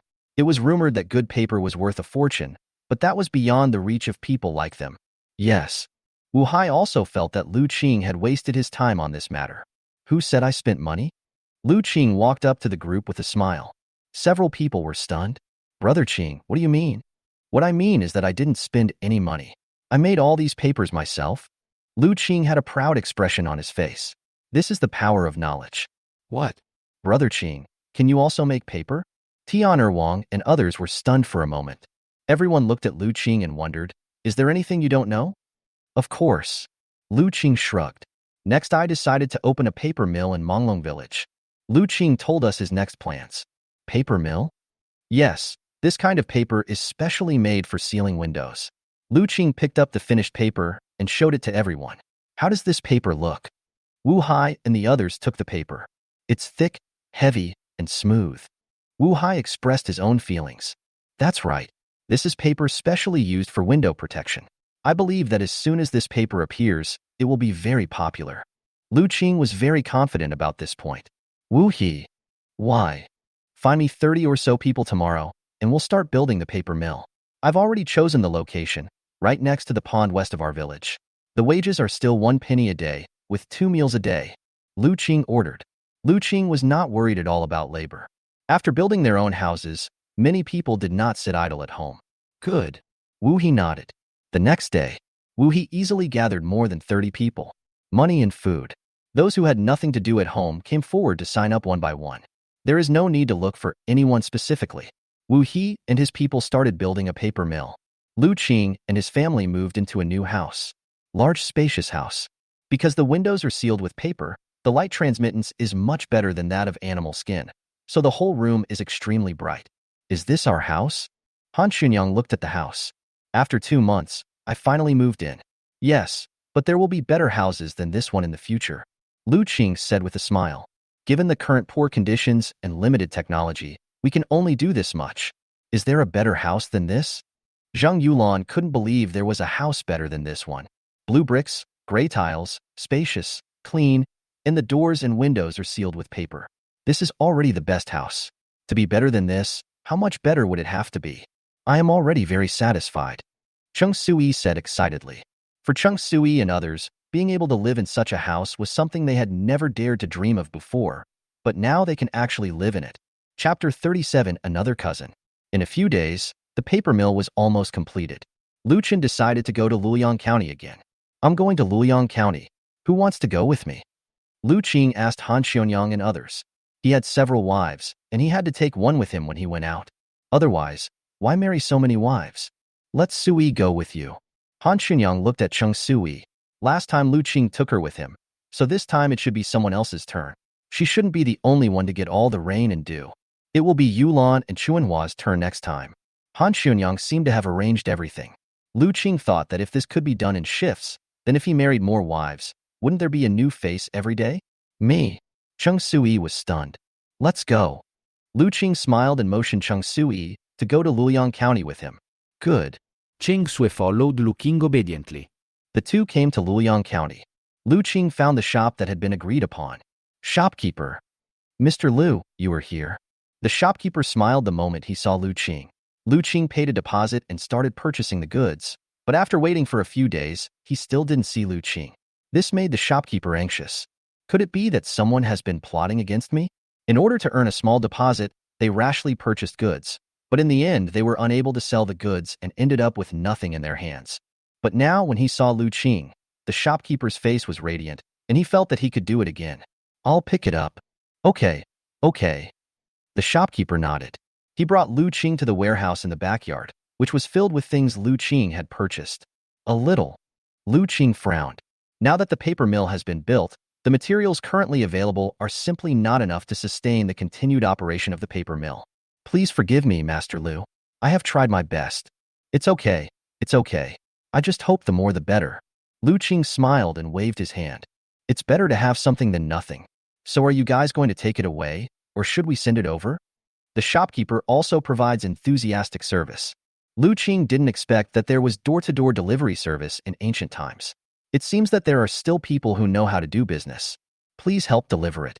Lu Qing looked at the goods in front of him and wondered how many times they would have to transport them using just their wheelbarrows. No problem. The shopkeeper immediately asked his servant to pull the carriage over. See the carriage. A gleam of brilliance flashed in Lu Qing's eyes. Boss, are you selling horses for this carriage? Lu Qing asked. Oh, that won't work. I only have this one carriage in my shop. If you want a carriage, you can only go to Guang'an County. The shopkeeper smiled bitterly and waved his hand. This carriage is the source of his income.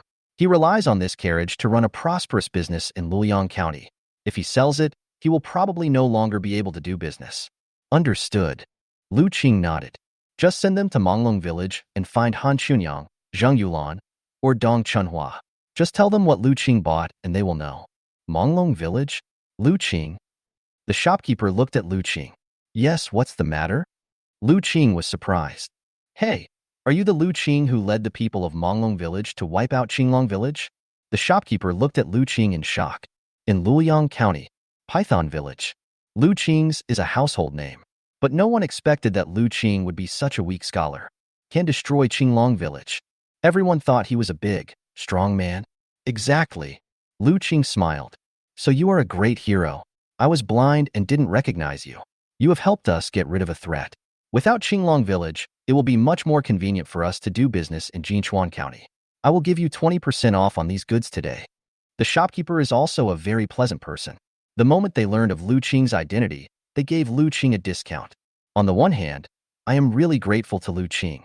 On the other hand, the shopkeeper also wanted to make friends with Lu Qing. How can this be so embarrassing? There's nothing to be embarrassed about. It's settled. The shopkeeper did not give Lu Qing a chance to return. Thank you very much. Lu Qing did not refuse again. If someone wants to make friends, there is no need to keep them at a distance. Having one more friend in Luoyang County is always better than having one more enemy. Goodbye then. Okay, walk slowly. The shopkeeper smiled and sent Lu Qing away. Eat first. Lu Qing brought Cheng Su-yi to the restaurant. The best restaurant in Luoyang County. Ever since Lu Qing started making money, whenever he came to Luoyang County, Lu Qing would come here for a meal to satisfy his hunger. My husband, is this here? My husband has money, so there's no need to save money for me.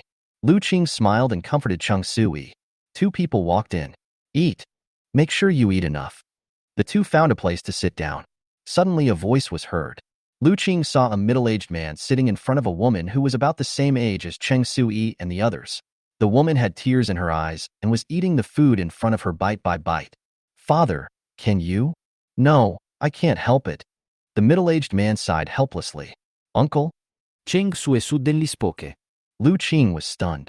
It is possible to meet relatives here, but Lu Qing soon let it go. Luoyang County is so small, and basically all relatives are in the surrounding villages, so it is not surprising to meet them. Sue? The middle-aged man also showed a shocked expression when he looked at Cheng Su-yi. What are you doing? My husband and I came to Luoyang County to buy some things. Are you married? This uncle obviously didn't expect Cheng Su-yi to get married. But there is nothing to say. After all, Cheng Su-yi's aunt had passed away 3 years ago, and the two families had lost contact with each other. They only greeted each other when they met, and they were considered superficial relatives. Cheng Su-yi and Lu Qing stepped forward. This is my husband, Lu Qing from Manglong Village. Lu Qing? I've heard of him, the scholar from Manglong Village. I didn't expect that you, Su-yi, would marry a scholar. Well, it can be said that after all the hardships, there is happiness. Cheng Sue's uncle smiled. Then go eat. My uncle waved his hand. It was obvious that he was unwilling to have a meal with Chung Sui, Lu Qing and others. Lu Qing saw it. The uncle thought that the two of them came for the table of food. Good. Lu Qing nodded. Lu Qing took Chung Sui back to their original position. Chung Sui looked at her uncle and cousin. What happened to my cousin? Cheng Sui looked at her cousin in front of her with tears in her eyes and didn't understand the reason. Was she crying because of the delicious food? Cousin again? Your uncle and his family are living a good life. Lu Qing said. If you can eat here, you definitely have some money. Just as Lu Qing finished speaking, 3 people came in from outside. 2 strong men and a middle-aged woman. Who is Shen Qishan? Me. Chung Sui's uncle Shen Qishan stood up quickly. It is you. The middle-aged man walked forward with a smile, but his eyes fell on Shan Yinping, who was eating opposite Shen Qishan. He looked up and down, seemingly observing very carefully. Stand up, the middle-aged woman said. Chapter 38, Selling Sons and Daughters. Shen Yinping looked at Shen Qishan, and with Shan Qishan's nod, Shen Yinping stood up obediently. Take a turn. Hands out. Look at the tongue coating. The middle-aged woman gave orders one by one. Shen Yinping listened and obeyed. Lu Qing looked at it with curiosity. What was he doing? Buying groceries? Don't worry, I have been raised at home since I was a child, and not a single finger has been touched. Shen Qishan stepped forward to explain. Everyone who sells his daughter says this. After buying it, he finds that 7 out of 10 are junk. I am also open for business. I have to make sure that what I buy is worth it, and whether it can bring me any benefits. The middle-aged woman looked at Shen Yinping again while speaking. Hold Shen Yinping's shoulders. She is too thin and her skin is dry. If I buy her, I will have to raise her for half a year before she can start to pay back. The middle-aged woman looked disgusted. That's how business is done. You can't reveal your love for the goods at first glance. You have to know how to hide your psychology so that you can lower the price. It seems that your uncle sold his daughter. After hearing this, Lu Qing said calmly that he had seen it on TV before, but now he saw it with his own eyes. It was true that the rich people were so drunk and meaty that their bones were frozen to death. I am afraid that selling daughters happened every day in the Dayong Dynasty. Them? Cheng Sui looked panicked. Listening to what the middle-aged woman said, this is going to be sold to a brothel. If this was sold to a brothel, wouldn't my cousin's life be ruined? I'll give you $3. The middle-aged woman gives the price. 3 pieces of money? Shen Qishan was stunned. How about $5? Shen Qishan raised the price, hoping to get a good price. I have been raising her for more than 10 years. She has eaten me for more than 10 years, and she has eaten $5,000.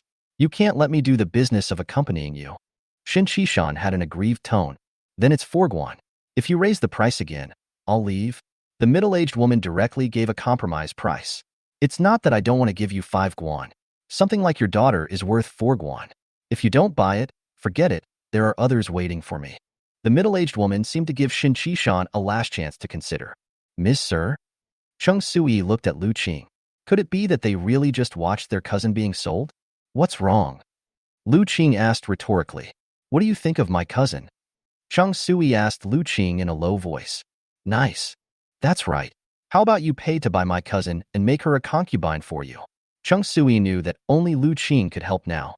I'm not the kind of person who takes advantage of others. Lu Qing waved his hand. Miss Sir, my cousin has studied. Oh. Lu Qing's eyes suddenly flashed. He didn't expect that this cousin had the same hidden attributes as Cheng Sui. Chung Sui's hidden attributes made Lu Qing come out with support. My uncle's neighbor is an old boy. The 2 families live close to each other, so my cousin often studies with the old boy, so my cousin can be regarded as educated. Cheng Sui explained here. Shen Qishan also said, my daughter is still studying. Oh? Have you read books yet? The middle-aged woman also looked at Shen Yinping in surprise. She didn't expect that there would be a woman studying in this remote place in the countryside. It was simply unexpected. Yes. Shen Yinping nodded. But it is virtue for a woman to have no talent. The middle-aged woman smiled. However, Lu Qing had already noticed that Guan Yinping's literacy had aroused a strong interest in the middle-aged woman in front of him. Although it is said that a woman is virtuous if she has no talent. But in that brothel, if a woman has talent, she will be more valuable. Which of the courtesans throughout the ages was not proficient in music, chess, calligraphy, and painting? 5 strings of money. Just as the woman finished speaking, Lu Qing slowly raised his hand. What? Everyone looked at Lu Qing.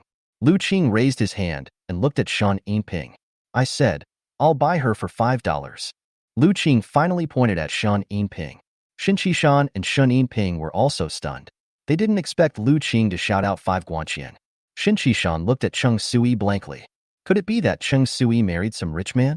But Manglong Village is just like their village. There are no rich people. I think you are deliberately causing trouble, right? The middle-aged woman squinted her eyes, and there was a cold light in her eyes. She was about to win, and who knew where such a disruptor would come from? This girl is good-looking and well-educated. If you offer her 4 guan, isn't this a scam? I'll pay 5 guan. Lu Qing was not affected by the middle-aged woman's aura at all. He, Lu Qing, is not a delicate scholar. You? The middle-aged woman gritted her teeth. I advise you to be more sensible. If you dare to cause trouble here, I will let you lie down and go out. Do you believe it? A strong man stared at Lu Qing. Obviously, it means a big fight. In broad daylight, with the sky bright and clear, how can you still commit murder on the street? Lu Qing raised the corner of his mouth. To be honest, I am a scholar. You should know very well that in the Dayong Dynasty, innocent beatings of scholars were punished with sticks and acted as labor. Lu Qing is not an alarmist. There is indeed such a rule. Xiao Tsai? The middle-aged woman stared at Lu Qing. Shin Qishan, isn't this the one you asked for to do the fairy dance with me? The middle-aged woman ignored Lu Qing and turned to look at Shin Qishan to question. This? Shin Qishan's face showed bitterness. Oh, Sui, I'm begging you, please stop messing around here. Shin Qishan walked up to Lu Qing and Cheng Sui and begged. Uncle, why do you say that? No matter what happens, you shouldn't sell your daughter. Cheng Sui frowned. What does this have to do with you? I am happy to sell my son and daughter. My daughter has no objection. What nonsense are you talking about here? Shin Qishan looked at Lu Qing and Cheng Sui angrily. It seemed that if anyone messed up something by messing around today, he would fight to the death. Screen? Cheng Sui looked at Shin Yinping. Shin Yinping lowered his head and said nothing, as if he had acquiesced to this matter. How can you say it's nonsense? Since you chose to sell your daughter, you are not making money by selling it to someone. Is her money money, but mine is not money? Are you using hot hands? Facing Shan Qishan's attitude, Lu Qing was no longer polite. Do you really want to pay $5,000? After hearing what Lu Qing said, Shan Qishan's mood eased a lot. What Lu Qing said was indeed reasonable. Whose money is not money? But then Shan Qishan came back to his senses. Do you have money? Have. Lu Qing nodded. Shin Qishan, what do you mean? Do you want to tease me? At this time, the middle-aged woman also came to Lu Qing and the others. The middle-aged woman had an angry look on her face. She finally saw a good seedling. Was she really going to slip away from her eyes? No, that's not what I meant. Shin Qishan waved his hand hurriedly. Chapter 39, 5 guanqian per person. Boy, I'll put my words here today. I bought this little girl. If anyone tries to steal it from me, I can't guarantee the consequences. The middle-aged woman even began to threaten Lu Qing. It seems that Lu Qing is a weak scholar. This kind of person is naturally timid. He only needs a warning and he will behave like a bird. Yeah. Lu Qing raised the corner of his mouth and took out 5 strings of money. I bought it. Seeing Wu Guanqian, Shan Qishan's eyes gleamed. Unexpectedly, Lu Qing and the others really had Wu Guanqian. Lu Qing and the others did not lie. Good. At this time, Shan Qishan was not thinking about whether he would offend this middle-aged woman. Got the money. He won't care about other things. Screen. Father. Shin Yinping looked at Shin Qishan. From now on, you can live with your cousin and the others. Shin Qishan took 5 guan of money and turned around to tell Shin Yinping. He could not see the sadness of selling his son or daughter. It seemed that Shan Yinping was just an ordinary commodity in Shan Qishan's eyes. New. Shin Yinping looked at Lu Qing and Cheng Sui. A long while, Shin Yinping came to her senses. It is always better to go to the brothel with Lu Qing and his cousin. You will follow us from now on. Cheng Sui stepped forward and took Shin Yinping's little hand. I am leaving. Shin Qishan quickly left the restaurant with 5 pieces of money. Only Lu Qing and the middle-aged woman were left in the restaurant. The middle-aged woman gritted her teeth and stared at Lu Qing fiercely. She felt like she wanted to cut Lu Qing into pieces with 1,000 knives. Lu Qing's intrusion was equivalent to cutting off her wealth. Destroy people and money. Like murdering parents. Screen. Cheng Sui stepped forward and protected Shan Yinping behind her. Cousin? Fine. Although Chung Sui was also nervous, she believed that Lu Qing would be able to solve the matter. Boy, I think you are looking for trouble. While he was talking, a strong man came to Lu Qing, gearing up. Team leader Chow. Lu Qing slowly put away the dagger in his sleeve and shouted outside the restaurant. Chow Song is patrolling the streets with his people. Hearing someone calling him, Chow Song looked around and soon saw Lu Qing in the restaurant. Brother Lu Qing. Chow Song walked in with his men and greeted Lu Qing warmly. After the incident at Qinglongzai, Lu Qingka became a celebrity in the government office, and Chow Song had always wanted to make friends with Lu Qing. But Lu Qing doesn't live in Luoyang County. I didn't expect to meet you today. Chow Bantu. You're being polite. I'm older than you. Just call me Brother Chow. Chow Song said warmly. Everyone in the restaurant was dumbfounded. Chung Sui and Shun Yinping were also stunned. They didn't expect that Lu Qing had such a good relationship with the head of the government office. Chung Sui looked at Lu Qing and wondered why she had never heard of him. The middle-aged woman's face also became gloomy. I had originally wanted to teach Lu Qing a lesson, but I never expected that he knew Chow Song and seemed to have a good relationship with him. What happened? Chow Song soon realized that something was wrong. They wanted to teach me a lesson. Lu Qing pointed at the middle-aged woman and the two big men. Isn't this Mother Luo? Lu Qing is my friend. If there is anything wrong today, how about I, Chow Song, make amends for him? Chow Song looked at the middle-aged woman. Mother Luo from Yinhua Lane in Luoyang County. Mother Luo cursed Lu Qing's ancestors for 18 generations in her heart and even called the Yamen runners. No, we were just joking with this young man. We have things to do and need to leave. Mother Luo explained with a smile and then left with her people. Before leaving, she secretly glanced at Lu Qing. Mother Luo took her people away.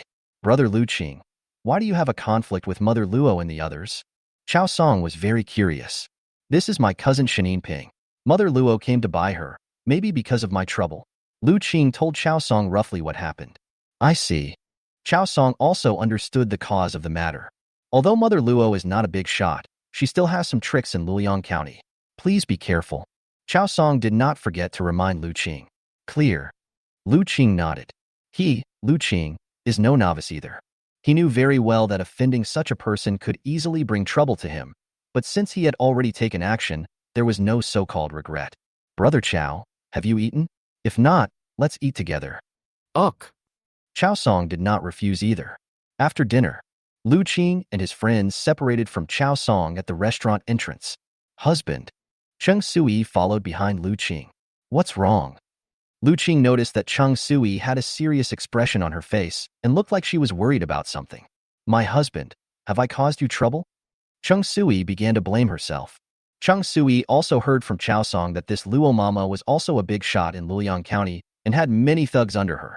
What if they are retaliated against? Fine. Lu Qing smiled. Cousin brother-in-law, I am sorry for you. It's because of me that you got into trouble with that Luo mother. Shen Yinping spoke slowly at this time. I can't blame you. Lu Qing waved his hand. By the way, why did your father sell you? And it seems like you didn't resist. Lu Qing had always been curious about this matter, but Chow Song was here just now, so he didn't ask. Yes. Chung Sui also looked at Shen Yinping in surprise. I remember that my uncle and aunt loved you very much. How could you do such a thing? Chung Sui and Lu Qing were both curious. We can't pay taxes this year. If we don't pay taxes, the government will take away the men in the family and send them to the army, while the women will have to pay tribute. Shen Yinping told the Shen family's difficulties. They were really helpless. In the end, he chose to sell Shen Yinping and use the money from selling her body to pay taxes. It is better for one person to die than for the whole family to suffer. So that's it. Lu Qing couldn't help but sigh after hearing this. It's okay. This kind of thing will never happen again. From now on, you can follow us. Cheng Sui comforted Shen Yinping. In Chung Sui's impression, the Shen family had always been relatively wealthy, but she didn't expect that they would be reduced to selling their sons and daughters. Things in the world are really unpredictable. 3 people came out of Luoyang County pushing a wheelbarrow. Sue. Miss Sir, you and Yinping go first, and go back to Manglong Village to find Wu He and the others to pick me up. Lu Qing ordered Cheng Sui. Ah? Chung Sui was stunned, not understanding what Lu Qing meant. Husband, the 3 of us can take these things back. There's no need to trouble Wu He and the others, right? Chung Sui thought Lu Qing was worried that they would not be able to take the things they bought back. Chung Sui felt that this worry was unnecessary. At worst, they can just take a short rest along the way and return to Manglong Village later. No. Lu Qing waved his hand. We are being followed. It should be Luo's mother's people. I feel that they will come out from Luliang County to cause trouble for us, so I asked Wu He and others to come and help. Lu Qing did not hide the matter. Chapter 40. Maneuvering. Cheng Sui and Shen Yinping were so frightened that their faces turned pale. Being followed? Revenge on them? And you? After you two leave, I can deal with them alone without worry. I can wait for Wu He and the others to come and help me. Lu Qing smiled. This statement is not perfunctory. That's true. If Cheng Sui and Shen Yinping were around, Lu Qing would inevitably be restricted in every way in order to protect them, and Cheng Sui and Shen Yinping might even become a handle for the other party to threaten him to compromise. So it is best to let Cheng Sui and Shen Yinping leave. Good. Cheng Sui also quickly understood. They are indeed a burden to Lu Qing. Then my husband, please be careful. We are going to find Wu He. Cheng Sui and Shen Yinping left quickly, while Lu Qing stayed and continued walking towards the wheelbarrow. Luliang County. Fireworks Alley. Auntie Luo, our people are back and said that the kid has already left the city. Should we follow him and kill him? Huang Tu made a gesture of wiping his neck. Mother Luo nodded grimly. Do it cleanly. This guy knows Chao Song, so we can't leave any evidence. As for the two women around him, capture them alive and send them to Black Tiger Village. The big boss is going to celebrate his birthday soon, so we should also show our appreciation. Mother Luo instructed the person in front of her. She was able to gain a foothold in Luliang County. Do you really think she has no backing? The backing behind her is the Black Tiger Village. It can be said that Yinhua Lane is the stronghold of Haihuzai in Luliang County. Clear. Wang Tu grinned. They had done a lot of things like this before. Practice makes perfect.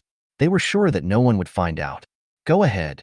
Mother Luo waved her hand, then turned and walked into the room. The three of them came out of Luliang County.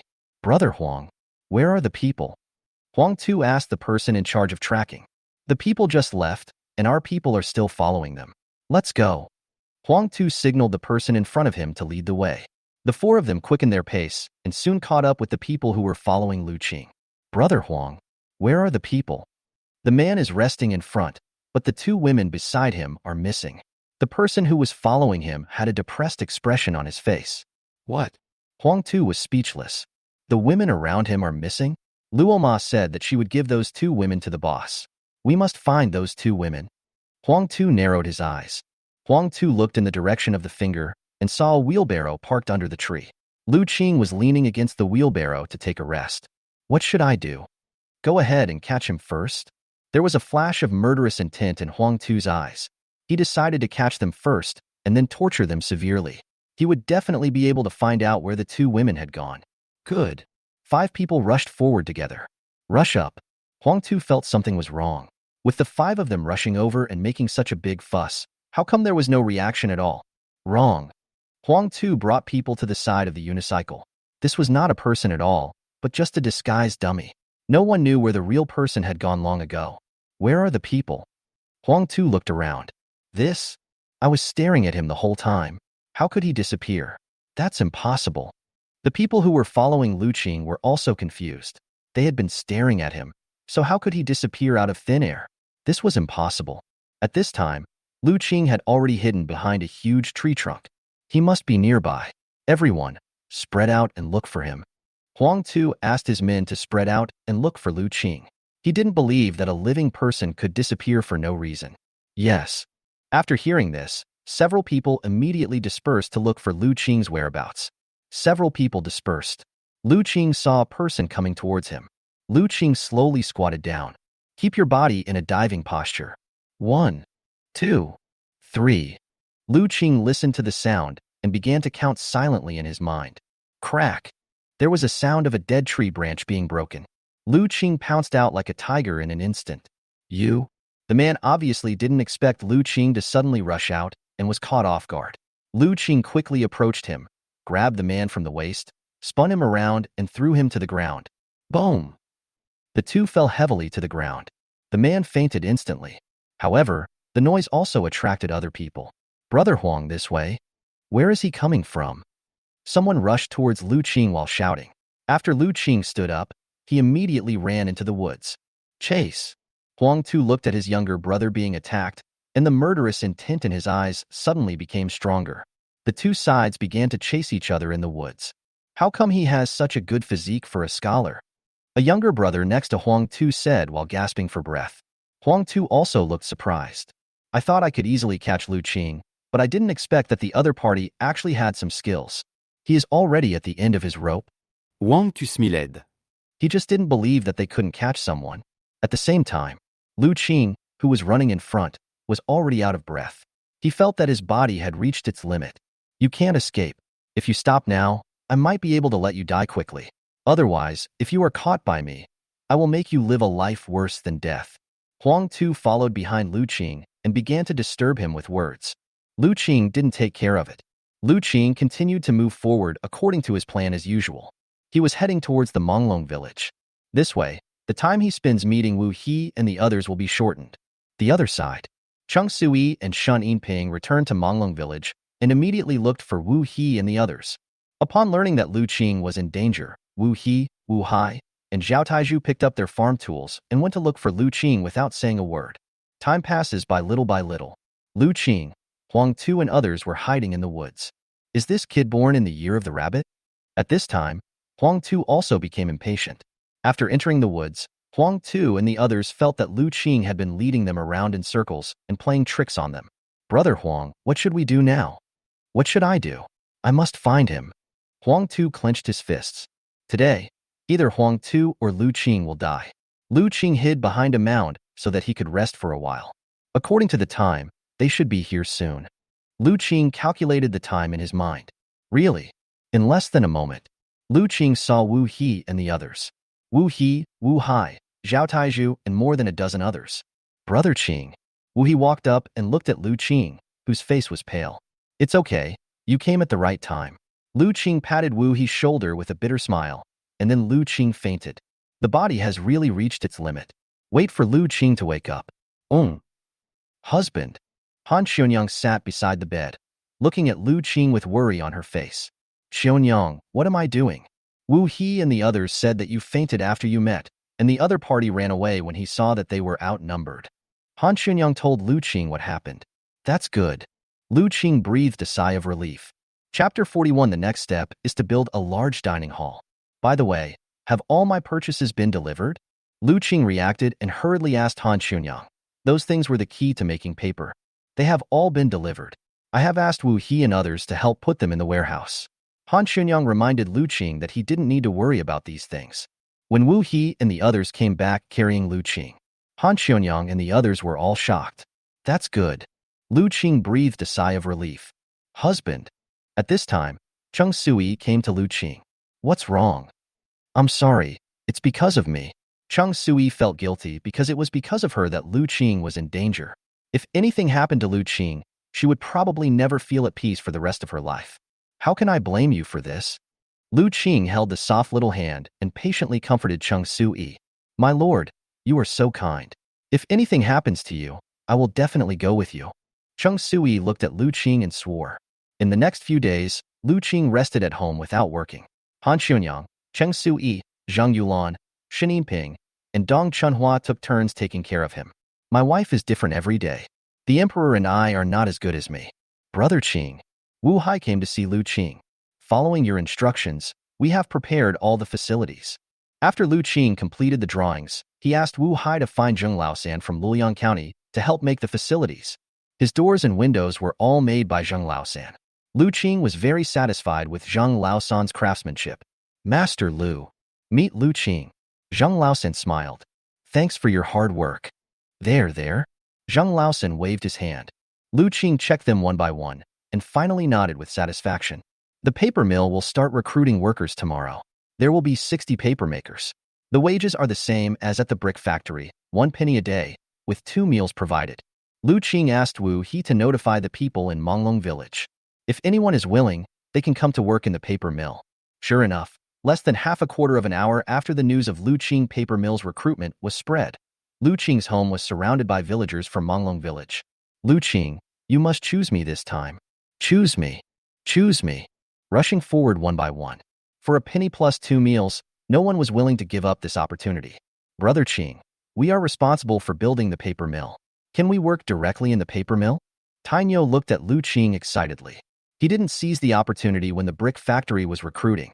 The paper mill is recruiting now, so he must seize the opportunity. Forget about those who can build houses. We have other arrangements for you. Lu Qing directly asked Tainyo and others to withdraw from the competition. After Tainyo and more than 30 other people withdrew from the competition, the number of places for the paper mill instantly increased.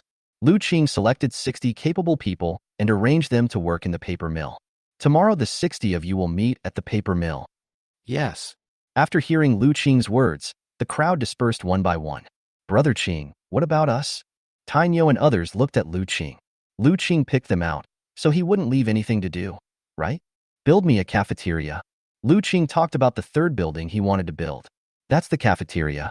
The brick factory and paper mill have more than 100 employees in total. They can't just let everyone go to their homes to eat as soon as they arrive at the restaurant. Han Xionyang and the others would probably be too busy. So Lu Qing decided to build a canteen. A big cafeteria. Lu Qing was not only worried that everyone would go bankrupt through eating themselves out, because what Lu Qing saw was the profits that everyone would bring to him later. Canteen? Yes, it is the place where everyone eats. When it is time to eat, everyone can go to the canteen to eat. Moreover, the establishment of the canteen can allow many women in our village to help with cooking, and they can also earn money at that time. Lu Qing patiently explained to Tainyo and the others the role and benefits of the canteen. Brother Qing, this idea of yours is really great. Lu Feng gave a thumbs up. Now Lu Feng's admiration for Lu Qing has reached its peak. I'll draw the blueprints for you tonight, and we'll choose a location to start construction tomorrow. Good. Wu He and others nodded. Wu He, something bad has happened. Your father is back, covered in blood. Aunt Zhang asked you to go over there quickly. Just when Lu Qing was discussing with everyone where to build the canteen, Tian'er Wang hurried over. Father. When Wu He heard that Wu Fatsai was covered in blood, he immediately ran home. Let's go and take a look. Lu Qing led everyone to follow. When I arrived at Wu Fatsai's house, I heard Aunt Zhang crying. You are such a heartless person. I didn't let you go, but you insisted on going. Now you are injured all over. How can you let us live? Aunt Zhang is complaining about Wu Fatsai. Aunt Zhang. Lu Qing walked in. Wu Fatsai was seen lying on the bed, his face slightly pale, his clothes covered in blood, and there were several scars on his body. Lu Qing. Let me see. Lu Qing walked forward to check Wu Fatsai's injuries. Because Wu Fatsai had been a soldier, Lu Qing found that some of his injuries had been simply treated by Wu Fatsai. It's okay. They are just some superficial injuries. Uncle Fa Kai just turned pale due to blood loss. He just needs to rest for a while, and he will be better. Aunt Zhang, you should boil some water and wipe the blood off Uncle Fa Kai's body first. By the way, don't let water touch the wound. Use alcohol to disinfect it. Lu Qing calmly instructed Aunt Zhang. Lu Qing, is your Uncle Fa Kai really okay? Aunt Zhang looked at Lu Qing nervously. Lu Qing smiled. Aunt Zhang, don't you trust me? If I say it's okay, it's okay. Lu Qing confirmed again. Okay, I'll go boil some water now. Aunt Zhang took Wu Hai out to boil water. Lu Qing looked at Wu Fatsai lying on the bed. Iron pillar, Wang? Exist. Go to Luoyang County and buy me some medicine for wounds and some clean cloth. Lu Qing took out some silver from his pocket and handed it to Taizhu and Tian'er Wang. Good. Taizhu and Tian'er Wang left. How can Lu Qing be so embarrassed? Wu Fatsai looked at Lu Qing. I'm injured, so how can I let Lu Qing help me with the work? It's okay. Uncle Fatsai, you've helped me a lot. Lu Qing comforted Wu Fatsai. Uncle Fatsai, what happened to your injuries? Lu Qing looked at Wu Fatsai and saw that they were all caused by sharp weapons. Did Wu Fatsai have a fight with someone? But Wu Fatsai is very popular in Manglong Village. You guys go out first. Lu Qing asked everyone else in the room to leave. I went to Lehua Village. Wu Fatsai spoke. Lehua Village? Lu Qing understood. Wu Fatsai was worried about Lung Lehua, so he quietly followed her to Lehua Village. What about the situation? Although Lu Qing asked this, looking at Wu Fatsai's injuries, the situation in Lehua Village might not be very optimistic. Alas, the second in command of Lehua Village colluded with Black Tiger Village, and Lehua Village suffered heavy casualties. When the young lady arrived, Lehua Village had already been occupied by Black Tiger Village. They were ready in Lehua Village, just waiting for the young lady to fall into their trap. Fortunately, your crossbow allowed the young lady and her men to evacuate safely. Unfortunately, we encountered another ambushing Black Tiger camp on the way. We fought our way out, but the young lady broke out separately from us. I searched for her for 2 days but couldn't find her, so I had no choice but to return. Wu Fatsai told Lu Qing exactly what had happened. Chapter 42. Sending guests away. Lu Qing, can you help me find the young lady? Wu Fatsai looked at Lu Qing and seemed to have placed all his hopes on Lu Qing. He knew that his request was a bit too much for Lu Qing. But now I really have no one else to rely on. The only person I can rely on is Lu Qing. The Marquis saved my life back then, but unfortunately I have never been able to repay him. Now that the eldest lady's life or death is unknown, how can I just sit there and do nothing? Wu Fatsai blamed himself. If I were not a cripple, if I had outstanding abilities, I might have saved Lung Lehua. Uncle Fa Kai, take good care of your injuries and leave this matter to me. Lu Qing nodded in agreement. Thank you. Let me tell you first, I can go look for it, but I'm not sure if I can find it. Lu Qing himself is not a radar. He can only look for it according to his own judgment, so he is not completely sure. It's okay. It's okay. We'll do our best and leave the rest to fate. At least we tried our best. Wu Fatsai did not question Lu Qing's decision to find Long Lehua. Not looking for her and not being able to find her are two different things. Soon Aunt Zhang brought hot water. First, take off Uncle Fa Kai's clothes, cut off the part where they are attached to the wound with scissors, and then slowly remove the strips of cloth with wine. Remember not to use water, as it is easy to get infected and cause fever. Lu Qing reminded Aunt Zhang again. Yes, yes, yes, yes. Aunt Zhang nodded repeatedly. After leaving Wu Fatsai's house, Lu Qing went straight home. My husband, you are back? Lu Qing nodded. How is Uncle Fa Kai? Fine. Lu Qing waved his hand. Someone is coming to my husband's house. Who is it? Lu Qing walked in. Fuck. Lu Qing couldn't help but curse. This was simply effortless. Why are you here? Lu Qing looked at Long Lehua. Uncle Fa Kai and I broke out separately and agreed to meet in Manglong Village. Long Lehua looked at Lu Qing weakly. According to your words, Uncle Fa Kai is back too. Lu Qing looked at Long Lehua. You are hurt? Minor injury. Long Lehua looked at the wounds on her body and didn't seem to care at all. Qionyang, go and boil some water.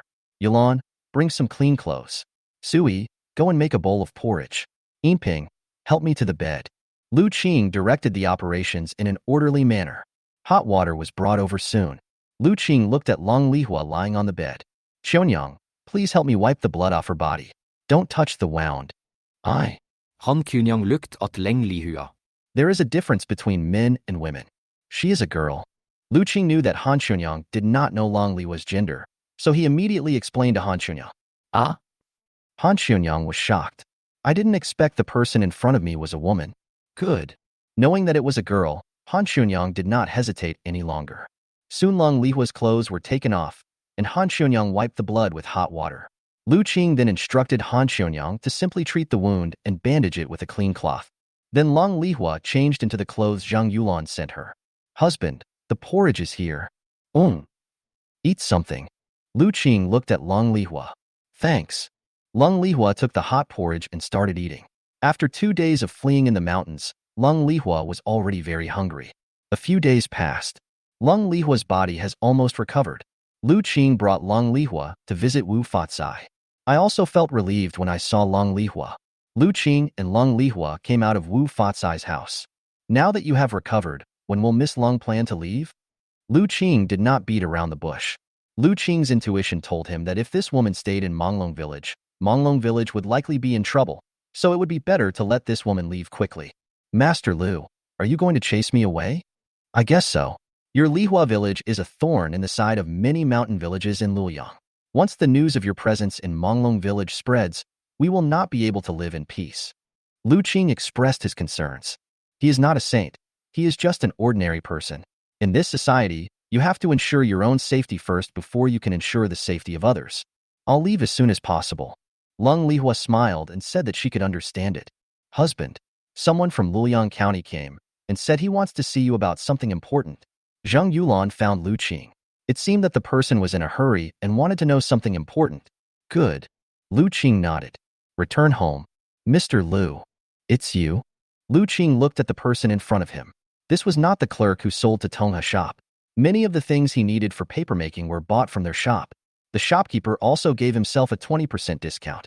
Mr. Lu, You are in big trouble. The guy had a sad look on his face.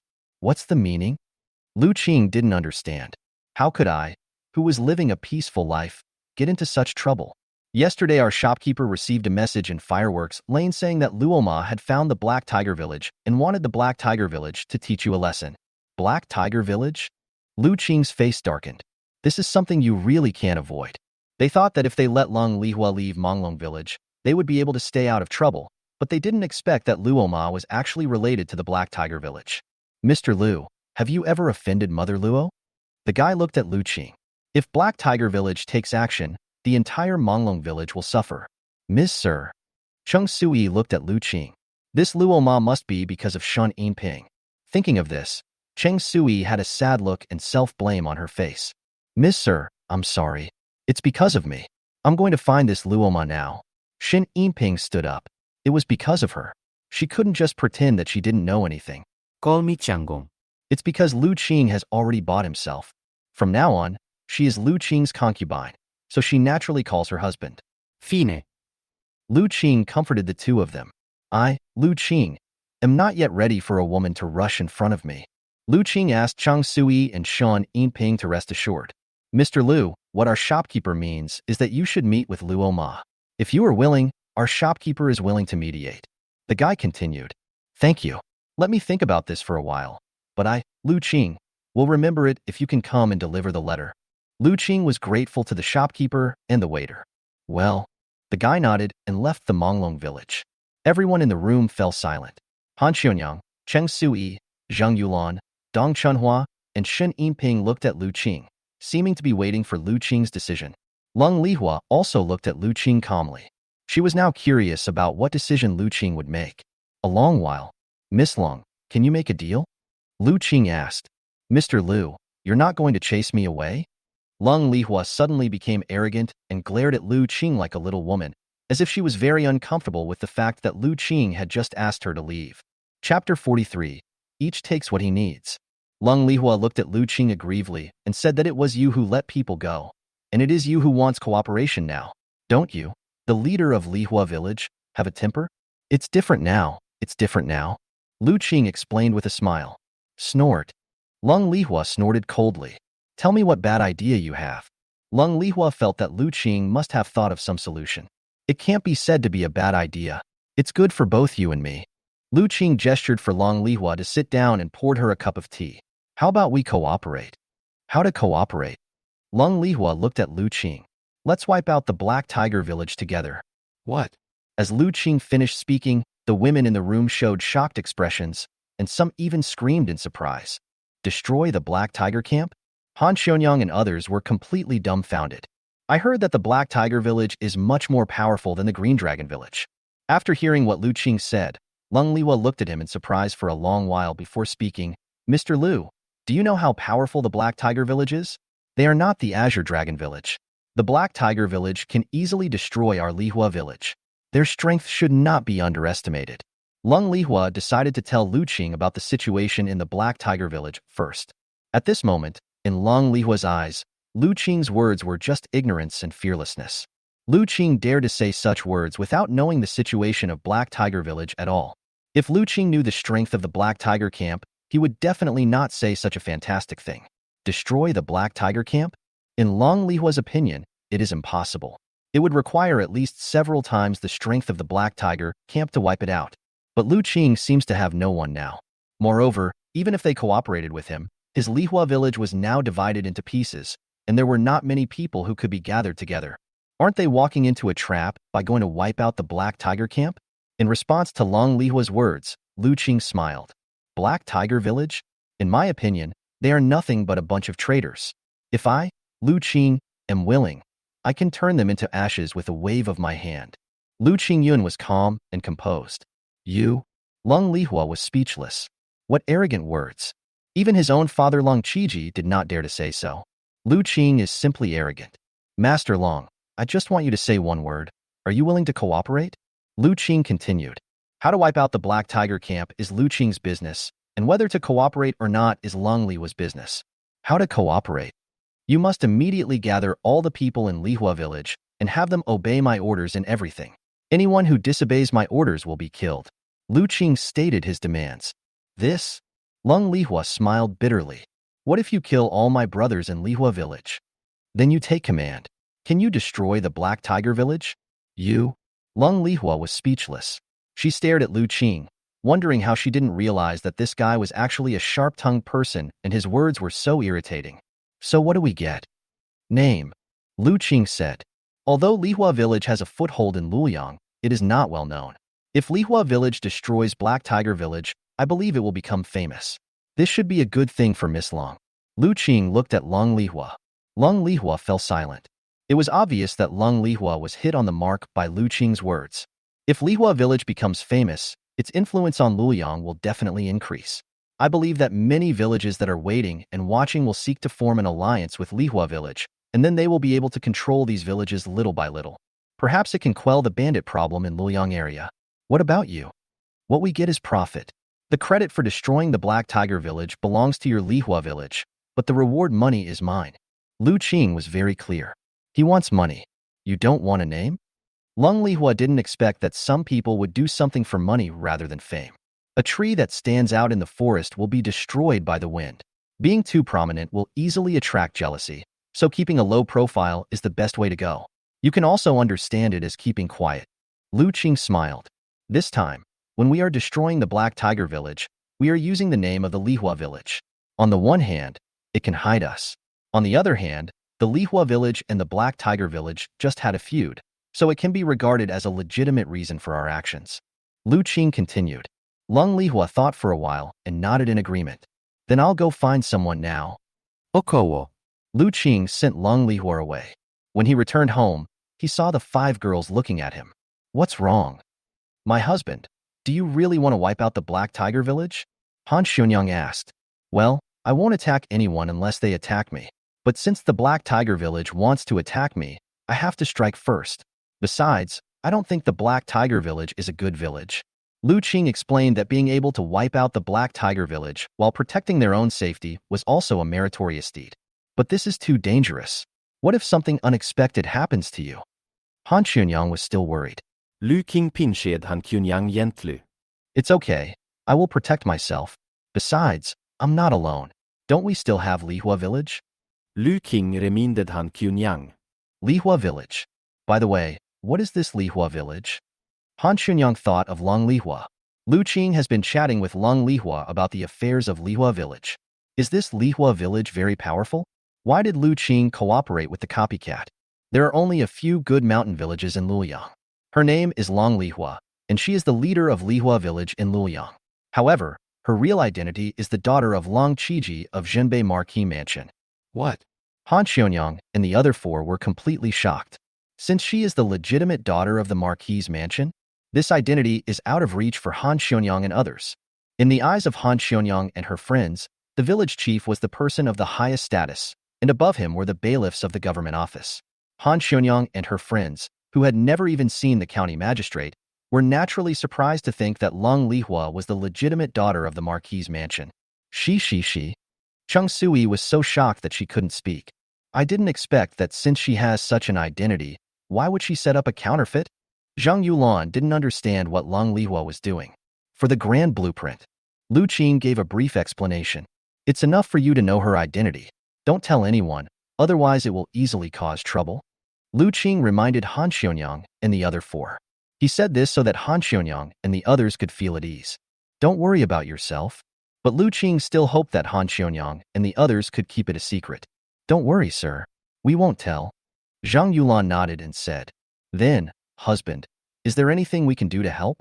Dong Chunhua asked Lu Qing. Since Lu Qing wanted to wipe out the Black Tiger village, they, as Lu Qing's women, should do something. Yes. Shin Yinping nodded. Let's do this. You make me a big cake. Lu Qing said. Pancake? That's right. It may take a day or 2 to destroy Black Tiger village this time. We can't let everyone go hungry. Lu Qing made a simple estimate. A day or 2. Han Xuanyang and others were stunned. Are you speaking in human language? Chapter 44. Finding wealth in danger. Since you said it would only take a day or 2 to wipe out Black Tiger village. That was Black Tiger village, not a paper tiger. Okowo. However, Han Xuanyang and the others didn't say much. Han Xuanyang and other 4 people came to the kitchen and started to get busy. Fortunately, Lu Qing had the foresight to make the kitchen very large.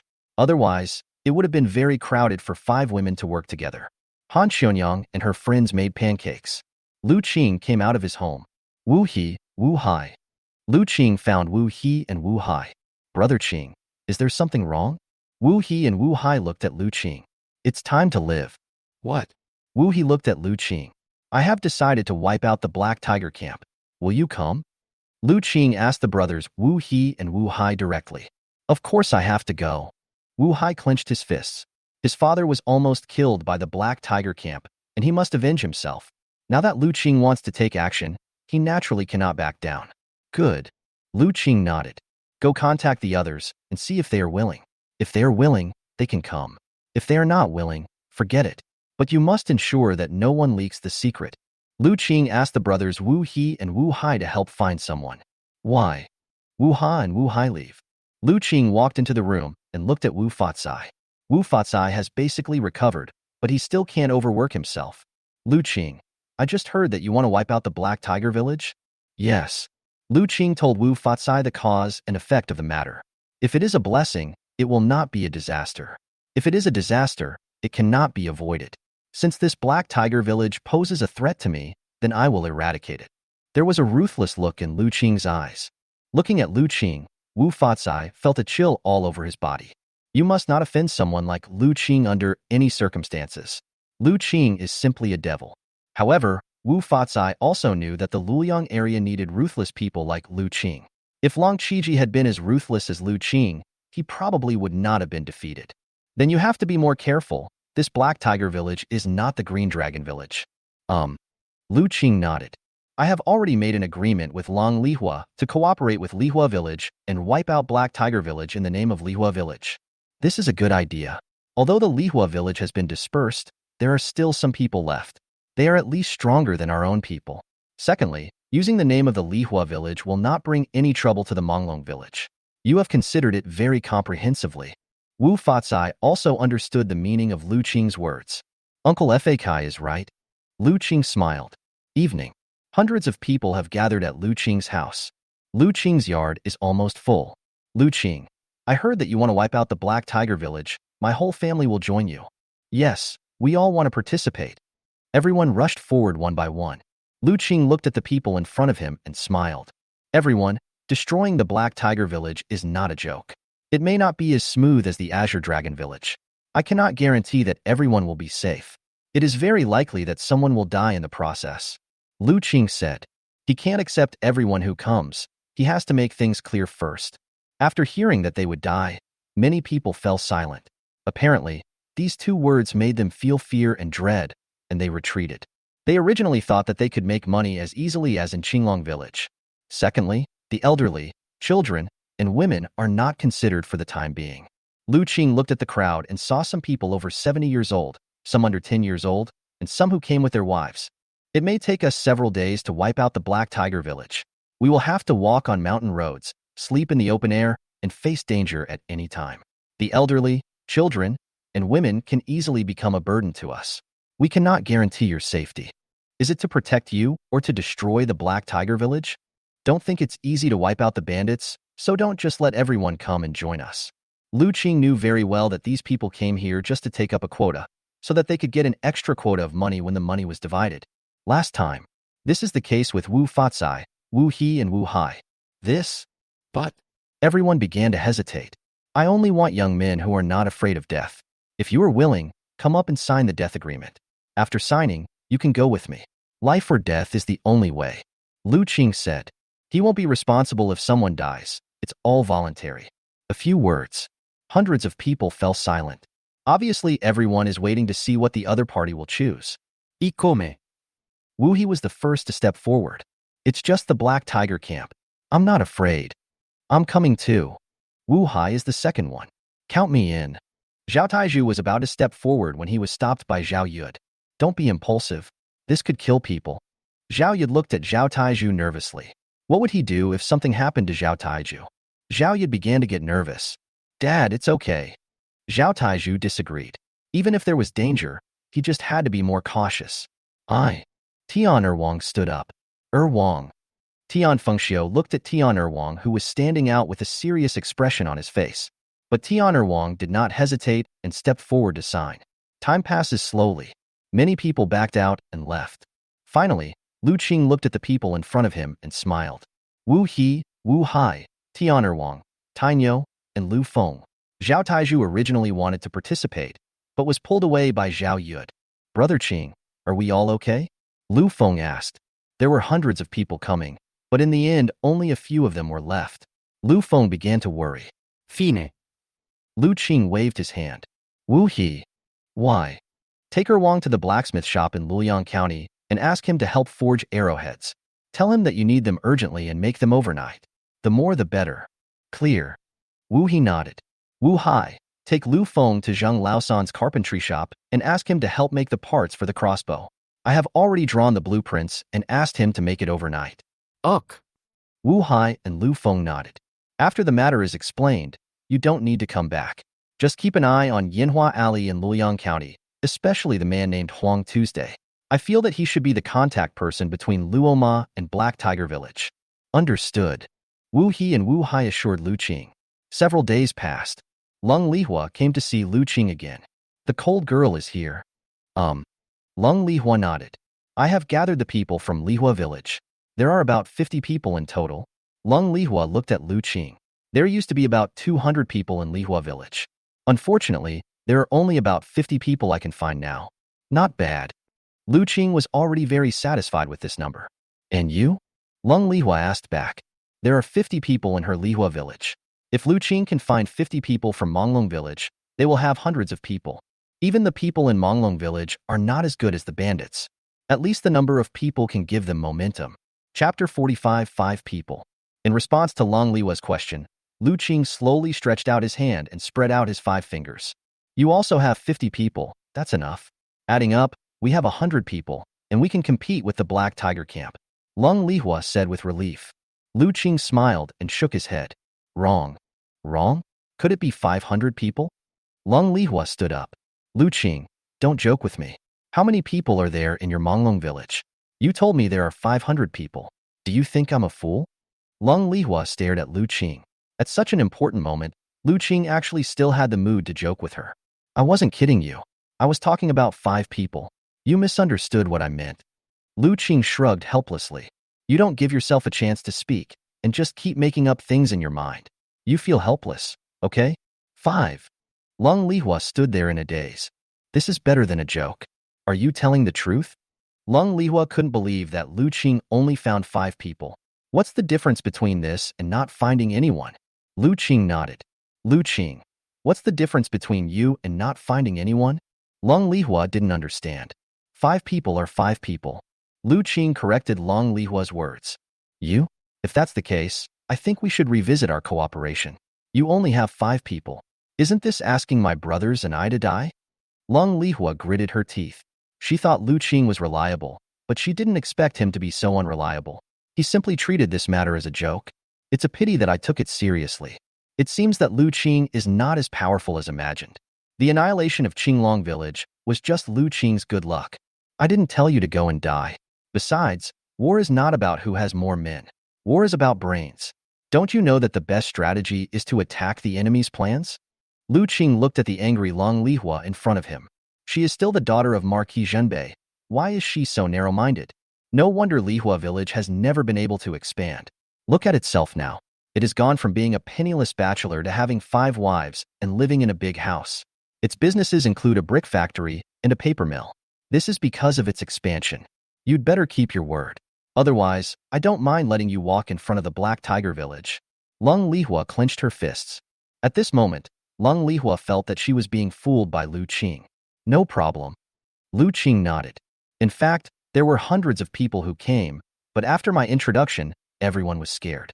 We are all ordinary people. Who wouldn't be scared if we asked them to wipe out the bandits? Lu Qing told Lung Lehua what had happened. Lung Lehua rolled her eyes at Lu Qing's words, not knowing whether she really believed what Lu Qing said. After a while, Lu Qing, Tainyo, and Lung Lehua took the big pancakes made by Han Xionyang and the others. Husband?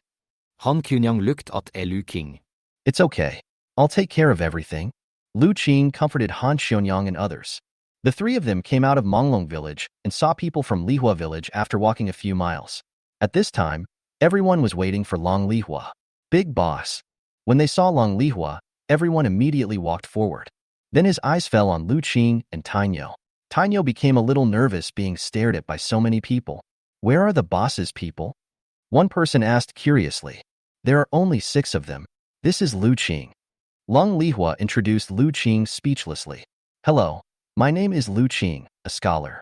I am grateful to the master for thinking highly of me and allowing me to cooperate with you to wipe out Lehua Village. Lu Qing was not polite. Long Lehua rolled her eyes at Lu Qing and thought, who thinks highly of you? You are Lu Qing. Lu Qing who wiped out Qinglong Village? I thought he was a strong man, but I didn't expect him to be a scholar. Boss, are you sure he can wipe out the Black Tiger Village? Someone asked in a questioning tone. It's not that they don't believe it. The image of Lu Qing who was destroying Qinglong Village was completely different from the one they had in mind. At first glance, he is a weak scholar who is not even capable of tying a chicken. What nonsense. Everyone supports Lu Qing. If anyone disobeys, don't blame me, Long Lehua. Everyone suddenly quieted down after Long Lehua said this. Lu Qing found that Long Lehua was quite intimidating. Remember what you said? Long Lehua turned around and looked at Lu Qing. Yes. Lu Qing nodded. Tainyo, distribute the pancakes we made. Yes. Tainyo distributed the pancakes to everyone. What does this mean? There's food? Everyone looked at the pancakes in their hands with surprised expressions, not understanding what this meant. This is our next ration. Once everyone has eaten their own, there will be no more. So I hope everyone can eat sparingly. Lu Qing told everyone. Military rations? Long Lehua looked at the pancakes that Lu Qing distributed and immediately knew that they were military rations. This? We can go hunting.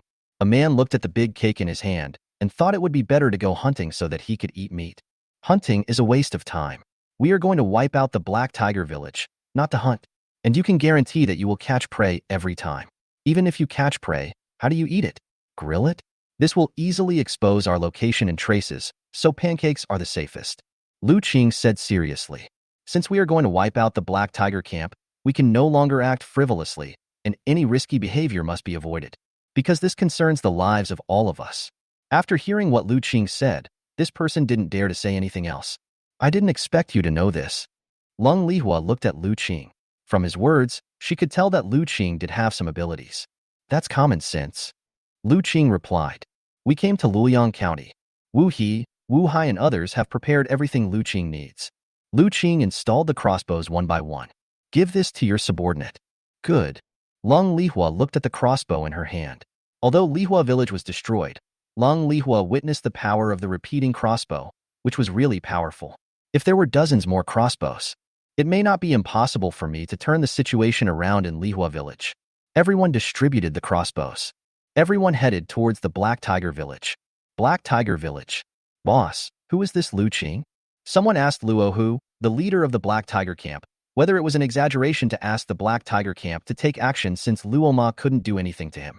Don't underestimate it. At this time, a young man next to Luo Hu spoke slowly. When I was in Lehua Village, I got the news that Qinglong Village was wiped out.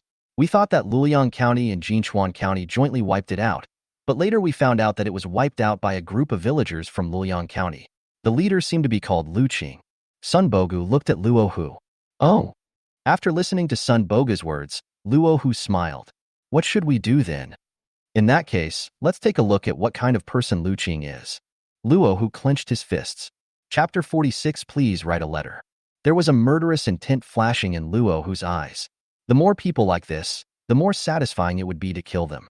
Notify them that we will go to Manglong Village in Luoyang County tomorrow to look for Lu Qing and have our brothers plunder some of the village. There has been no smell of women in the village for a long time. Luo Hu smiled and gave the order. Evening. Long Lehua brought Lu Qing and others to the Black Tiger Village. Lu Qing roughly calculated the distance and did not expect that the Black Tiger Village was not far from Luoyang County. Since the Luoyang County Government Office did not eliminate the hidden danger at such a close distance, it completely turned a blind eye to it. How to say? Long Lehua looked at the Black Tiger Village in front of her. Luo, who originally had hundreds of people, and now with Sun Bogu joining him, I'm afraid he has at least 200 people. Long Lehua was still a little worried. Just be patient. After Lu Qing finished speaking, he motioned Long Lehua to come aside. What's the matter? Long Lehua looked at Lu Qing's mysterious expression. Is this Sun Bogu from your Lehua village? No. Long Lehua denied it coldly, obviously unwilling to admit it, because Sun Bogo had betrayed her. She trusted Sun Bogu so much, but she didn't expect that he was a traitor. Your expression tells me that this Sun Bogu is from your Lehua village, and you trust him very much. He must have an important position in Lehua village. Lu Qing smiled. Long Lehua stared at Lu Qing. Is it fun to expose someone's scars? Even if he is from my Lehua village, he is no longer one now. When I see him, I will kill him with my own hands. Long Lehua said angrily. It's obvious that Lu Qing is exposing someone's shortcomings. Don't get angry. Everything we do now is to deal with the Black Tiger camp. When two armies are fighting, the most taboo thing is to get angry. Once you get angry, you will lose your mind. Lu Qing patiently comforted Long Lehua. No wonder Sun Bogu betrayed Long Lehua. Although Long Lehua is the village leader, one can feel that she still has the temper of a young lady and a bit of willfulness. I'm afraid that the operation of Lehua village over the years is all thanks to Sun Bogu. Nonsense. What do you want to do? Long Lehua was angry, but she also felt that Lu Qing couldn't possibly say these words to her for no reason. Please ask Miss Long to write a letter to Sun Bogu. You wish. Long Lehua said this and turned to leave. Lu Qing grabbed Long Lehua's small hand. The soft little hand felt quite comfortable. You? Long Lehua looked at Lu Qing. This guy actually grabbed his own hand. This is not the time to be willful. We need to use Sun Bogu as a chess piece. Bad things can also turn into good things. You write a letter to Sun Bogu and let this letter appear in front of Luo Hu. We will use a plan to alienate them. Sun Bogu was originally a person from our Lehua village who defected to him. Luo Hu must be on guard. With this letter, Luo Hu will believe that Sun Bogu's defection to him is our plan, and that we will work together with Sun Bogu to wipe out the Black Tiger village. At that time, Sun Bogu and Luo Hu will definitely fight among themselves in the Black Tiger village. Once they start fighting among themselves, we will have an opportunity. This is called, while the snipe and the clam quarrel, the fisherman gains. Lu Qing told Long Lehua his plan. It's not that Lu Qing is showing off, nor is it that Lu Qing is willing to tell everything, but if he doesn't explain clearly, Long Lehua might not listen to him. Real? Long Lehua was half believing and half doubting. Do you think there's any benefit in me lying to you? Then let it go. Long Lehua glared at Lu Qing. He seemed to be addicted to catching people. Sorry, I forgot for a moment. Lecher. Long Lehua complained. Lu Qing was speechless. How did I get this nickname of a lecher? I just simply grabbed her hand. It's not like there's no time for me to relax at home. Why go far away when you can't find something near? Right what? Long Lehua prepared paper, ink, brush, and inkstone. Does this Sun Bogu like you? Lu Qing. Long Lehua looked at Lu Qing angrily, like a rooster whose tail was stepped on. It all ties into our plans. Lu Qing corrected himself and said that he was really not a gossiper. He did express his feelings, but I rejected him. The Marquis's mansion is in decline, and I don't know what's happening to my father. I don't have the heart to care about the love affairs between men and women. Good. Lu Qing gave a thumbs up. Long Lehua clearly wants to concentrate on her career. I finally understand why Sun Bogu betrayed you. He must have felt that he had given a lot, but you always ignored him, making him feel that he had no status in your heart and was a dispensable existence. So he betrayed you because he couldn't get the love he wanted. Lu Qing began to analyze the reasons for Sun Bogu's betrayal. Are you going to write or not? Long Lehua felt like she was about to explode. Why are you analyzing your relationship with Sun Bogu here? Their target is the Black Tiger village. Right, just write that tomorrow we will work together to wipe out the Black Tiger village, and after that you will use Luo Hu's head to celebrate your marriage. Lu Qing began to give Long Lehua advice. Get married? Lu Qing, are you crazy? This is just a plan. It's not real. We are trying to sow discord between Luo Hu and Sun Bogu. Lu Qing was speechless. How did this woman suddenly become like this? Lu Qing really wanted to know if any relatives had come. Are you visiting relatives? What? Long Lehua didn't understand what Lu Qing meant. Lu Qing smiled, then whispered something in Long Lehua's ear. Then Long Lehua's cheeks turned red, and she glared at Lu Qing with her beautiful eyes. Roll. Long Lehua clenched her fists. Regardless of whether the Black Tiger camp can be wiped out, she swore that she would make Lu Qing pay the price. Okay, write well. Lu Qing asked Long Lehua to write without worry. Lung Lehua finished writing the letter quickly. What now? Of course I sent it in so that Luo Hu could see the letter. Lu Qing raised the corner of his mouth. Understood. Lung Lehua nodded and immediately called someone over. There are also some capable people in Lehua Village. Just send this letter to the Black Tiger camp. Remember not to make it too obvious. Just make sure someone doesn't find it. Lung Lehua instructed the person in front of her. Yes. This person left with the letter. Okay. Lu Qing found Lung Lehua very confident. Don't underestimate him. He has always been by my side and is very smart. Lung Lehua had a proud expression, as if she was trying to get back at Lu Qing. According to Lung Lehua's instructions, Xiao Qi quickly entered the Black Tiger Village. Although the Black Tiger Village is a mountain stronghold, it is far less rigorous than the camp. As long as you observe patiently, you can find the way in. Come to the Black Tiger Village. Xiao Qi sneaked into the hall. Who is it? Someone saw Xiao Qi and immediately called him over. I am new here. Xiao Qi answered with a smile. New here? From Lehua Village? He looked Xiao Qi up and down. Sun Bogu brought many people from Lehua Village to join their Black Tiger Village. Now there are many unfamiliar faces from Lehua Village in the village. Chapter 47. Estrangement. Faced with the questioning, Xiao Qi grinned. Yes, yes, yes. Xiao Qi nodded. Your activity area of Lehua Village is in the north of the village. Why are you here? Hurry and leave. Yes, yes.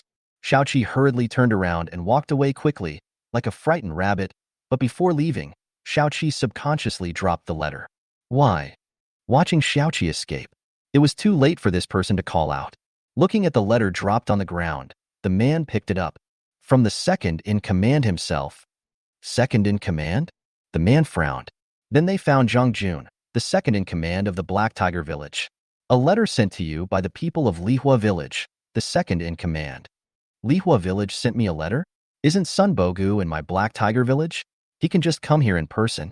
Scholars are troublesome. Why did he send me a letter? What are you trying to show off? Zhang Jun took the letter with a look of annoyance on his face. I really don't know what my elder brother Luo Hu is thinking. Since he agreed to let Sun Bogu join the Black Tiger camp, why does he want him to be a military advisor? In his opinion, this scholar had too many cunning ideas. Zhang Jun opened the letter. Gradually, Zhang Jun's expression became serious. What happened to the second master? What did Sun Bogu say in the letter? The person standing in front of Zhang Jun saw that Zhang Jun's face was becoming increasingly serious and couldn't help but ask about the contents of the letter. Notify the boss immediately. What's wrong? Fuck, this isn't a letter to me. It's a letter from that stinky woman Lung Lehua to Sun Bogu. We might have been tricked by Lung Lehua and Sun Bogu. Zhang Jun said angrily. Soon Zhang Jun and Heihu met in the hall of Heihu Village. Second brother, what do you want to talk to me about? Luo Hu was tidying up his clothes and enjoying the gift sent by Luo Ma. Someone said something important, which made Luo Hu a little angry. Look, bro. What? Luo Hu took the letter. This is a letter Lung Lehua wrote to Sun Bogu. They are going to work together to wipe out our Black Tiger Village tomorrow. Zhang Jun's face was gloomy. Fortunately, my people found it in time. Otherwise, I'm afraid we would have been plotted against by Sun Bogu and Lung Lehua. Zhang Jun now wished he could cut Sun Bogu into pieces. I have long said that scholars like Sun Bogu cannot be trusted. Zhang Yun looked at Luo Hu. Luo Hu also narrowed his eyes. No wonder Sun Bogu suddenly sent me a message, saying that he was willing to join my Black Tiger camp and asked me for help. It turned out to be a self-torture scheme. Lung Lehua, Sun Bogu, you are willing to destroy your own Lehua camp in order to wipe out my Black Tiger camp. You really can afford to spend a lot of money? Luo Hu's tone also turned cold. When Sun Bogu suddenly contacted him, he also felt it was a bit suspicious. But Sun Bogu was a scholar and was willing to give up Lehua Village as a reward, so he no longer doubted it. Now it seems that all this was planned between Lung Lehua and Sun Bogu. Sun Bogu brought his people to join him, and then joined forces with Lung Lehua from inside and outside. What should I do now, brother? Get rid of Sun Bogu and his men. It is better to kill the wrong people than to let them go. Luo Hu looked gloomy. Luo Hu has established himself in Luoyang and is known for his ruthlessness. Since Sun Bogu is a problem, he must be eliminated regardless of whether it is true or not. Clear. Zhang Yun nodded. Come out of the hall. Zhang Jun immediately gathered his men. North of Luozhai, Sun Bogu and everyone from Lehua Village were arranged here. Second Master, is Black Tiger Village really willing to accept us? Why do I feel like the Black Tiger Village is worried about us? Everyone looked at Sun Bogo one by one. The Black Tiger Village arranged them here, clearly to be on guard against them. Don't worry, everyone.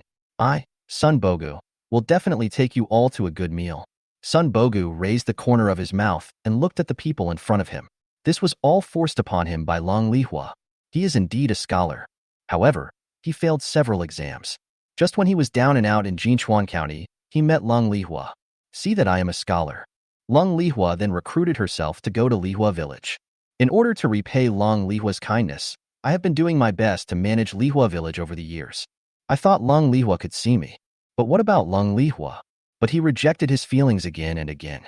Even go looking for someone to wipe out Qinglong Village. At that moment, Sun Bogu felt deeply that he had been abandoned by Long Lehua.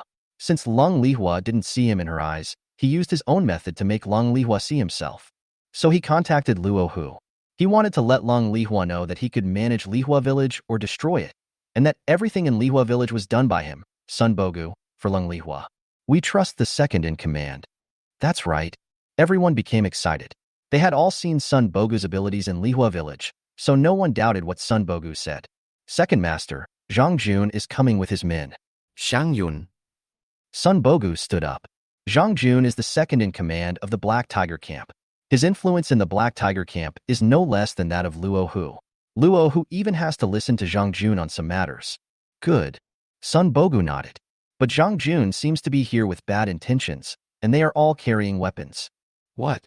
Sun Bogu frowned, not understanding why. I'll go ask. As soon as Sun Bogu finished speaking, an arrow flew and hit the person next to Sun Bogu directly. With a scream, the person fell to the ground. Sun Bogu, today is the day you die. Zhang Jun glared at Sun Bogu with a spear in his hand. Zhang Jun, what do you mean by this? We came to the Black Tiger Village with sincerity, and you dare to kill us. Aren't you afraid that the leader will know, or that other villages will laugh at you? Sun Bogu's face also turned gloomy. Killing one's own people in front of oneself means that one does not take oneself seriously at all. Kill you? Zhang Jun pointed at Sun Bogu. Killing you is my eldest brother's intention. Why? Sun Bogu's mind went blank.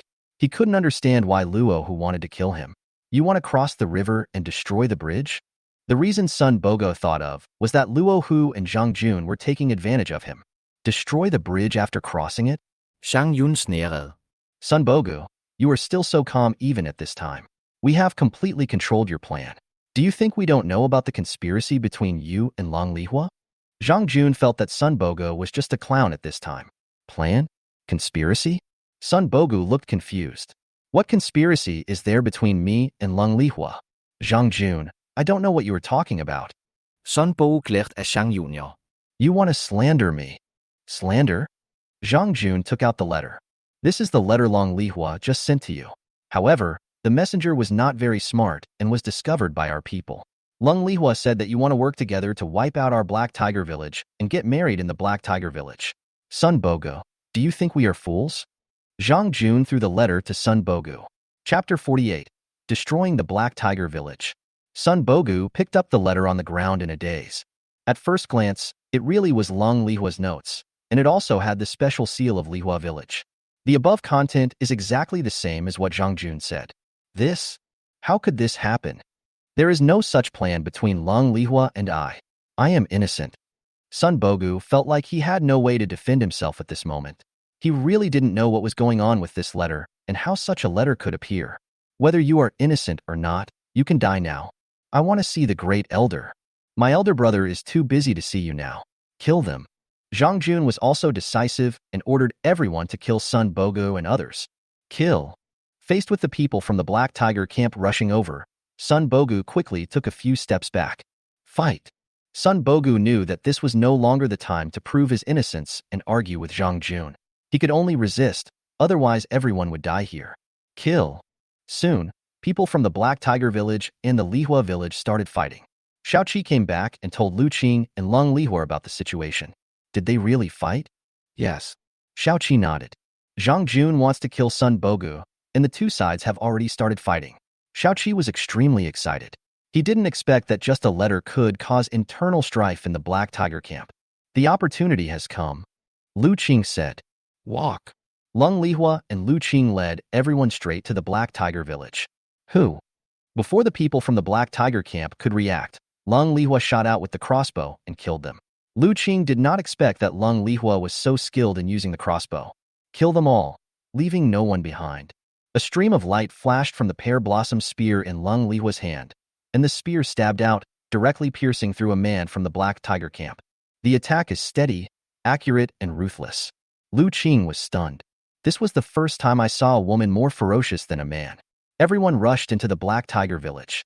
Because Zhang Jun led his men to the north of Black Tiger Village, there was no obstruction when they rushed through the village gate, and the people of Black Tiger Village were not on guard either. No one could have expected Lung Lehua to come and kill them. Lu Qing, Lung Lehua, and others rushed straight to the hall. Who? Hearing the noise outside, Luo Hu came out shirtless.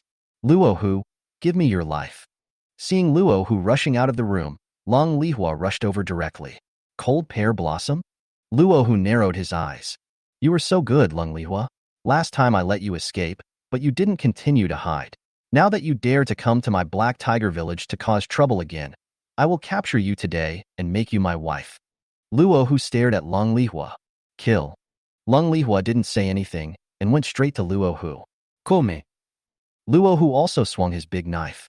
The two of them were fighting back and forth. Lu Qing looked at Luo Hu. Luo Hu had a clear advantage in terms of body size and physique, but at this moment he seemed to be unable to do what he wanted. Lu Qing looked towards Luo Hu's room curiously. I saw several panic-stricken women. It turns out that all my strength has been used up. Lu Qing smiled faintly. No wonder Luo Hu looks so weak. Come on, Lung Lehua. Zhang Jun has been killed by Sun Bogo. Lu Qing shouted. After hearing that Zhang Jun was killed, Luo Hu was suddenly distracted. Lung Lehua saw the right moment and stabbed out with the pear blossom spear in her hand. The cold light arrived first, and a stream of blood splashed out. The pear blossom spear pierced directly through Luo Hu's shoulder. But Luo Hu cannot be defeated so easily. Although injured, Luo Hu still has the strength to fight. Captain Xiao, you are here too? Lu Qing shouted again.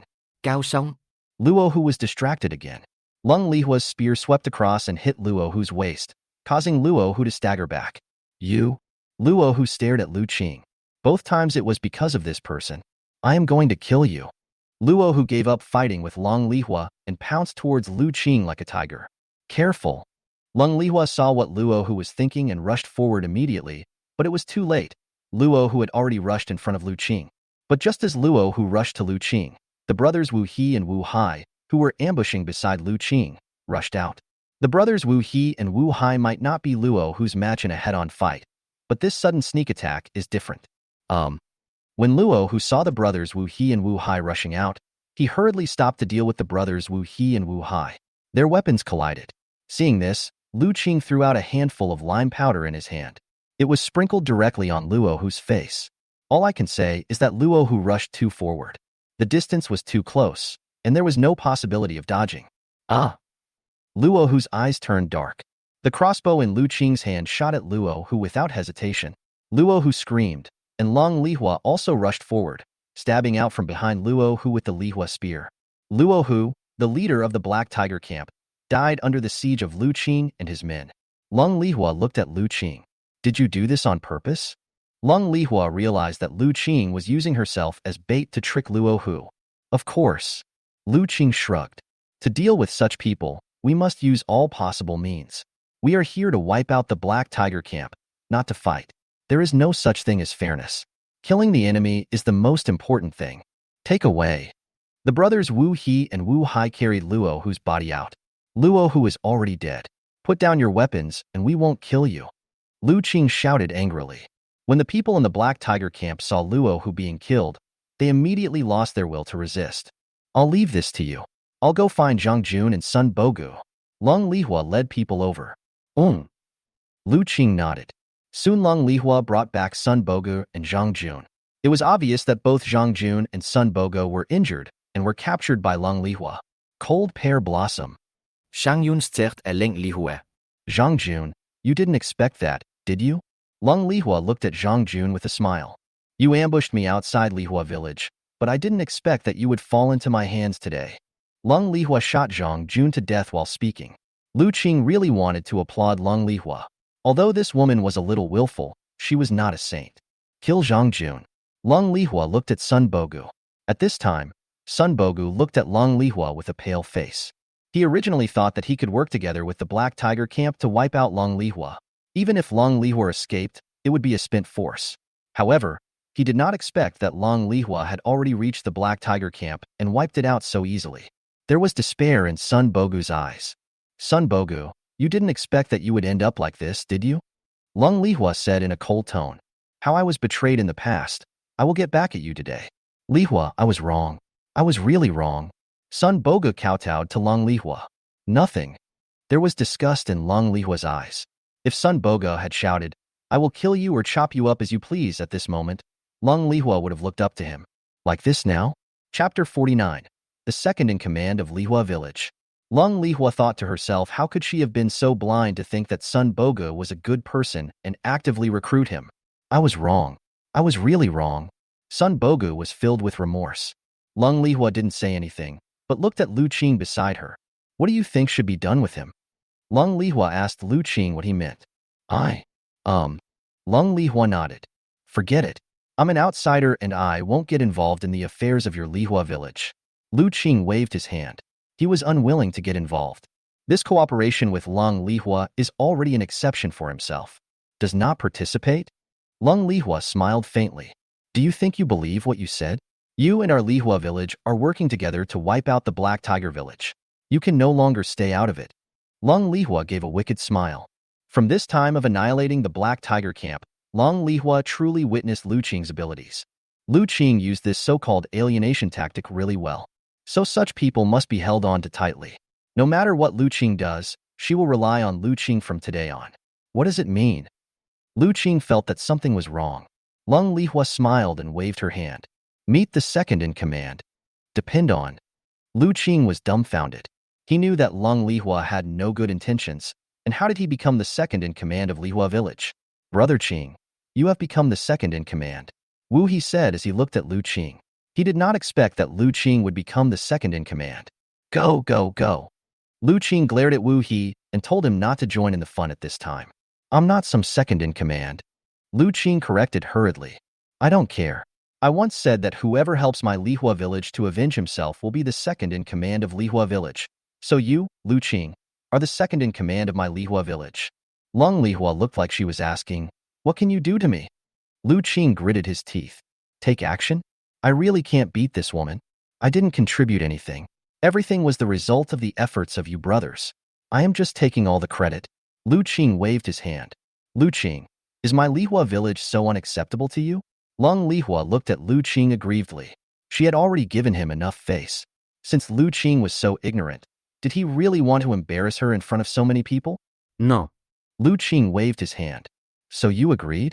Long Lehua immediately smiled, and Lu Qing thought to himself that your feelings are waiting for me here. I'm used to freedom. I don't like any position. I just want to live a stable life in Manglong Village. Lu Qing expressed his thoughts. That's no problem. You can continue to live in Manglong Village. This has nothing to do with you becoming the second in command of our Lehua village. You just need to be the second in command of our Lehua village. Long Lehua said with a smile. Lu Qing was speechless. I thought to myself, can you be any more shameless?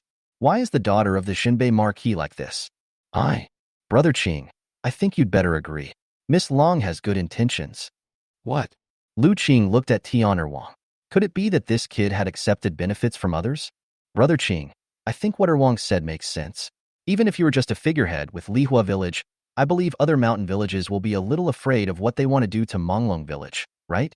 Wu Hai also tried to persuade him. You? Lu Qing felt that his brothers were really unreliable. Lu Qing, what do you think? Aren't you worried that I will betray you like Sun Bogu? Lu Qing asked Long Lehua. Although Lu Qing was a little unhappy with Wu Hai and the others' advice, there was one thing that touched Lu Qing's heart, which was that if he had a relationship with Lehua village, would he also have a backer? Especially the cold pear blossoms. In a sense, Long Lehua is a person with a black and white background. You won't. I, Long Lehua, have always been very good at judging people. Yeah. Lu Qing looked at Sun Bogu. Oh, why are you like this? Long Lehua glared at Lu Qing. Sun Bogu looked at Long Lehua and Lu Qing. He had never seen Long Lehua like this before. Long Lehua was like a little girl in front of Lu Qing. Long Lehua is always meticulous in front of herself. I promised you. Lu Qing nodded. Great. From now on you will be the second in command of my lehua village. Brothers, listen to me. From today on, what Lu Qing of Lehua village says will be the same as what I, Lung Lehua, say. Lung Lehua instructed everyone. Yes. Everyone nodded. After this battle, everyone saw how powerful Lu Qing was, so everyone was convinced by Lu Qing. Are you Lu Qing? Sun Bogu looked up at Lu Qing at this time. What's wrong? Because of you. It's all because of you. It's because of you that Lehua ignored me. It's all because of you that the situation has become like this today. Sun Bogu roared. Ah? Lu Qing found it funny. Did you not take your medicine? You have brought all of this upon yourself. No one forced you to betray Lehua village. You betrayed Lehua village yourself. Lu Qing pointed at Sun Bogu. No wonder Long Lehua looked down on Sun Bogu. She herself looked down on such a person too. Brother Qing. Killed. Lu Qing did not hesitate. Since I have become the second in command of Lehua village, I must fulfill the responsibilities of the second in command. Wu Hai killed Sun Bogu with a single blow. Boss, we found a dungeon in the Black Tiger village. Go and have a look. Long Lehua and Lu Qing came to the dungeon together and saw several women imprisoned in the dim dungeon. These women were disheveled and their faces were dirty, and no one knew how long they had been imprisoned. Open. Yes. When the cell door opened, everyone inside couldn't help but startle. Don't worry, everyone. We are not from the Black Tiger camp. Luohu from the Black Tiger camp has been killed by us. Lung Lehua comforted everyone. After hearing Lung Lehua's words, several people looked at each other, still seemingly not believing it. It is true. Lung Lehua nodded again and ordered someone to bring a few people out. See Luohu's body. A woman screamed and rushed forward. Why? Lung Lehua wanted to stop it, but he was stopped by Lu Qing. Ah! The woman screamed to vent her inner anger, and at this moment her despair was completely vented. Okay. Finally Lung Lehua stepped forward to stop her. Now that Luohu is dead, you can go home. Go home? The woman looked at Lung Lehua and gave a bitter smile. My family is gone. The woman shed 2 lines of tears. I used to live in Chiang County. My family was in business. 2 months ago, we came to Luoyang County to do business. Luohu led the people from the Black Tiger village to rob us. My family was killed. Despair appeared in the woman's eyes again. Although she escaped from the predicament, she is now a lonely and helpless person. Chapter 50 New Daughter-in-Law. We were all sold to Luo Mama in Luoyang County. Luo Mama sent us here to celebrate Luohu's birthday.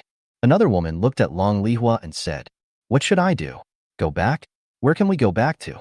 I'm afraid we'll be caught by the government and forced to pay tribute. It would be better for us to die. Several people suddenly turned pale. Lung Lehua sighed helplessly after hearing this. This is the current situation of the Dayong Dynasty.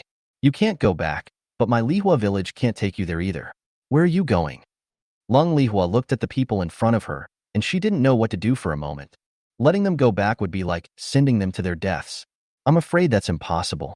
Lu Qing, why don't you take them in? Lung Lehua seemed to have come up with a good idea. It would be best to settle all these women with Lu Qing. Ah? Lu Qing was stunned. Let yourself take it in? Do you think you own Notre Dame? Even though I like women, it doesn't mean I should bring every woman I see home. Lung Lehua, don't joke with me. I already have several at home. Lu Qing thought to himself that even if he had 8 kidneys, he couldn't withstand it. What are you afraid of as a grown man? Even if you suffer a loss, it is the girl who suffers. You can just eat some ginseng to recover. Lung Lehua rolled her eyes at Lu Qing. Lu Qing thought to himself, who does this person think he is? I'm scared just because I'm a man. Can that be made up for by eating ginseng? Lu Qing was speechless. What on earth was Lung Lehua thinking? May I have your name? My surname is Zhou, and my name is Yuya. Zhou Yuya. Yes. Miss Zhou, whether you can have a good home depends on your own efforts. Sometimes opportunities are in your own hands. Lung Lehua had a half-smile on her face. Then he patted Zhou Yuya's shoulder gently, as if he was saying something, but he said nothing. Zhou Yuya listened to Lung Lehua's words, as if he understood something. Zhou Yuya turned to look at Lu Qing, and Lu Qing knew something was wrong. Young master. Zhou Yuya knelt directly in front of Lu Qing. You are a gentleman, please take us in. We are willing to serve you like slaves for the rest of our lives. If we disobey you, we will be doomed. Zhou Yuya asked Lu Qing. When the other people saw Zhou Yuya like this, they also knelt down. It is obvious that Zhou Yuya is the big sister among these people. Please, sir, take us in. If you don't take us in, we will have nowhere to go. If you don't want to, we will kneel down forever. As long as you take us in, we will never have any second thoughts. You guys. Lu Qing felt like he was being held up. Lu Qing looked at Lung Lehua, who had been silent. Lung Lehua had a smile on her face, as if she was watching a lively scene. This woman definitely did it on purpose. This woman is taking revenge on herself. It turns out that women are petty creatures. To be honest, I already have 5 wives at home. Lu Qing told Zhou Yuya and the others about his situation, hoping that they would give up when faced with difficulties. It seems that the young master is an even better person. Zhou Yuya didn't seem to care. Lu Qing thought to himself that your understanding is not right. I want you to give up when you see the difficulty. In the Dayong Dynasty, men are superior to women and women are like clothes. Although many men can have 3 wives and 4 concubines, they are unwilling to marry more because of the head tax. It can be seen that women are not as important as that small tax. Under such circumstances, the young master actually has 5 wives, which shows that he is a good man. Zhou Yuya expressed her own understanding. Lu Qing was dumbfounded, completely frozen in place, thinking that you could make this up for yourself. It's even harder than bending a twisted steel bar into a happy-go-lucky shape. What kind of train of thought is this? Brother Qing, I think it will be more fun with more people, so you should collect all of them. This way, Aunt Xiao and her husband can have more rest. Tainyo said with a smile. Yes, it's not like you can't make money. The money you earn is enough to support all of you. Wu He also supported Lu Qing's men. Your paper mill and brick factory have already started production. When the business is up and running, you won't have to worry about money at all, so you can take them in. Wu Hai also followed Wu He's words. Sir, my family used to be in business, so I know how to do business. Zhou Yuya seemed to have found a more convincing reason. Do you know how to do business? Lu Qing suddenly narrowed his eyes. Could it be that he really encountered a being with hidden attributes? Zhou Yuya nodded. Well, get up. Why? Zhou Yuya stood up. Sir, what about them? Zhou Yuya looked at the other sisters who knelt down with him. You guys should get up too. Lu Qing asked the others to stand up as well. From now on, you guys will follow Zhou Yuya. Lu Qing directly handed these people over to Zhou Yuya. It was impossible for him to accept everyone. People still had to be rational sometimes. Yes. Few people dared not refute. Then let's go. Lu Qing took his people and Zhou Yuya and the others away. Second master, please take care of your body. Lung Lehua teases Lu Qing. Don't worry, no one in the world can hurt me except you. Lu Qingyu replied in a low voice, and Lung Lehua's face suddenly turned red. This bastard actually dared to tease me. Lu Qing led his men back to Manglong Village. Han Xuanyang and others came out to greet Lu Qing as soon as they saw him, and then saw Zhou Yuya and others behind Lu Qing. Husband? Who are they? Han Xuanyang and the others were dumbfounded. Their husband brought 5 or 6 women with him every time he went out. What's happening here? Are you so confident in yourself? Han Xuanyang looked at Lu Qing. Her eyes seemed to be saying, don't you know what you are like? Just sparring with yourself makes me unable to get out of bed. Now Yulan, Su Yi, Chunhua and Yin Ping are still virgins. Now so many people have been brought here. There is absolutely no self-understanding. Lu Qing saw something from Han Xuanyang's eyes. My lady, please don't misunderstand. They are victims captured by the Black Tiger Village. There is no one left at home. They have no one to rely on, so I brought them here. Lu Qing tried hard to explain. Why is my husband trying so hard to explain? We believe that he is not that kind of person, and even if he is attracted to them, we have no objection. It will be more lively if we all serve him together. Zhang Yulan laughed, and Lu Qing was suddenly speechless. This little girl actually started to make fun of him. It seems that his second target is Zhang Yulan. My name is Zhou Yuya. Nice to meet you, sisters. Zhou Yuya greeted Han Xuanyang and the others politely. Good. Han Yin-yang nodded. Have you eaten? Let's go cook. Go ahead. Lu Qing waved his hand. Zhou Yuya and the others followed Lu Qing into the house. The shock in Zhou Yuya and the others' eyes had never disappeared since they arrived in Manglong Village, especially when this big house appeared. Zhou Yuya and the others looked at Lu Qing, and they didn't expect that Lu Qing was so rich. Chapter 51. 1,800 taels of silver. Such a house. I'm afraid it will cost several hundred taels of silver. Zhou Yuya looked at Lu Qing. She felt that she could not see through the man in front of her at all. Soon Han Xuanyang and the others prepared the meal. A table full of sumptuous dishes. Eat it. Lu Qing looked at Zhou Yuya and the others. It was obvious that they had not eaten anything good in the Black Tiger village. His eyes lit up when he saw the food. I didn't expect that such a small village could have such delicious food and white flour buns. Zhou Yuya couldn't hide her inner shock. It's just as... Lu Qing smiled and waved his hand. After dinner, everyone took a rest. Magnolia. Husband. I'm going to teach you something tonight. Lu Qing grabbed Zhang Yulan's little hand, and feeling Lu Qing's gaze, Zhang Yulan blushed shyly. The next day, Lu Qing looked at Zhang Yulan who was sleeping beside him. Her fair and tender skin was as smooth as jade. Zhang Yulan was sleeping soundly at this moment, perhaps because she was too tired last night. Lu Qing stood up and put on his clothes. My lord, you are up? Han Xuanyang brought water for Lu Qing to wash his face. You don't want to rest? Han Kunyang looked at Lu Qing worriedly. It's a piece of cake. You can only make me feel a little pressure. Although Yulan has some skills, she can't cause much damage to me. Lu Qing gently pinched Han Xuanyang's face. After dinner, Lu Qing came to the paper mill. Everything at the paper mill went on as planned and sheets of paper were produced one by one. Brother Qing, what do you think? Zhao Taizhu smiled and asked Lu Qing for his opinion. Black Tiger Village. Zhao Taizhu did not go, so Lu Qing asked Zhao Taizhu to help look after the paper mill. Lu Qing took the paper. Not bad, not bad. You are becoming more and more skilled. Lu Qing was very satisfied. Lu Qing returned home with some papers. He not only wanted to sell tung oil paper, but also writing paper. Is this paper? Zhou Yuya couldn't help but exclaim when she saw the paper in Lu Qing's hand for the first time. Yes. Lu Qing picked up the paper. There's no need to make such a fuss, right? Lu Qing looked at Zhou Yuya. This? Zhou Yuya took the paper and said, this paper is thicker and harder, and it feels a bit rough. Isn't it for writing? Zhou Yuya is worthy of being a businessman. The special nature of the paper can be seen at a glance. Clever. Lu Qing was also amazed. This paper is used to make tung oil paper. Look at my windows. I use tung oil paper to seal the windows. Lu Qing asked Zhou Yuya to look at the paper he used to seal the windows. This is what I write with. Lu Qing took out another piece of paper.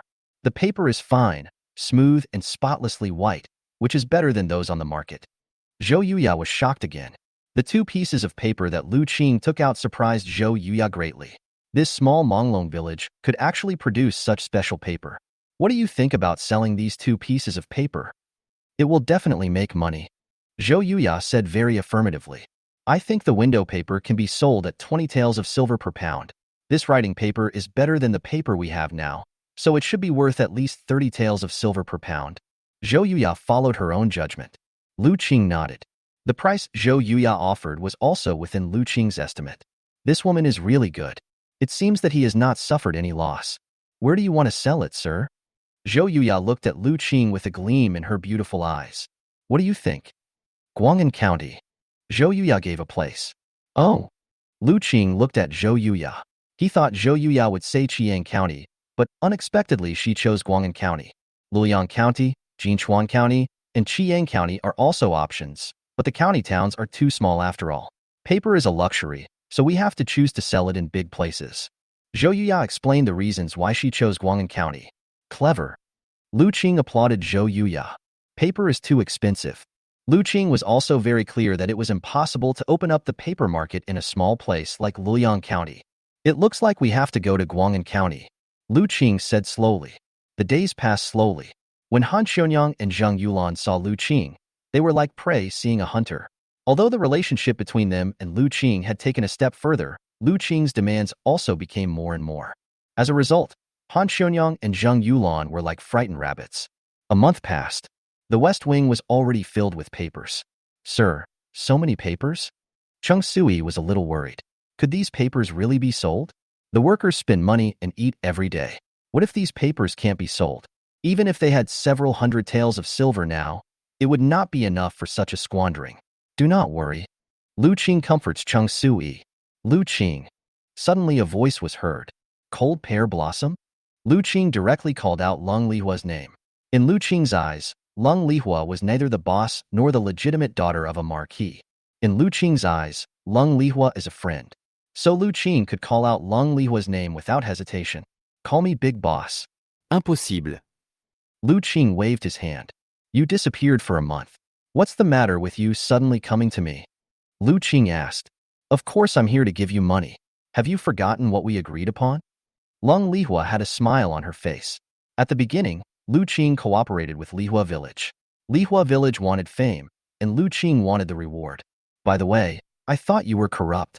Roll. Lung Lehua clenched her teeth. Sometimes Lu Qing's words really made people grit their teeth. How much did you send? Lu Qing believed that the Black Tiger camp must be no small number. 1,800 taels of silver. Lung Lehua ordered someone to bring in the silver. Not bad. Lu Qing looked at the boxes of silver and suddenly felt that if he was short of money, he could rob these mountain strongholds and perhaps make a lot of money. I'm a girl who keeps my word and hasn't touched a penny. Lung Lehua had a proud expression on her face. Most people would be tempted to see so much silver, but she was the legitimate daughter of the Zhenbei Marquis's mansion. Then you can go if you have nothing else to do. Lu Qing directly ordered them to leave. You? Lung Lehua clenched her fists. Husband. Cheng Sui was standing beside Lu Qing at this moment with a shocked expression on her face. How could he suddenly have so much money? 1,800 taels of silver. This is the reward I got for destroying the Black Tiger camp. Lu Qing explained to Cheng Sui with a smile. Lu Qing, besides giving you money this time, I also have something else to tell you. Lung Lehua suddenly became serious. Lu Qing looked at Lung Lehua. What's wrong? Lu Qing wasn't joking either. I want to go back. No. Lu Qing also wanted to beat him up, thinking that something big happened. You told me that you were going back, which was exactly what I wanted. No, I'm going back to the Zhenbei Marquis mansion. The court has reinstated my father. Lung Lehua continued. Chapter 52, Creation of the Python Guard. Lu Qing's first reaction was to congratulate Lung Lehua. Congratulations. After all, he was reinstated. Zhenbei Marquis mansion. He can be said to be the highest-ranking official in Luoyang. You're so smart, can't you guess the reason behind this? Lung Lehua didn't believe that Lu Qing didn't understand. It was obvious that Lu Qing was pretending to be confused. It looks like a war is coming. Lu Qing smiled. Yes, the court has received news that the Tanguts have begun to gather their troops and prepare to march south. Lung Lehua's tone was heavy. Every battle. The Great Dayong Dynasty was a bloody storm, and the Luoyang area was particularly in chaos. I believe that the Marquis will be able to defeat the enemy. Lu Qing expressed his support for Long Qiji. Thanks. Lung Lehua looked at Lu Qing. I'm leaving. I originally planned to disband Lehua Village, but no one knows what to do after disbanding Lehua Village. You are the second in command, so I decided to hand Lehua Village over to you. From now on, Lehua Village is yours. I see. Lu Qing smiled. Okowo. So refreshing? Lung Lehua looked at Lu Qing. This is somewhat inconsistent with Lu Qing's character.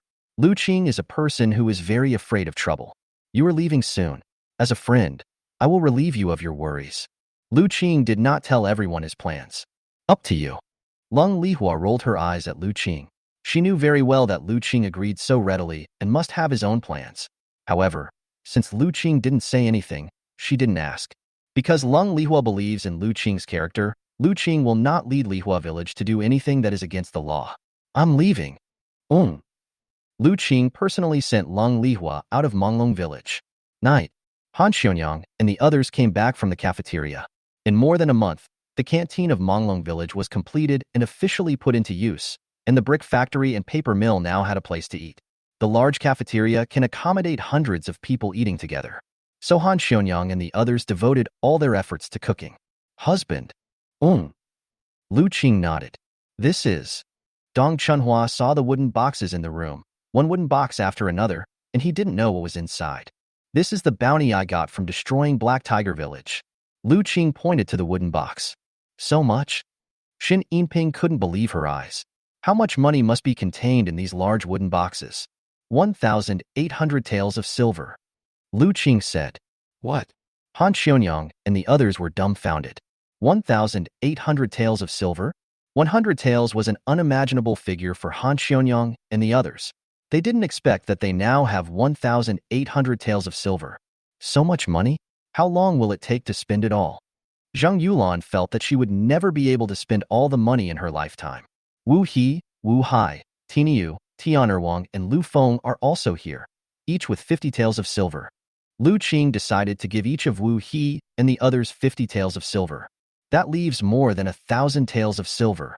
Shun Yinping felt numb all over and never thought that more than 1,000 taels of silver could appear in front of her. Then what are your plans, sir? Zhou Yuya asked at this time. With some of the money, I decided to open a shop in Guang'an County to sell our own products. Lu Qing looked at Zhou Yuya. Zhou Yuya came from a merchant family and should know what he meant. Zhou Yuya nodded. It's really convenient to have your own shop. Secondly, I decided to use some of the money to found the Python Dragon Guard. Python Dragon Guard? This time Zhou Yuya didn't understand what Lu Qing meant. The Luliang area is not peaceful. We are doing business in Guang'an County and will have to travel back and forth frequently. We need our own guards to protect the safety of our goods. Lu Qing explained to everyone. The Manglong guards not only protect the safety of our own goods, but also protect the Manglong Village.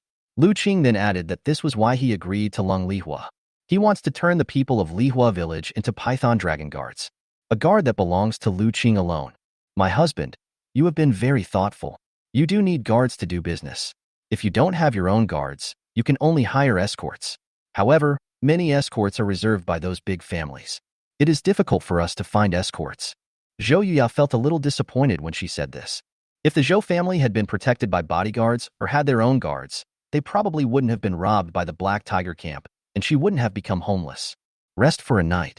The next day, Lu Qing found Wu He and others and handed them 50 taels of silver. Wu Fatsai and his family directly received 100 taels of silver. Aunt Zhang was grinning from ear to ear. 100 taels of silver. Aunt Zhang never dreamed that their family would have 100 taels of silver. Thank you so much, Lu Qing. Aunt Zhang looked at Lu Qing gratefully. Ever since Wu He and Wu Hai followed Lu Qing, their family has been making money. This is what brothers Wu He and Wu Hai deserve. You don't have to thank me. Lu Qing felt a little embarrassed. You can't say that. The two brothers are just like their father. They don't have much talent. They only make money by following you, Lu Qing. Wu Fatsai looked depressed at this time. Is it necessary to humiliate others like this? Uncle Fa Kai is not an ordinary person. Lu Qing looked at Wu Fa Kai and said, Wu Fa Kai, I want to hire you as my coach. I wonder if you are willing. How about I give you 1 tael of silver a month? Lu Qing expressed his thoughts. Coach? Wu Fatsai was stunned for a moment. That's right. What are you going to do, kid? Wu Fatsai believed that Lu Qing would not let him be a coach for no reason. I want to create the Python Guard. Lu Qing told Wu Fatsai his idea. I see. You are really thoughtful. You are really thoughtful. Before the eldest lady left, she told me that the marquee was reinstated. Did you plan to? After listening to Lu Qing's plan, Wu Fatsai couldn't help but want to persuade Lu Qing. Uncle Fa Kai, please forgive me. Lu Qing waved his hands hurriedly. Forget about it. Wu Fatsai didn't say anything else. But I am a layman. Can I be a coach? Why not? You have been through many battles and have served in the army. I want you to pass on your experience to them. Lu Qing said seriously. I watched the attack on Black Tiger Village. The people in Lehua Village are good, but they lack systematic training. They are all unskilled. If we can train them, I believe there will be unexpected gains. Lu Qing looked at Wu Fatsai excitedly. In that case, I agree. After listening to Lu Qing's story, Wu Fatsai's heart also ignited with fire. He used to be the commander of the 1,000 Army Camp. As the coach of the Python Dragon Guard, Wu Fatsai seemed to have returned to the time when he was in the 1,000 Army Camp. Thank you, Uncle Fa Kai. Lu Qing bowed to Wu Fatsai. Chapter 53. Better to be alone than to be unsatisfactory. After discussing everything, Lu Qing took the brothers Wu He and Wu Hai to Lehua Village. One day, Lu Qing came to Lehua Village. Second in command. Good for the second in command. When the people in Lehua Village saw Lu Qing, they immediately greeted him warmly. Hello, brothers. Where is Lung Lehua? Lu Qing found that he had not seen Lung Lehua since he arrived. The boss has already gone back. One person stepped forward and said, Oh. Lu Qing nodded. Then Lu Qing looked at everyone. Gather everyone here. I have something to tell you. Good. Soon everyone from Lehua Village gathered together. Lu Qing roughly calculated that there were about 100 people. Before Lung Lehua left, she told me that she was going back and would hand over Lehua Village to me. Lu Qing looked at everyone. Now I am going to create a Python Dragon Guard. Those who are willing to stay will follow me to the Python Dragon Village. I can guarantee 3 meals a day and a penny a day. If someone doesn't want to go with me, I, Lu Qing, won't force him to do so. I'll give him 5 taels of silver and let him make a living on his own. Lu Qing looked at everyone. Everyone, Think about this. Lu Qing asked Wu He to take out the silver and place it in front of everyone. Seeing the white money, many people can't take their eyes off it. With the money, they can live a carefree life. Second master, are you telling the truth? One person stepped forward. Of course it's true. Lu Qing nodded. Then I want money. The man pointed to the silver in front of him. 5 taels of silver. Following Lu Qing to Manglong Village would only earn you 1 penny a day. It would take a long time to save up 5 taels of silver, so a smart person would naturally choose 5 taels of silver. The money is yours only when you get it. Good. With a smile on his face, Lu Qing motioned Wu Hai to give him the silver. After receiving the silver, a smile appeared on his face. 5 taels of silver are enough to buy yourself a good meal in Jinchuan County. Anyone else? Lu Qing continued to ask. I want silver. I want silver too. Stand up one by one. The silver they brought disappeared at a speed visible to the naked eye. The brothers Wu He and Wu Hai felt extremely distressed when they saw this and didn't understand why Lu Qing did this. Soon there were less than 30 people left. These people looked at each other as if they were trying to make a decision. Of course I would choose silver. That's right. You must choose silver. Those who chose silver began to urge these people to choose silver, and those who did not choose silver would be fools. I am willing to go to Python Village with you. A young man stood up. May I have your name? Suhu. Suhu said his name. The name fits the person. Lu Qing looked Suhu up and down. He was tall and had a broad back and strong arms. If he had some skills, he would definitely be a capable and battle-hardened general if he joined the army. Good. Lu Qing motioned Suhu to stand aside. Suhu is such a fool. Yes. Many people felt sorry. I'd also like to go to Python Village. With Suhu's start, the rest of the people also began to make their choices. But in the end, there were only about 20 people. Among the 100 people, about 20 were willing to follow Lu Qing to Manglong Village. Only 1/5. But Lu Qing was very happy. He thought he could take less than 10 people away this time, but he didn't expect that he could take 20 people away. It was beyond his expectations. From now on, Suhu will be your captain. Lu Qing pointed at Suhu. I am the second in command? It's okay. You have to believe in yourself. Lu Qing seemed to have great confidence in Suhu. Let me say one last thing. Since you have chosen to follow me, I have only one request. That is, you cannot betray your brothers. If anyone betrays his brother, don't blame me, Lu Qing, for not stopping until he dies. Lu Qing stated his request. Lu Qing does not require everyone to be like himself, nor does he require everyone to uphold justice and be like a hero who upholds justice. Lu Qing had only one request, which was not to betray his brothers. Yes. Suhu and others nodded. As for the others, since you have chosen to leave, there will be no relationship between us from now on. See you later. See you later. Everyone went their separate ways. Half a day. Lehua Village became extremely deserted. Brother Qing, why are you doing this? You're giving them money for nothing? Wu He didn't understand. What do you mean? Lu Qing looked at Wu He with a smile. Aren't you the second in command? Just give them the order directly. How could they not be willing? Wu He felt that Lu Qing should show the aura of the second in command. Lu Qing smiled and shook his head. Everyone sees me as the second in command mainly because of Long Lehua. Long Lehua is gone now. As the second in command, I have too little prestige in Lehua Village. Many people just call me that out of respect. Lu Qing would not be so stupid as to become the second in command of Lehua Village just because everyone called him the second in command. Secondly, even if I take everyone away, these people can leave us for 5 taels of silver today. Can you guarantee that they will not betray us for 10 taels of silver in the future? Lu Qing asked Wu He to think about it carefully. At this point, Wu He seemed to understand that Lu Qing was screening. The people that Lu Qing left behind must be the most trustworthy people in Lehua Village. Brother Qing, you are really thoughtful. Wu He looked at Lu Qing with admiration. No wonder his father always told him to follow Lu Qing more so that he could learn a lot. Now he understood the good intentions of his father Wu Fatsai. Second in command. Suhu walked forward. We are all ready and have taken everything we can. Are you willing to give it up? Lu Qing asked Suhu jokingly. There is nothing to be reluctant to give up. Wherever a real man goes is home. Suhu seemed very free and easy. When he first came to Lehua Village, he just wanted to have a place to settle down. Suhu, I can tell you that your choice today is absolutely correct. Lu Qing made a promise to Suhu and the others. Took Suhu and others back to Lehua Village. Lu Qing first arranged for Suhu and the others to stay in the cafeteria. Lu Qing has asked Zhao Taiju and others to build the so-called dormitory. I believe it will be completed soon. At that time, Su Hu and others will not need to live in the cafeteria anymore. Lu Qing. Village head. Lu Qing. Are there any problems with the people you brought with you? Lu Shizai asked Lu Qing with some concern. After all, no one knew the identities of these 20 or so people. Letting strangers live in the village. What if something happens? Don't worry, village chief. I'll take care of everything. I can guarantee that nothing will happen. Lu Qing smiled and comforted Lu Shizai. That's good. Lu Shizai nodded. The next day, Lu Qing introduced Wu Fatsai to Su Hu and others. When Su Hu and others learned that Wu Fatsai was once the commander of a 1,000-man army camp under the command of Marquis Jinbei, they showed admiration. From today on, everyone will start training. Uncle Fa Kai will be your coach. He will teach you combat experience. Don't think it's boring. In the future, we will most likely clash with many village strongholds. At that time, combat experience will be the basis for your survival.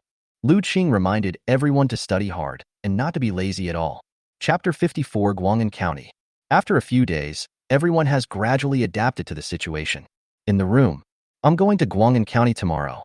Who of you will go with me? Lu Qin asked Han Xionyang and the others. My husband, are you going to Guang'an County?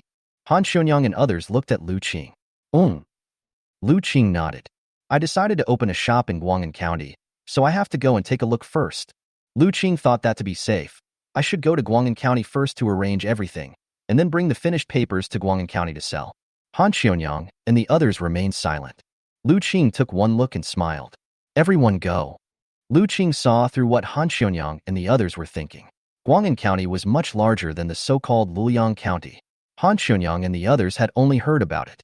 When they heard that there was a chance to go to Guang'an County, everyone wanted to go, but they were worried that Lu Qing would feel that there were too many people. Thank you, sir. Several people smiled. The next day, sunny. Lu Qing took Han Xionyang and a few others, as well as Wu He, Wu Hai, Su Hu and a few others, and went to Guang'an County together. You don't know if any accidents will happen on the road, so it's safer to bring more people with you.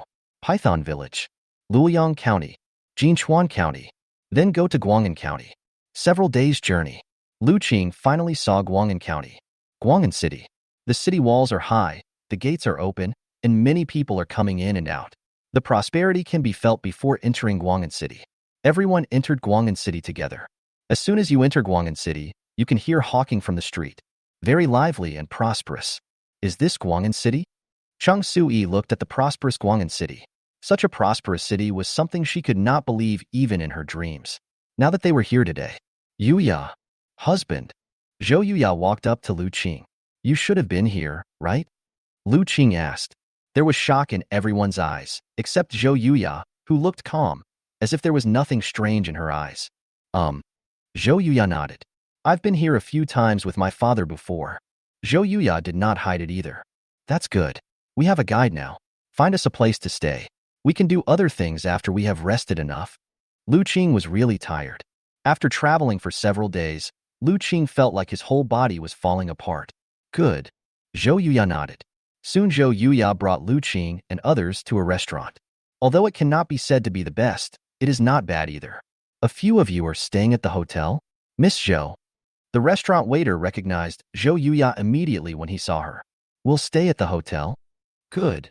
The waiter immediately invited Zhou Yuya and her friends to stay. From the waiter's hospitality towards Zhou Yuya, Lu Qing was sure that Zhou Yuya and her friends must have come to this restaurant frequently in the past. Come to the room. What do you think, sir? Not bad, not bad. Lu Qing looked around and asked, Can you ask if we can take a shower here? It should be possible. Husband, do you want to take a shower? Zhou Yuya looked at Lu Qing. I'm not in a hurry. You girls should take a shower first. You've been walking for several days. Lu Qing looked at Han Xionyang and the others, probably because their feet must have blisters. We don't need it, husband. Just take a shower. Zhang Yulan waved her hands hurriedly. Listen, all of you must take a shower today and wash yourself clean. I will check you one by one. If anyone doesn't wash clean, I will punish her. Lu Qing gave a serious order. Everyone couldn't argue with Lu Qing, so they all took a bath obediently. When I came out of the shower, Lu Qing had already prepared the meal. After everyone finished their meal, Lu Qing didn't rush out for a walk, but wanted to have a good rest. Husband. At this time, Zhou Yuya looked at Lu Qing, as if she had something to hide. Just tell me what you want to say. I'm your husband. Lu Qing smiled and signaled Zhou Yuya not to worry about him. To be honest, I have relatives in Guang'an City. Oh. Lu Qing didn't expect Zhou Yuya to have relatives in Guang'an City. It seemed that the Zhou family was doing well before they encountered the Black Tiger Village. Do you want to go and take a look?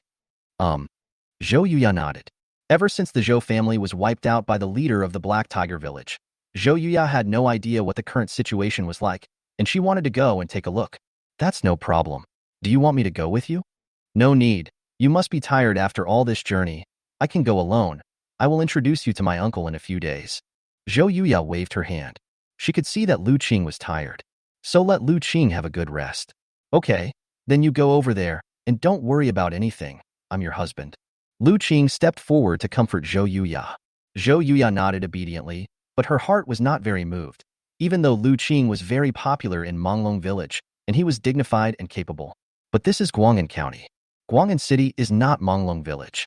Lu Qing is probably just an ordinary person here. Even if he encounters any problems, he probably won't be able to help. However, Zhou Yuya was already very satisfied that Lu Qing could say this. Zhou Yuya left. Lu Qing's gaze fell on Han Xionyang and the others. You guys go down and rest too. Husband, why don't I stay and accompany you? Han Xionyang stopped, and Cheng Sui and others looked at Han Xionyang, immediately feeling that everything was self-evident. Are not you tired? Lu Qing asked back. Han Xionyang shook her head. Well, Lu Qing did not refuse either. Everyone retreated. Only Lu Qing and Han Xionyang were left in the room. Time passes slowly. Lu Qing completely exhausted his last bit of strength and lay exhausted on the bed. Now, even if the sky fell, he was unwilling to move an inch. Han Xionyang lay obediently in Lu Qing's arms. Husband. Lu Qing turned his head to look at Han Xionyang. This woman could be said to be a heroine. My husband wants to open a shop in Guang'an City. Do you have a candidate? Han Xionyang asked in a low voice. Lu Qing nodded. But Zhou Yuya. Smart. Lu Qing raised his hand and gently touched Han Xionyang's nose. Otherwise, it would be hard to say that a smart woman is cute, and it would take a lot of effort for her to speak. What's wrong? You don't seem happy? Lu Qing noticed that Han Xionyang's expression had changed a little. Don't worry, you are my first wife. You are the most important no matter who else is around. Lu Qing gave a very comprehensive evaluation. Lu Qing thought Han Xionyang was jealous. My husband, what are you thinking about? I am very satisfied to marry you. I have no jealousy at all. I just think that although Zhou Yuya is smart, she has not had much contact with you. Isn't it a bit inconsiderate to hand over the shop to Zhou Yuya so rashly? Han Xionyang expressed her concerns. She was not jealous, but rather a little worried. Chapter 55 The Su Family Suffers. Lu Qing listened to what Han Xionyang said. Lu Qing pulled Han Xionyang into his arms and hugged her tightly. My little girl has grown up. She has a comprehensive view and thinks comprehensively. My husband is very pleased. Lu Qing had a smile on his face. Regarding Han Xionyang's doubts, Lu Qing did not feel the slightest bit disgusted, but rather somewhat happy. Han Xionyang was also stunned. She thought about these words for a long time, even all the way. What she was most worried about was that Lu Qing would be angry. Lu Qing thought she was jealous of Zhou Yuya, but she didn't expect that Lu Qing was not angry at all. Sir, you are not angry about what I said? Why are you angry? I told you that you were my first wife, and you were thinking about me. I am so happy. Lu Qing pinched the little face and said, I have thought about what you said, but I don't have anyone around me right now. Only Zhou Yuya is pretty good. Lu Qing explained. He also knew that he and Zhou Yuya had little contact time, but there was nothing he could do. None of the people he knew now could stand on their own. My husband is right. If we can share his worries, he wouldn't be so distressed. Han Xionyang suddenly felt that she did not seem to be of much help to Lu Qing. You can't say that. You help me take care of my life, which is already a great help to me. Lu Qing sensed Han Xionyang's disappointment and immediately changed the subject. It's fine if you want to use Zhou Yuya, my husband, but you have to promise me one thing, and then I will support you. Han Xionyang pursed her lips. What's the matter? Let Zhou Yuya become your woman, my lord. This way, Zhou Yuya will follow you wholeheartedly. Han Xionyang gave Lu Qing an idea. Lu Qing thought to himself, how did you come up with this idea? I will think about it. Lu Qing smiled. Su family. Zhou Yuya came to the Su mansion in Guang'an City. Looking at the tightly closed door, Zhou Yuya walked forward and knocked. Dang dang dang. Come on. Who is it? The door of the mansion slowly opened. Miss Cousin? The person who opened the door was also shocked when he saw Zhou Yuya. He stared at her in disbelief for a long time before coming to his senses. Uncle Wang. Zhou Yuya greeted the person in front of her with a smile. This is the housekeeper of the Su mansion. Uncle Wang looked at Zhou Yuya. A month ago, news came from Chiang County that the Zhou family was robbed and the whole family was wiped out. The Su family hurried to Chiang County, and the final result was that no one in the Zhou family was spared. But now Zhou Yuya was standing in front of him alive. How could Wang Bo not be shocked by this? Miss Cousin, are you okay? I'm fine. Zhou Yuya followed Uncle Wang into the Su mansion. Zhou Yuya found that the Su mansion had become much quieter, and the servants in the mansion had all disappeared. If the master knew that you, my cousin, were still alive, she would definitely be happy. Tears sparkled in the corners of Uncle Wang's eyes with excitement. Zhou Yuya grew up in the Su family when she was a child. Therefore, the relationship with the Su family is special. Isn't my uncle here? Zhou Yuya asked curiously. Oh, it's hard to put it into words. At this point, Uncle Wang sighed helplessly, as if he had something to hide. Zhou Yuya could tell from Uncle Wang's expression that the Su family had encountered difficulties. It should be a huge difficulty. So what happened? Zhou Yuya asked again. The master heard that your cousin and your family were in trouble, and he fell ill after returning from Chiang County. Since then, no one has been looking after the Su family's business, so the business has been taken away by the He family. In addition, many customers who have made reservations have not received their goods on time, and they have come to ask for them. Uncle Wang told Zhou Yuya the situation. The master just recovered these days and went out to borrow money from those friends, hoping to lend some money to the Su family so that the Su family can get by. When Uncle Wang said this, his face became serious. What does the world mean? When you are in glory, you are surrounded by good people. When you are in despair, you will be surrounded by people who watch you with indifference. If these people don't step on you, you should be grateful. How so? Zhou Yuya's expression gradually became serious. He did not expect things to turn out like this. I believe my uncle will have a way. The Su family's cloth is famous far and wide. As long as there is a chance to maneuver, the Su family will be fine. Zhou Yuya comforted Wang Bo. I'm afraid that's not the case now. The He family has released new cloth, and the quality is exactly the same as our Su families. Uncle Wang gave a wry smile. Since the He family has taken action against the Su family, how could they possibly give the Su family a chance to revive? The business world is like a battlefield. On the battlefield, would you give your opponent a chance to kill you? How can the He family be so shameless? When the He family was in trouble, it was my uncle who helped them. Didn't the He family even propose marriage to my uncle? Zhou Yuya felt like being struck by lightning. This was not the scene she had imagined. The scene she imagined should be one of her uncle's family being happy together, but how come it has become like this now? That's not right. The He family has always purchased cloth from the Su family. When did they have their own cloth? Zhou Yuya seemed to sense something wrong in the words. This is the shamelessness of the He family. The He family proposed marriage just to paralyze the master. He Ying, the son of the He family, has been deceiving the young lady and cheated her of the unique weaving craftsmanship of our Su family. Uncle Wang became even more depressed when he said this. The Su family's greatest assets were also taken away by the He family. The current Su family can be said to be at the end of its strength. Even if the Su family can overcome the current difficulties, I am afraid that the Su family will not be able to gain a foothold in Guang'an City in the future. There is only one result waiting for the Su family. That is, to decline little by little and disappear from Guang'an City little by little. In order to reduce expenses in the mansion, the master and mistress have dismissed all the servants and are even going to ask him to leave. Zhou Yuya was completely speechless. What about my cousin? The young lady knew about the He family's affairs and tried to commit suicide several times. The master has been locking her up in her room these days and has sent someone to watch her. I gonna go see. Zhou Yuya said. Good. Uncle Wang looked at Zhou Yuya. Zhou Yuya grew up with their young lady and they had a very good relationship. Perhaps Zhou Yuya could convince the young lady to be more open-minded. Soon Zhou Yuya followed Wang Bo to Su Yunyan's boudoir. Uncle Wang went forward and knocked on the door. Dang dang dang. Everyone, get out of here. I won't see anyone. Su Yunyan's voice came from the room. Miss, your cousin is here. Don't you want to meet her? Uncle Wang revealed Zhou Yuya's identity. Cousin? Su Yunyan was suddenly stunned. Nonsense, my cousin and her family have been killed. Su Yunyan thought about it and realized that this must be a trick of Uncle Wang. Cousin. At this time, Zhou Yuya spoke slowly. In the room. Miss, it's really my cousin's voice. The maid beside Su Yunyan immediately recognized Zhou Yuya's voice when she heard it, and a look of joy appeared on her face. Cousin? Su Yunyan hurried over to open the door. The door opened. Su Yunyan shou Zhou Yuya. Cousin. The moment she saw Zhou Yuya, Su Yunyan couldn't help crying. Although Su Yunyan had been trying to commit suicide these days, she had never cried. She had been stubbornly gritting her teeth and holding on. However, the moment she saw Zhou Yuya, the stubbornness in Su Yunyan's heart instantly collapsed. Chapter 56. Studying is the only way to succeed. It's okay, it's okay.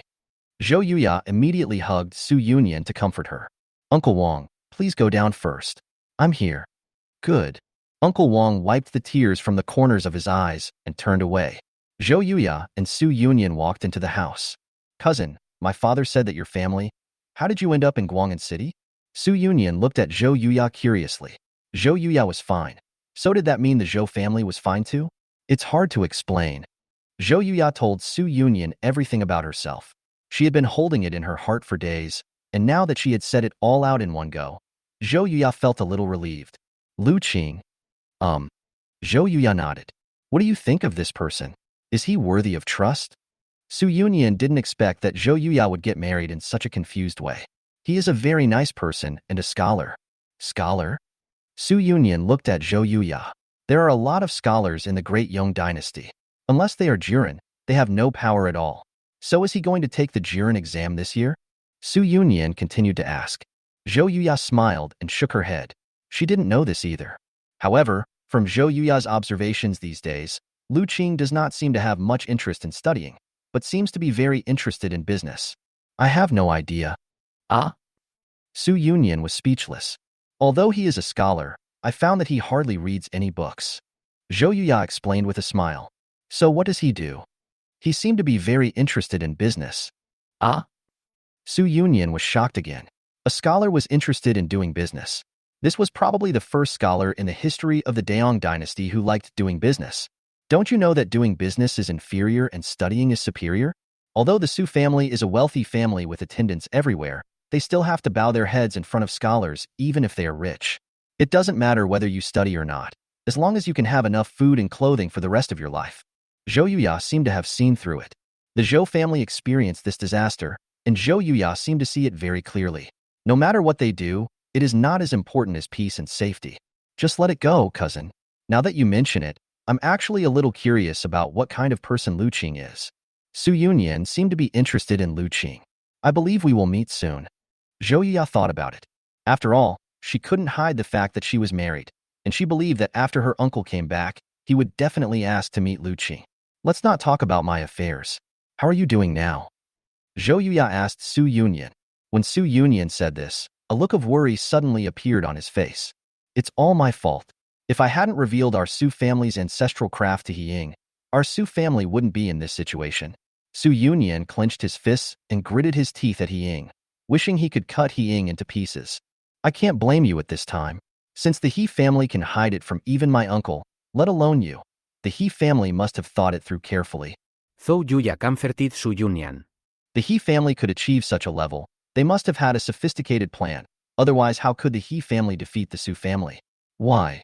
Su Yunyan sighed. At this point, they can only pray that the Su family can safely get through this difficult time. Evening. Su Baidu returned home. Su Baidu had a worried look on his face. He met a few friends today, but everyone's attitude was ambiguous. Su Baidu already knew that everyone was doing this to save face and not explaining things too clearly. These people have politely refused to help the Su family. But it's understandable. After all, the He family is now in its heyday, and they have the Su family skills in making cloth, so the He family can completely replace the Su family. Master! Well, is the lady back? My wife hasn't come back yet. Uncle Wang replied. It seems that the situation on Madam's side is not good either. When the Su family encountered difficulties, Su Baidu looked for his friends for help, and Su Baidu's wife went to her parents' home, hoping that her parents could help. Now she has not returned, and it is obvious that the situation there is not optimistic either. Master, but my cousin is back. What? Su Bai was stund. My cousin is back. Is it Yuya? Uncle Wang nodded. Quick, take me to see her. Su Baidu said excitedly. Soon Zhou Yuya and Su Yunyan came to the front hall. Uncle. Zhou Yuya stepped forward and saluted. It's really Yuya, good got his eyes, you have suffered a lot. Su Baidu looked at Zhou Yuya carefully. From now on, you will live with your uncle, this is your home. Su Baidu had tears in his eyes. Seeing Zhou Yuya was the only good thing that happened to Su Bei in these days. Father, my cousin is already married. What? After hearing Su Yunyan's words, Su Bei was stunned. He remembered that Zhou Yuya was not married yet. So how come she got married suddenly? What's going on? Su Baidu asked. Zhou Yuya told Su Baidu the whole story. Since you are a scholar, why don't you concentrate on studying but think about doing business? Su Baidu's face darkened. He felt that studying is the best thing to do. Wouldn't doing business just delay his own future? Is there anyone else in his family? There are no elders or brothers in the family. He is the only one. Zhou Yuya also knew Lu Qing to some extent. I think it's because there's no elder to discipline me at home, so I've become so willful. But it's not too late. If I can change my mind and think about getting a jurin, I can be considered to have made a name for myself, Su Baidu said seriously. Zhou Yuya was speechless. From Zhou Yuya's understanding of Lu Qing is a very opinionated person, and it is difficult for others to persuade Lu Qing to change his decision. What's wrong? Su Bei could see Zhou Yuya's difficulties. My husband, I'm afraid he won't give up doing business. I've also seen that the paper is really good, better than the current paper in the Great Dayong Dynasty. I believe we can make money. From Zhou Yuya's own business perspective, she believed that Lu Qing's paper would definitely make money. Even if you make more money, it's not as good as studying. Su Baidu seemed to be talking about his own personal experience. Look at the Su family now. The Su family makes money, but now the Su family is badly schemed by the He family. If there was an official in the Su family, would the He family be so presumptuous? How about this? You ask him to come over, and I'll meet him. As his elder, I'll talk to him. Su Baidu decided to persuade Lu Qing himself. This? Don't worry, I know what I'm doing and I won't make it too difficult for him. Su Bei told Zhou Yuya not to worry and that he would be careful with his words. After all, if she made Lu Qing look too bad, what if Lu Qing made things difficult for Zhou Yuya? You know, a son-in-law is always a guest of honor in his mother's family. Now that the Zhou family is gone, his Su family is Zhou Yuya's mother's family. Chapter 57 Persuasion. Zhou Yuya nodded. Then I'll let my husband come over now. Good. Su Beidu smiled. I am coming too. Su Yunyan quickly stood up and rushed to Zhou Yuya's side. Go ahead. Su Bei did not stop him. Ever since the incident in the Su family, Su Yunyan had not been so happy for a long time. If it was the case today, he let Su Yunyan follow him. With Zhou Yuya accompanying me, there was no need for me to worry. Let's go. Zhou Yuya brought Su Yunyan out of the Su mansion, arrived at the restaurant where Lu Qing and his friends were. Lu Qing and his friends were just about to eat when Zhou Yuya and Su Yunyan walked in from outside. Husband. Zhou Yuya called out softly. Huh? Are you back? Zhou Yuya nodded. Let me introduce this to you, my cousin Su Yunyan. Hello. Lu Qing greeted politely. Have you eaten? If not, let's eat together. Lu Qing looked at Zhou Yuya and Su Yunyan. No. Zhou Yuya shook her head. My husband, my uncle wants to see you. See me? Okay. Then when? Lu Qing did not refuse. Now. Lu Qing thought to himself, you are a little too anxious. If my husband feels it's inappropriate, we can wait until tomorrow. No, Chunyang, you guys eat. I'll go out with Yuya. After Lu Chan instructed Han Chunyang and the others, he followed Zhou Yuya out of the restaurant. I originally wanted to buy some gifts, but Zhou Yuya insisted on not doing so. The three of them soon arrived at the Su mansion. Lu Chen looked at the Su mansion. Still a wealthy family. But when he walked into the Su mansion, Lu Qing clearly felt a sense of desolation. The Su mansion was not as wealthy as it looked from the outside. Could it be that something had happened in the Su mansion? Although Lu Qing had this guess in his mind, he did not say it out loud. Come to the front hall. Uncle. Zhou Yuya saluted Su Baidu, and Lu Chan immediately followed suit. Are you Lu Chen? Su Bei looked at Lu Chan and did not let Lu Chen sit down. Instead, he directly asked about Lu Chen's identity. When Lu Chen heard the tone, he realized that this was an attempt to intimidate him. Exactly. Lu Chen nodded. I heard from Yuya that you are a scholar? Yes. Lu Chen responded to Su Bei's questions. No matter how Su Bei asked him, Lu Chun responded very calmly. Lu Chun was not panicked at all. This calm and composed attitude made Su Bei admire Lu Chun a little. It's rare for a young person to be so calm. I heard that you have been living in Python Village. Yes. Lu Chun answered again. Manglong Village is a small place after all, just a village, and it has no future. Since you and Yuya are married, you will move to Guang'an City from now on. I will choose a place for you to live in the city. It will be more convenient for you to study and take exams here. As for your daily expenses, I can help you solve them. Just study hard and try to pass the imperial examination. This will bring honor to your family. Su Bei made very comprehensive arrangements for Lu Chun. Lu Chun was speechless after hearing this. This is... Lu Chun looked at Zhou Yuya. Husband, uncle was just joking with you. You have to make the decision yourself. Zhou Yuya said with a wry smile. My uncle is too strong. As soon as you come here, you arrange everything for Lu Chun. Thank you for your kindness. I appreciate your kindness, but I, Lu Chun, am not good at studying, so forget about studying. Lu Chun declined with a smile. Su Baidu narrowed his eyes immediately. Since this kid refused. But you know that the conditions you offer can make countless people excited. What would a scholar do if he didn't study? Do you want to be a businessman?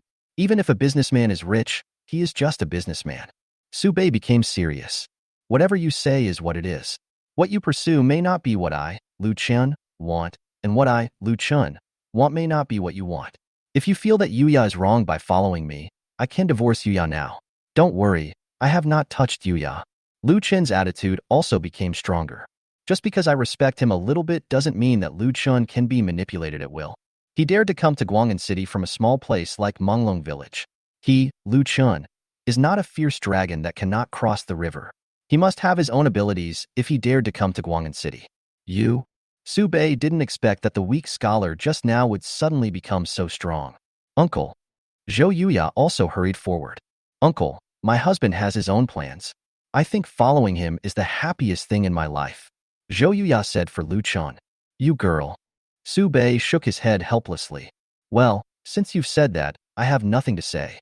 But you have to remember, if you're wronged in the future, just come to me and I'll help you. Su Bei looked at Zhou Yuya with pity. His niece was now alone and had met such a scholar who didn't like reading. Thank you, uncle. Zhou Yuya smiled and nodded. If there's nothing else, let's go back first. Zhou Yuya was worried that if she continued to stay, something unexpected might happen. Zhou Yuya clearly felt that Lu Qing's aura was changing. You're not staying for dinner? No. Zhou Yuya shook her head. Let's go. Zhou Yuya brought Lu Chun out of the Su mansion. My husband, I'm sorry. I didn't expect my uncle to say such a thing. Maybe it's because of the Su family's experience that my uncle feels that doing business has no future after all. But I support your choice, my husband. No matter what you do, I will support you. Zhou Yuya apologized to Lu Chun. Lu Chun smiled. Silly girl, why are you apologizing to me? This is a conflict between your uncle and me. It has nothing to do with you. I can see that your uncle cares about you very much. He said those things because he was worried that you would suffer with me. It's just that his words were a little unpleasant to the ear. Lu Chun finally said with a wry smile. If you talk nicely, I can still chat with you for a few minutes. If you take the attitude of an elder and directly deny myself or plan my own life path, then I'm sorry. He, Lu Chun, is my destiny and my life is in my own hands. After hearing Lu Chun's words, Zhou Yuya felt a lot better. By the way, what happened to the Su family? From the moment I entered, I felt that the Su family looked like a wealthy family from the outside, but after I entered, it became very depressed. It seemed that they were heavily in debt and were about to sell off their property. Lu Chun expressed his feelings. Zhou Yuya was shocked. Lu Chun's observation was indeed meticulous. He only knew many things from Wang Bo and Su Yunyan, but Lu Chun was able to guess them in such a short time based solely on his own observations. Lu Chun was really not simple. Chapter 58, 3000 Tales of Commerce. Zhou Yuya told Lu Qing exactly what the Su family was facing. The Su family started out as a cloth family. Even if they are able to overcome the difficulties now, with the He family still around, the Su family will probably have a hard time in Guang'an County. Zhou Yuya expressed her concerns. Lu Qing didn't say anything. The two returned to the restaurant. The next day, Lu Qing then led everyone to look for a good shop. Hey, have you heard? The Su family is going to sell their shop on Qingshui Street. That's a great place. Yes. The sign has been put up now, and the He family has also gone there. This time, the He family seems to be trying to completely remove the Su family from Guang'an City. The business world is like a battlefield. It can only be said that the Su family is unlucky. People around started talking. Since my uncle and the others,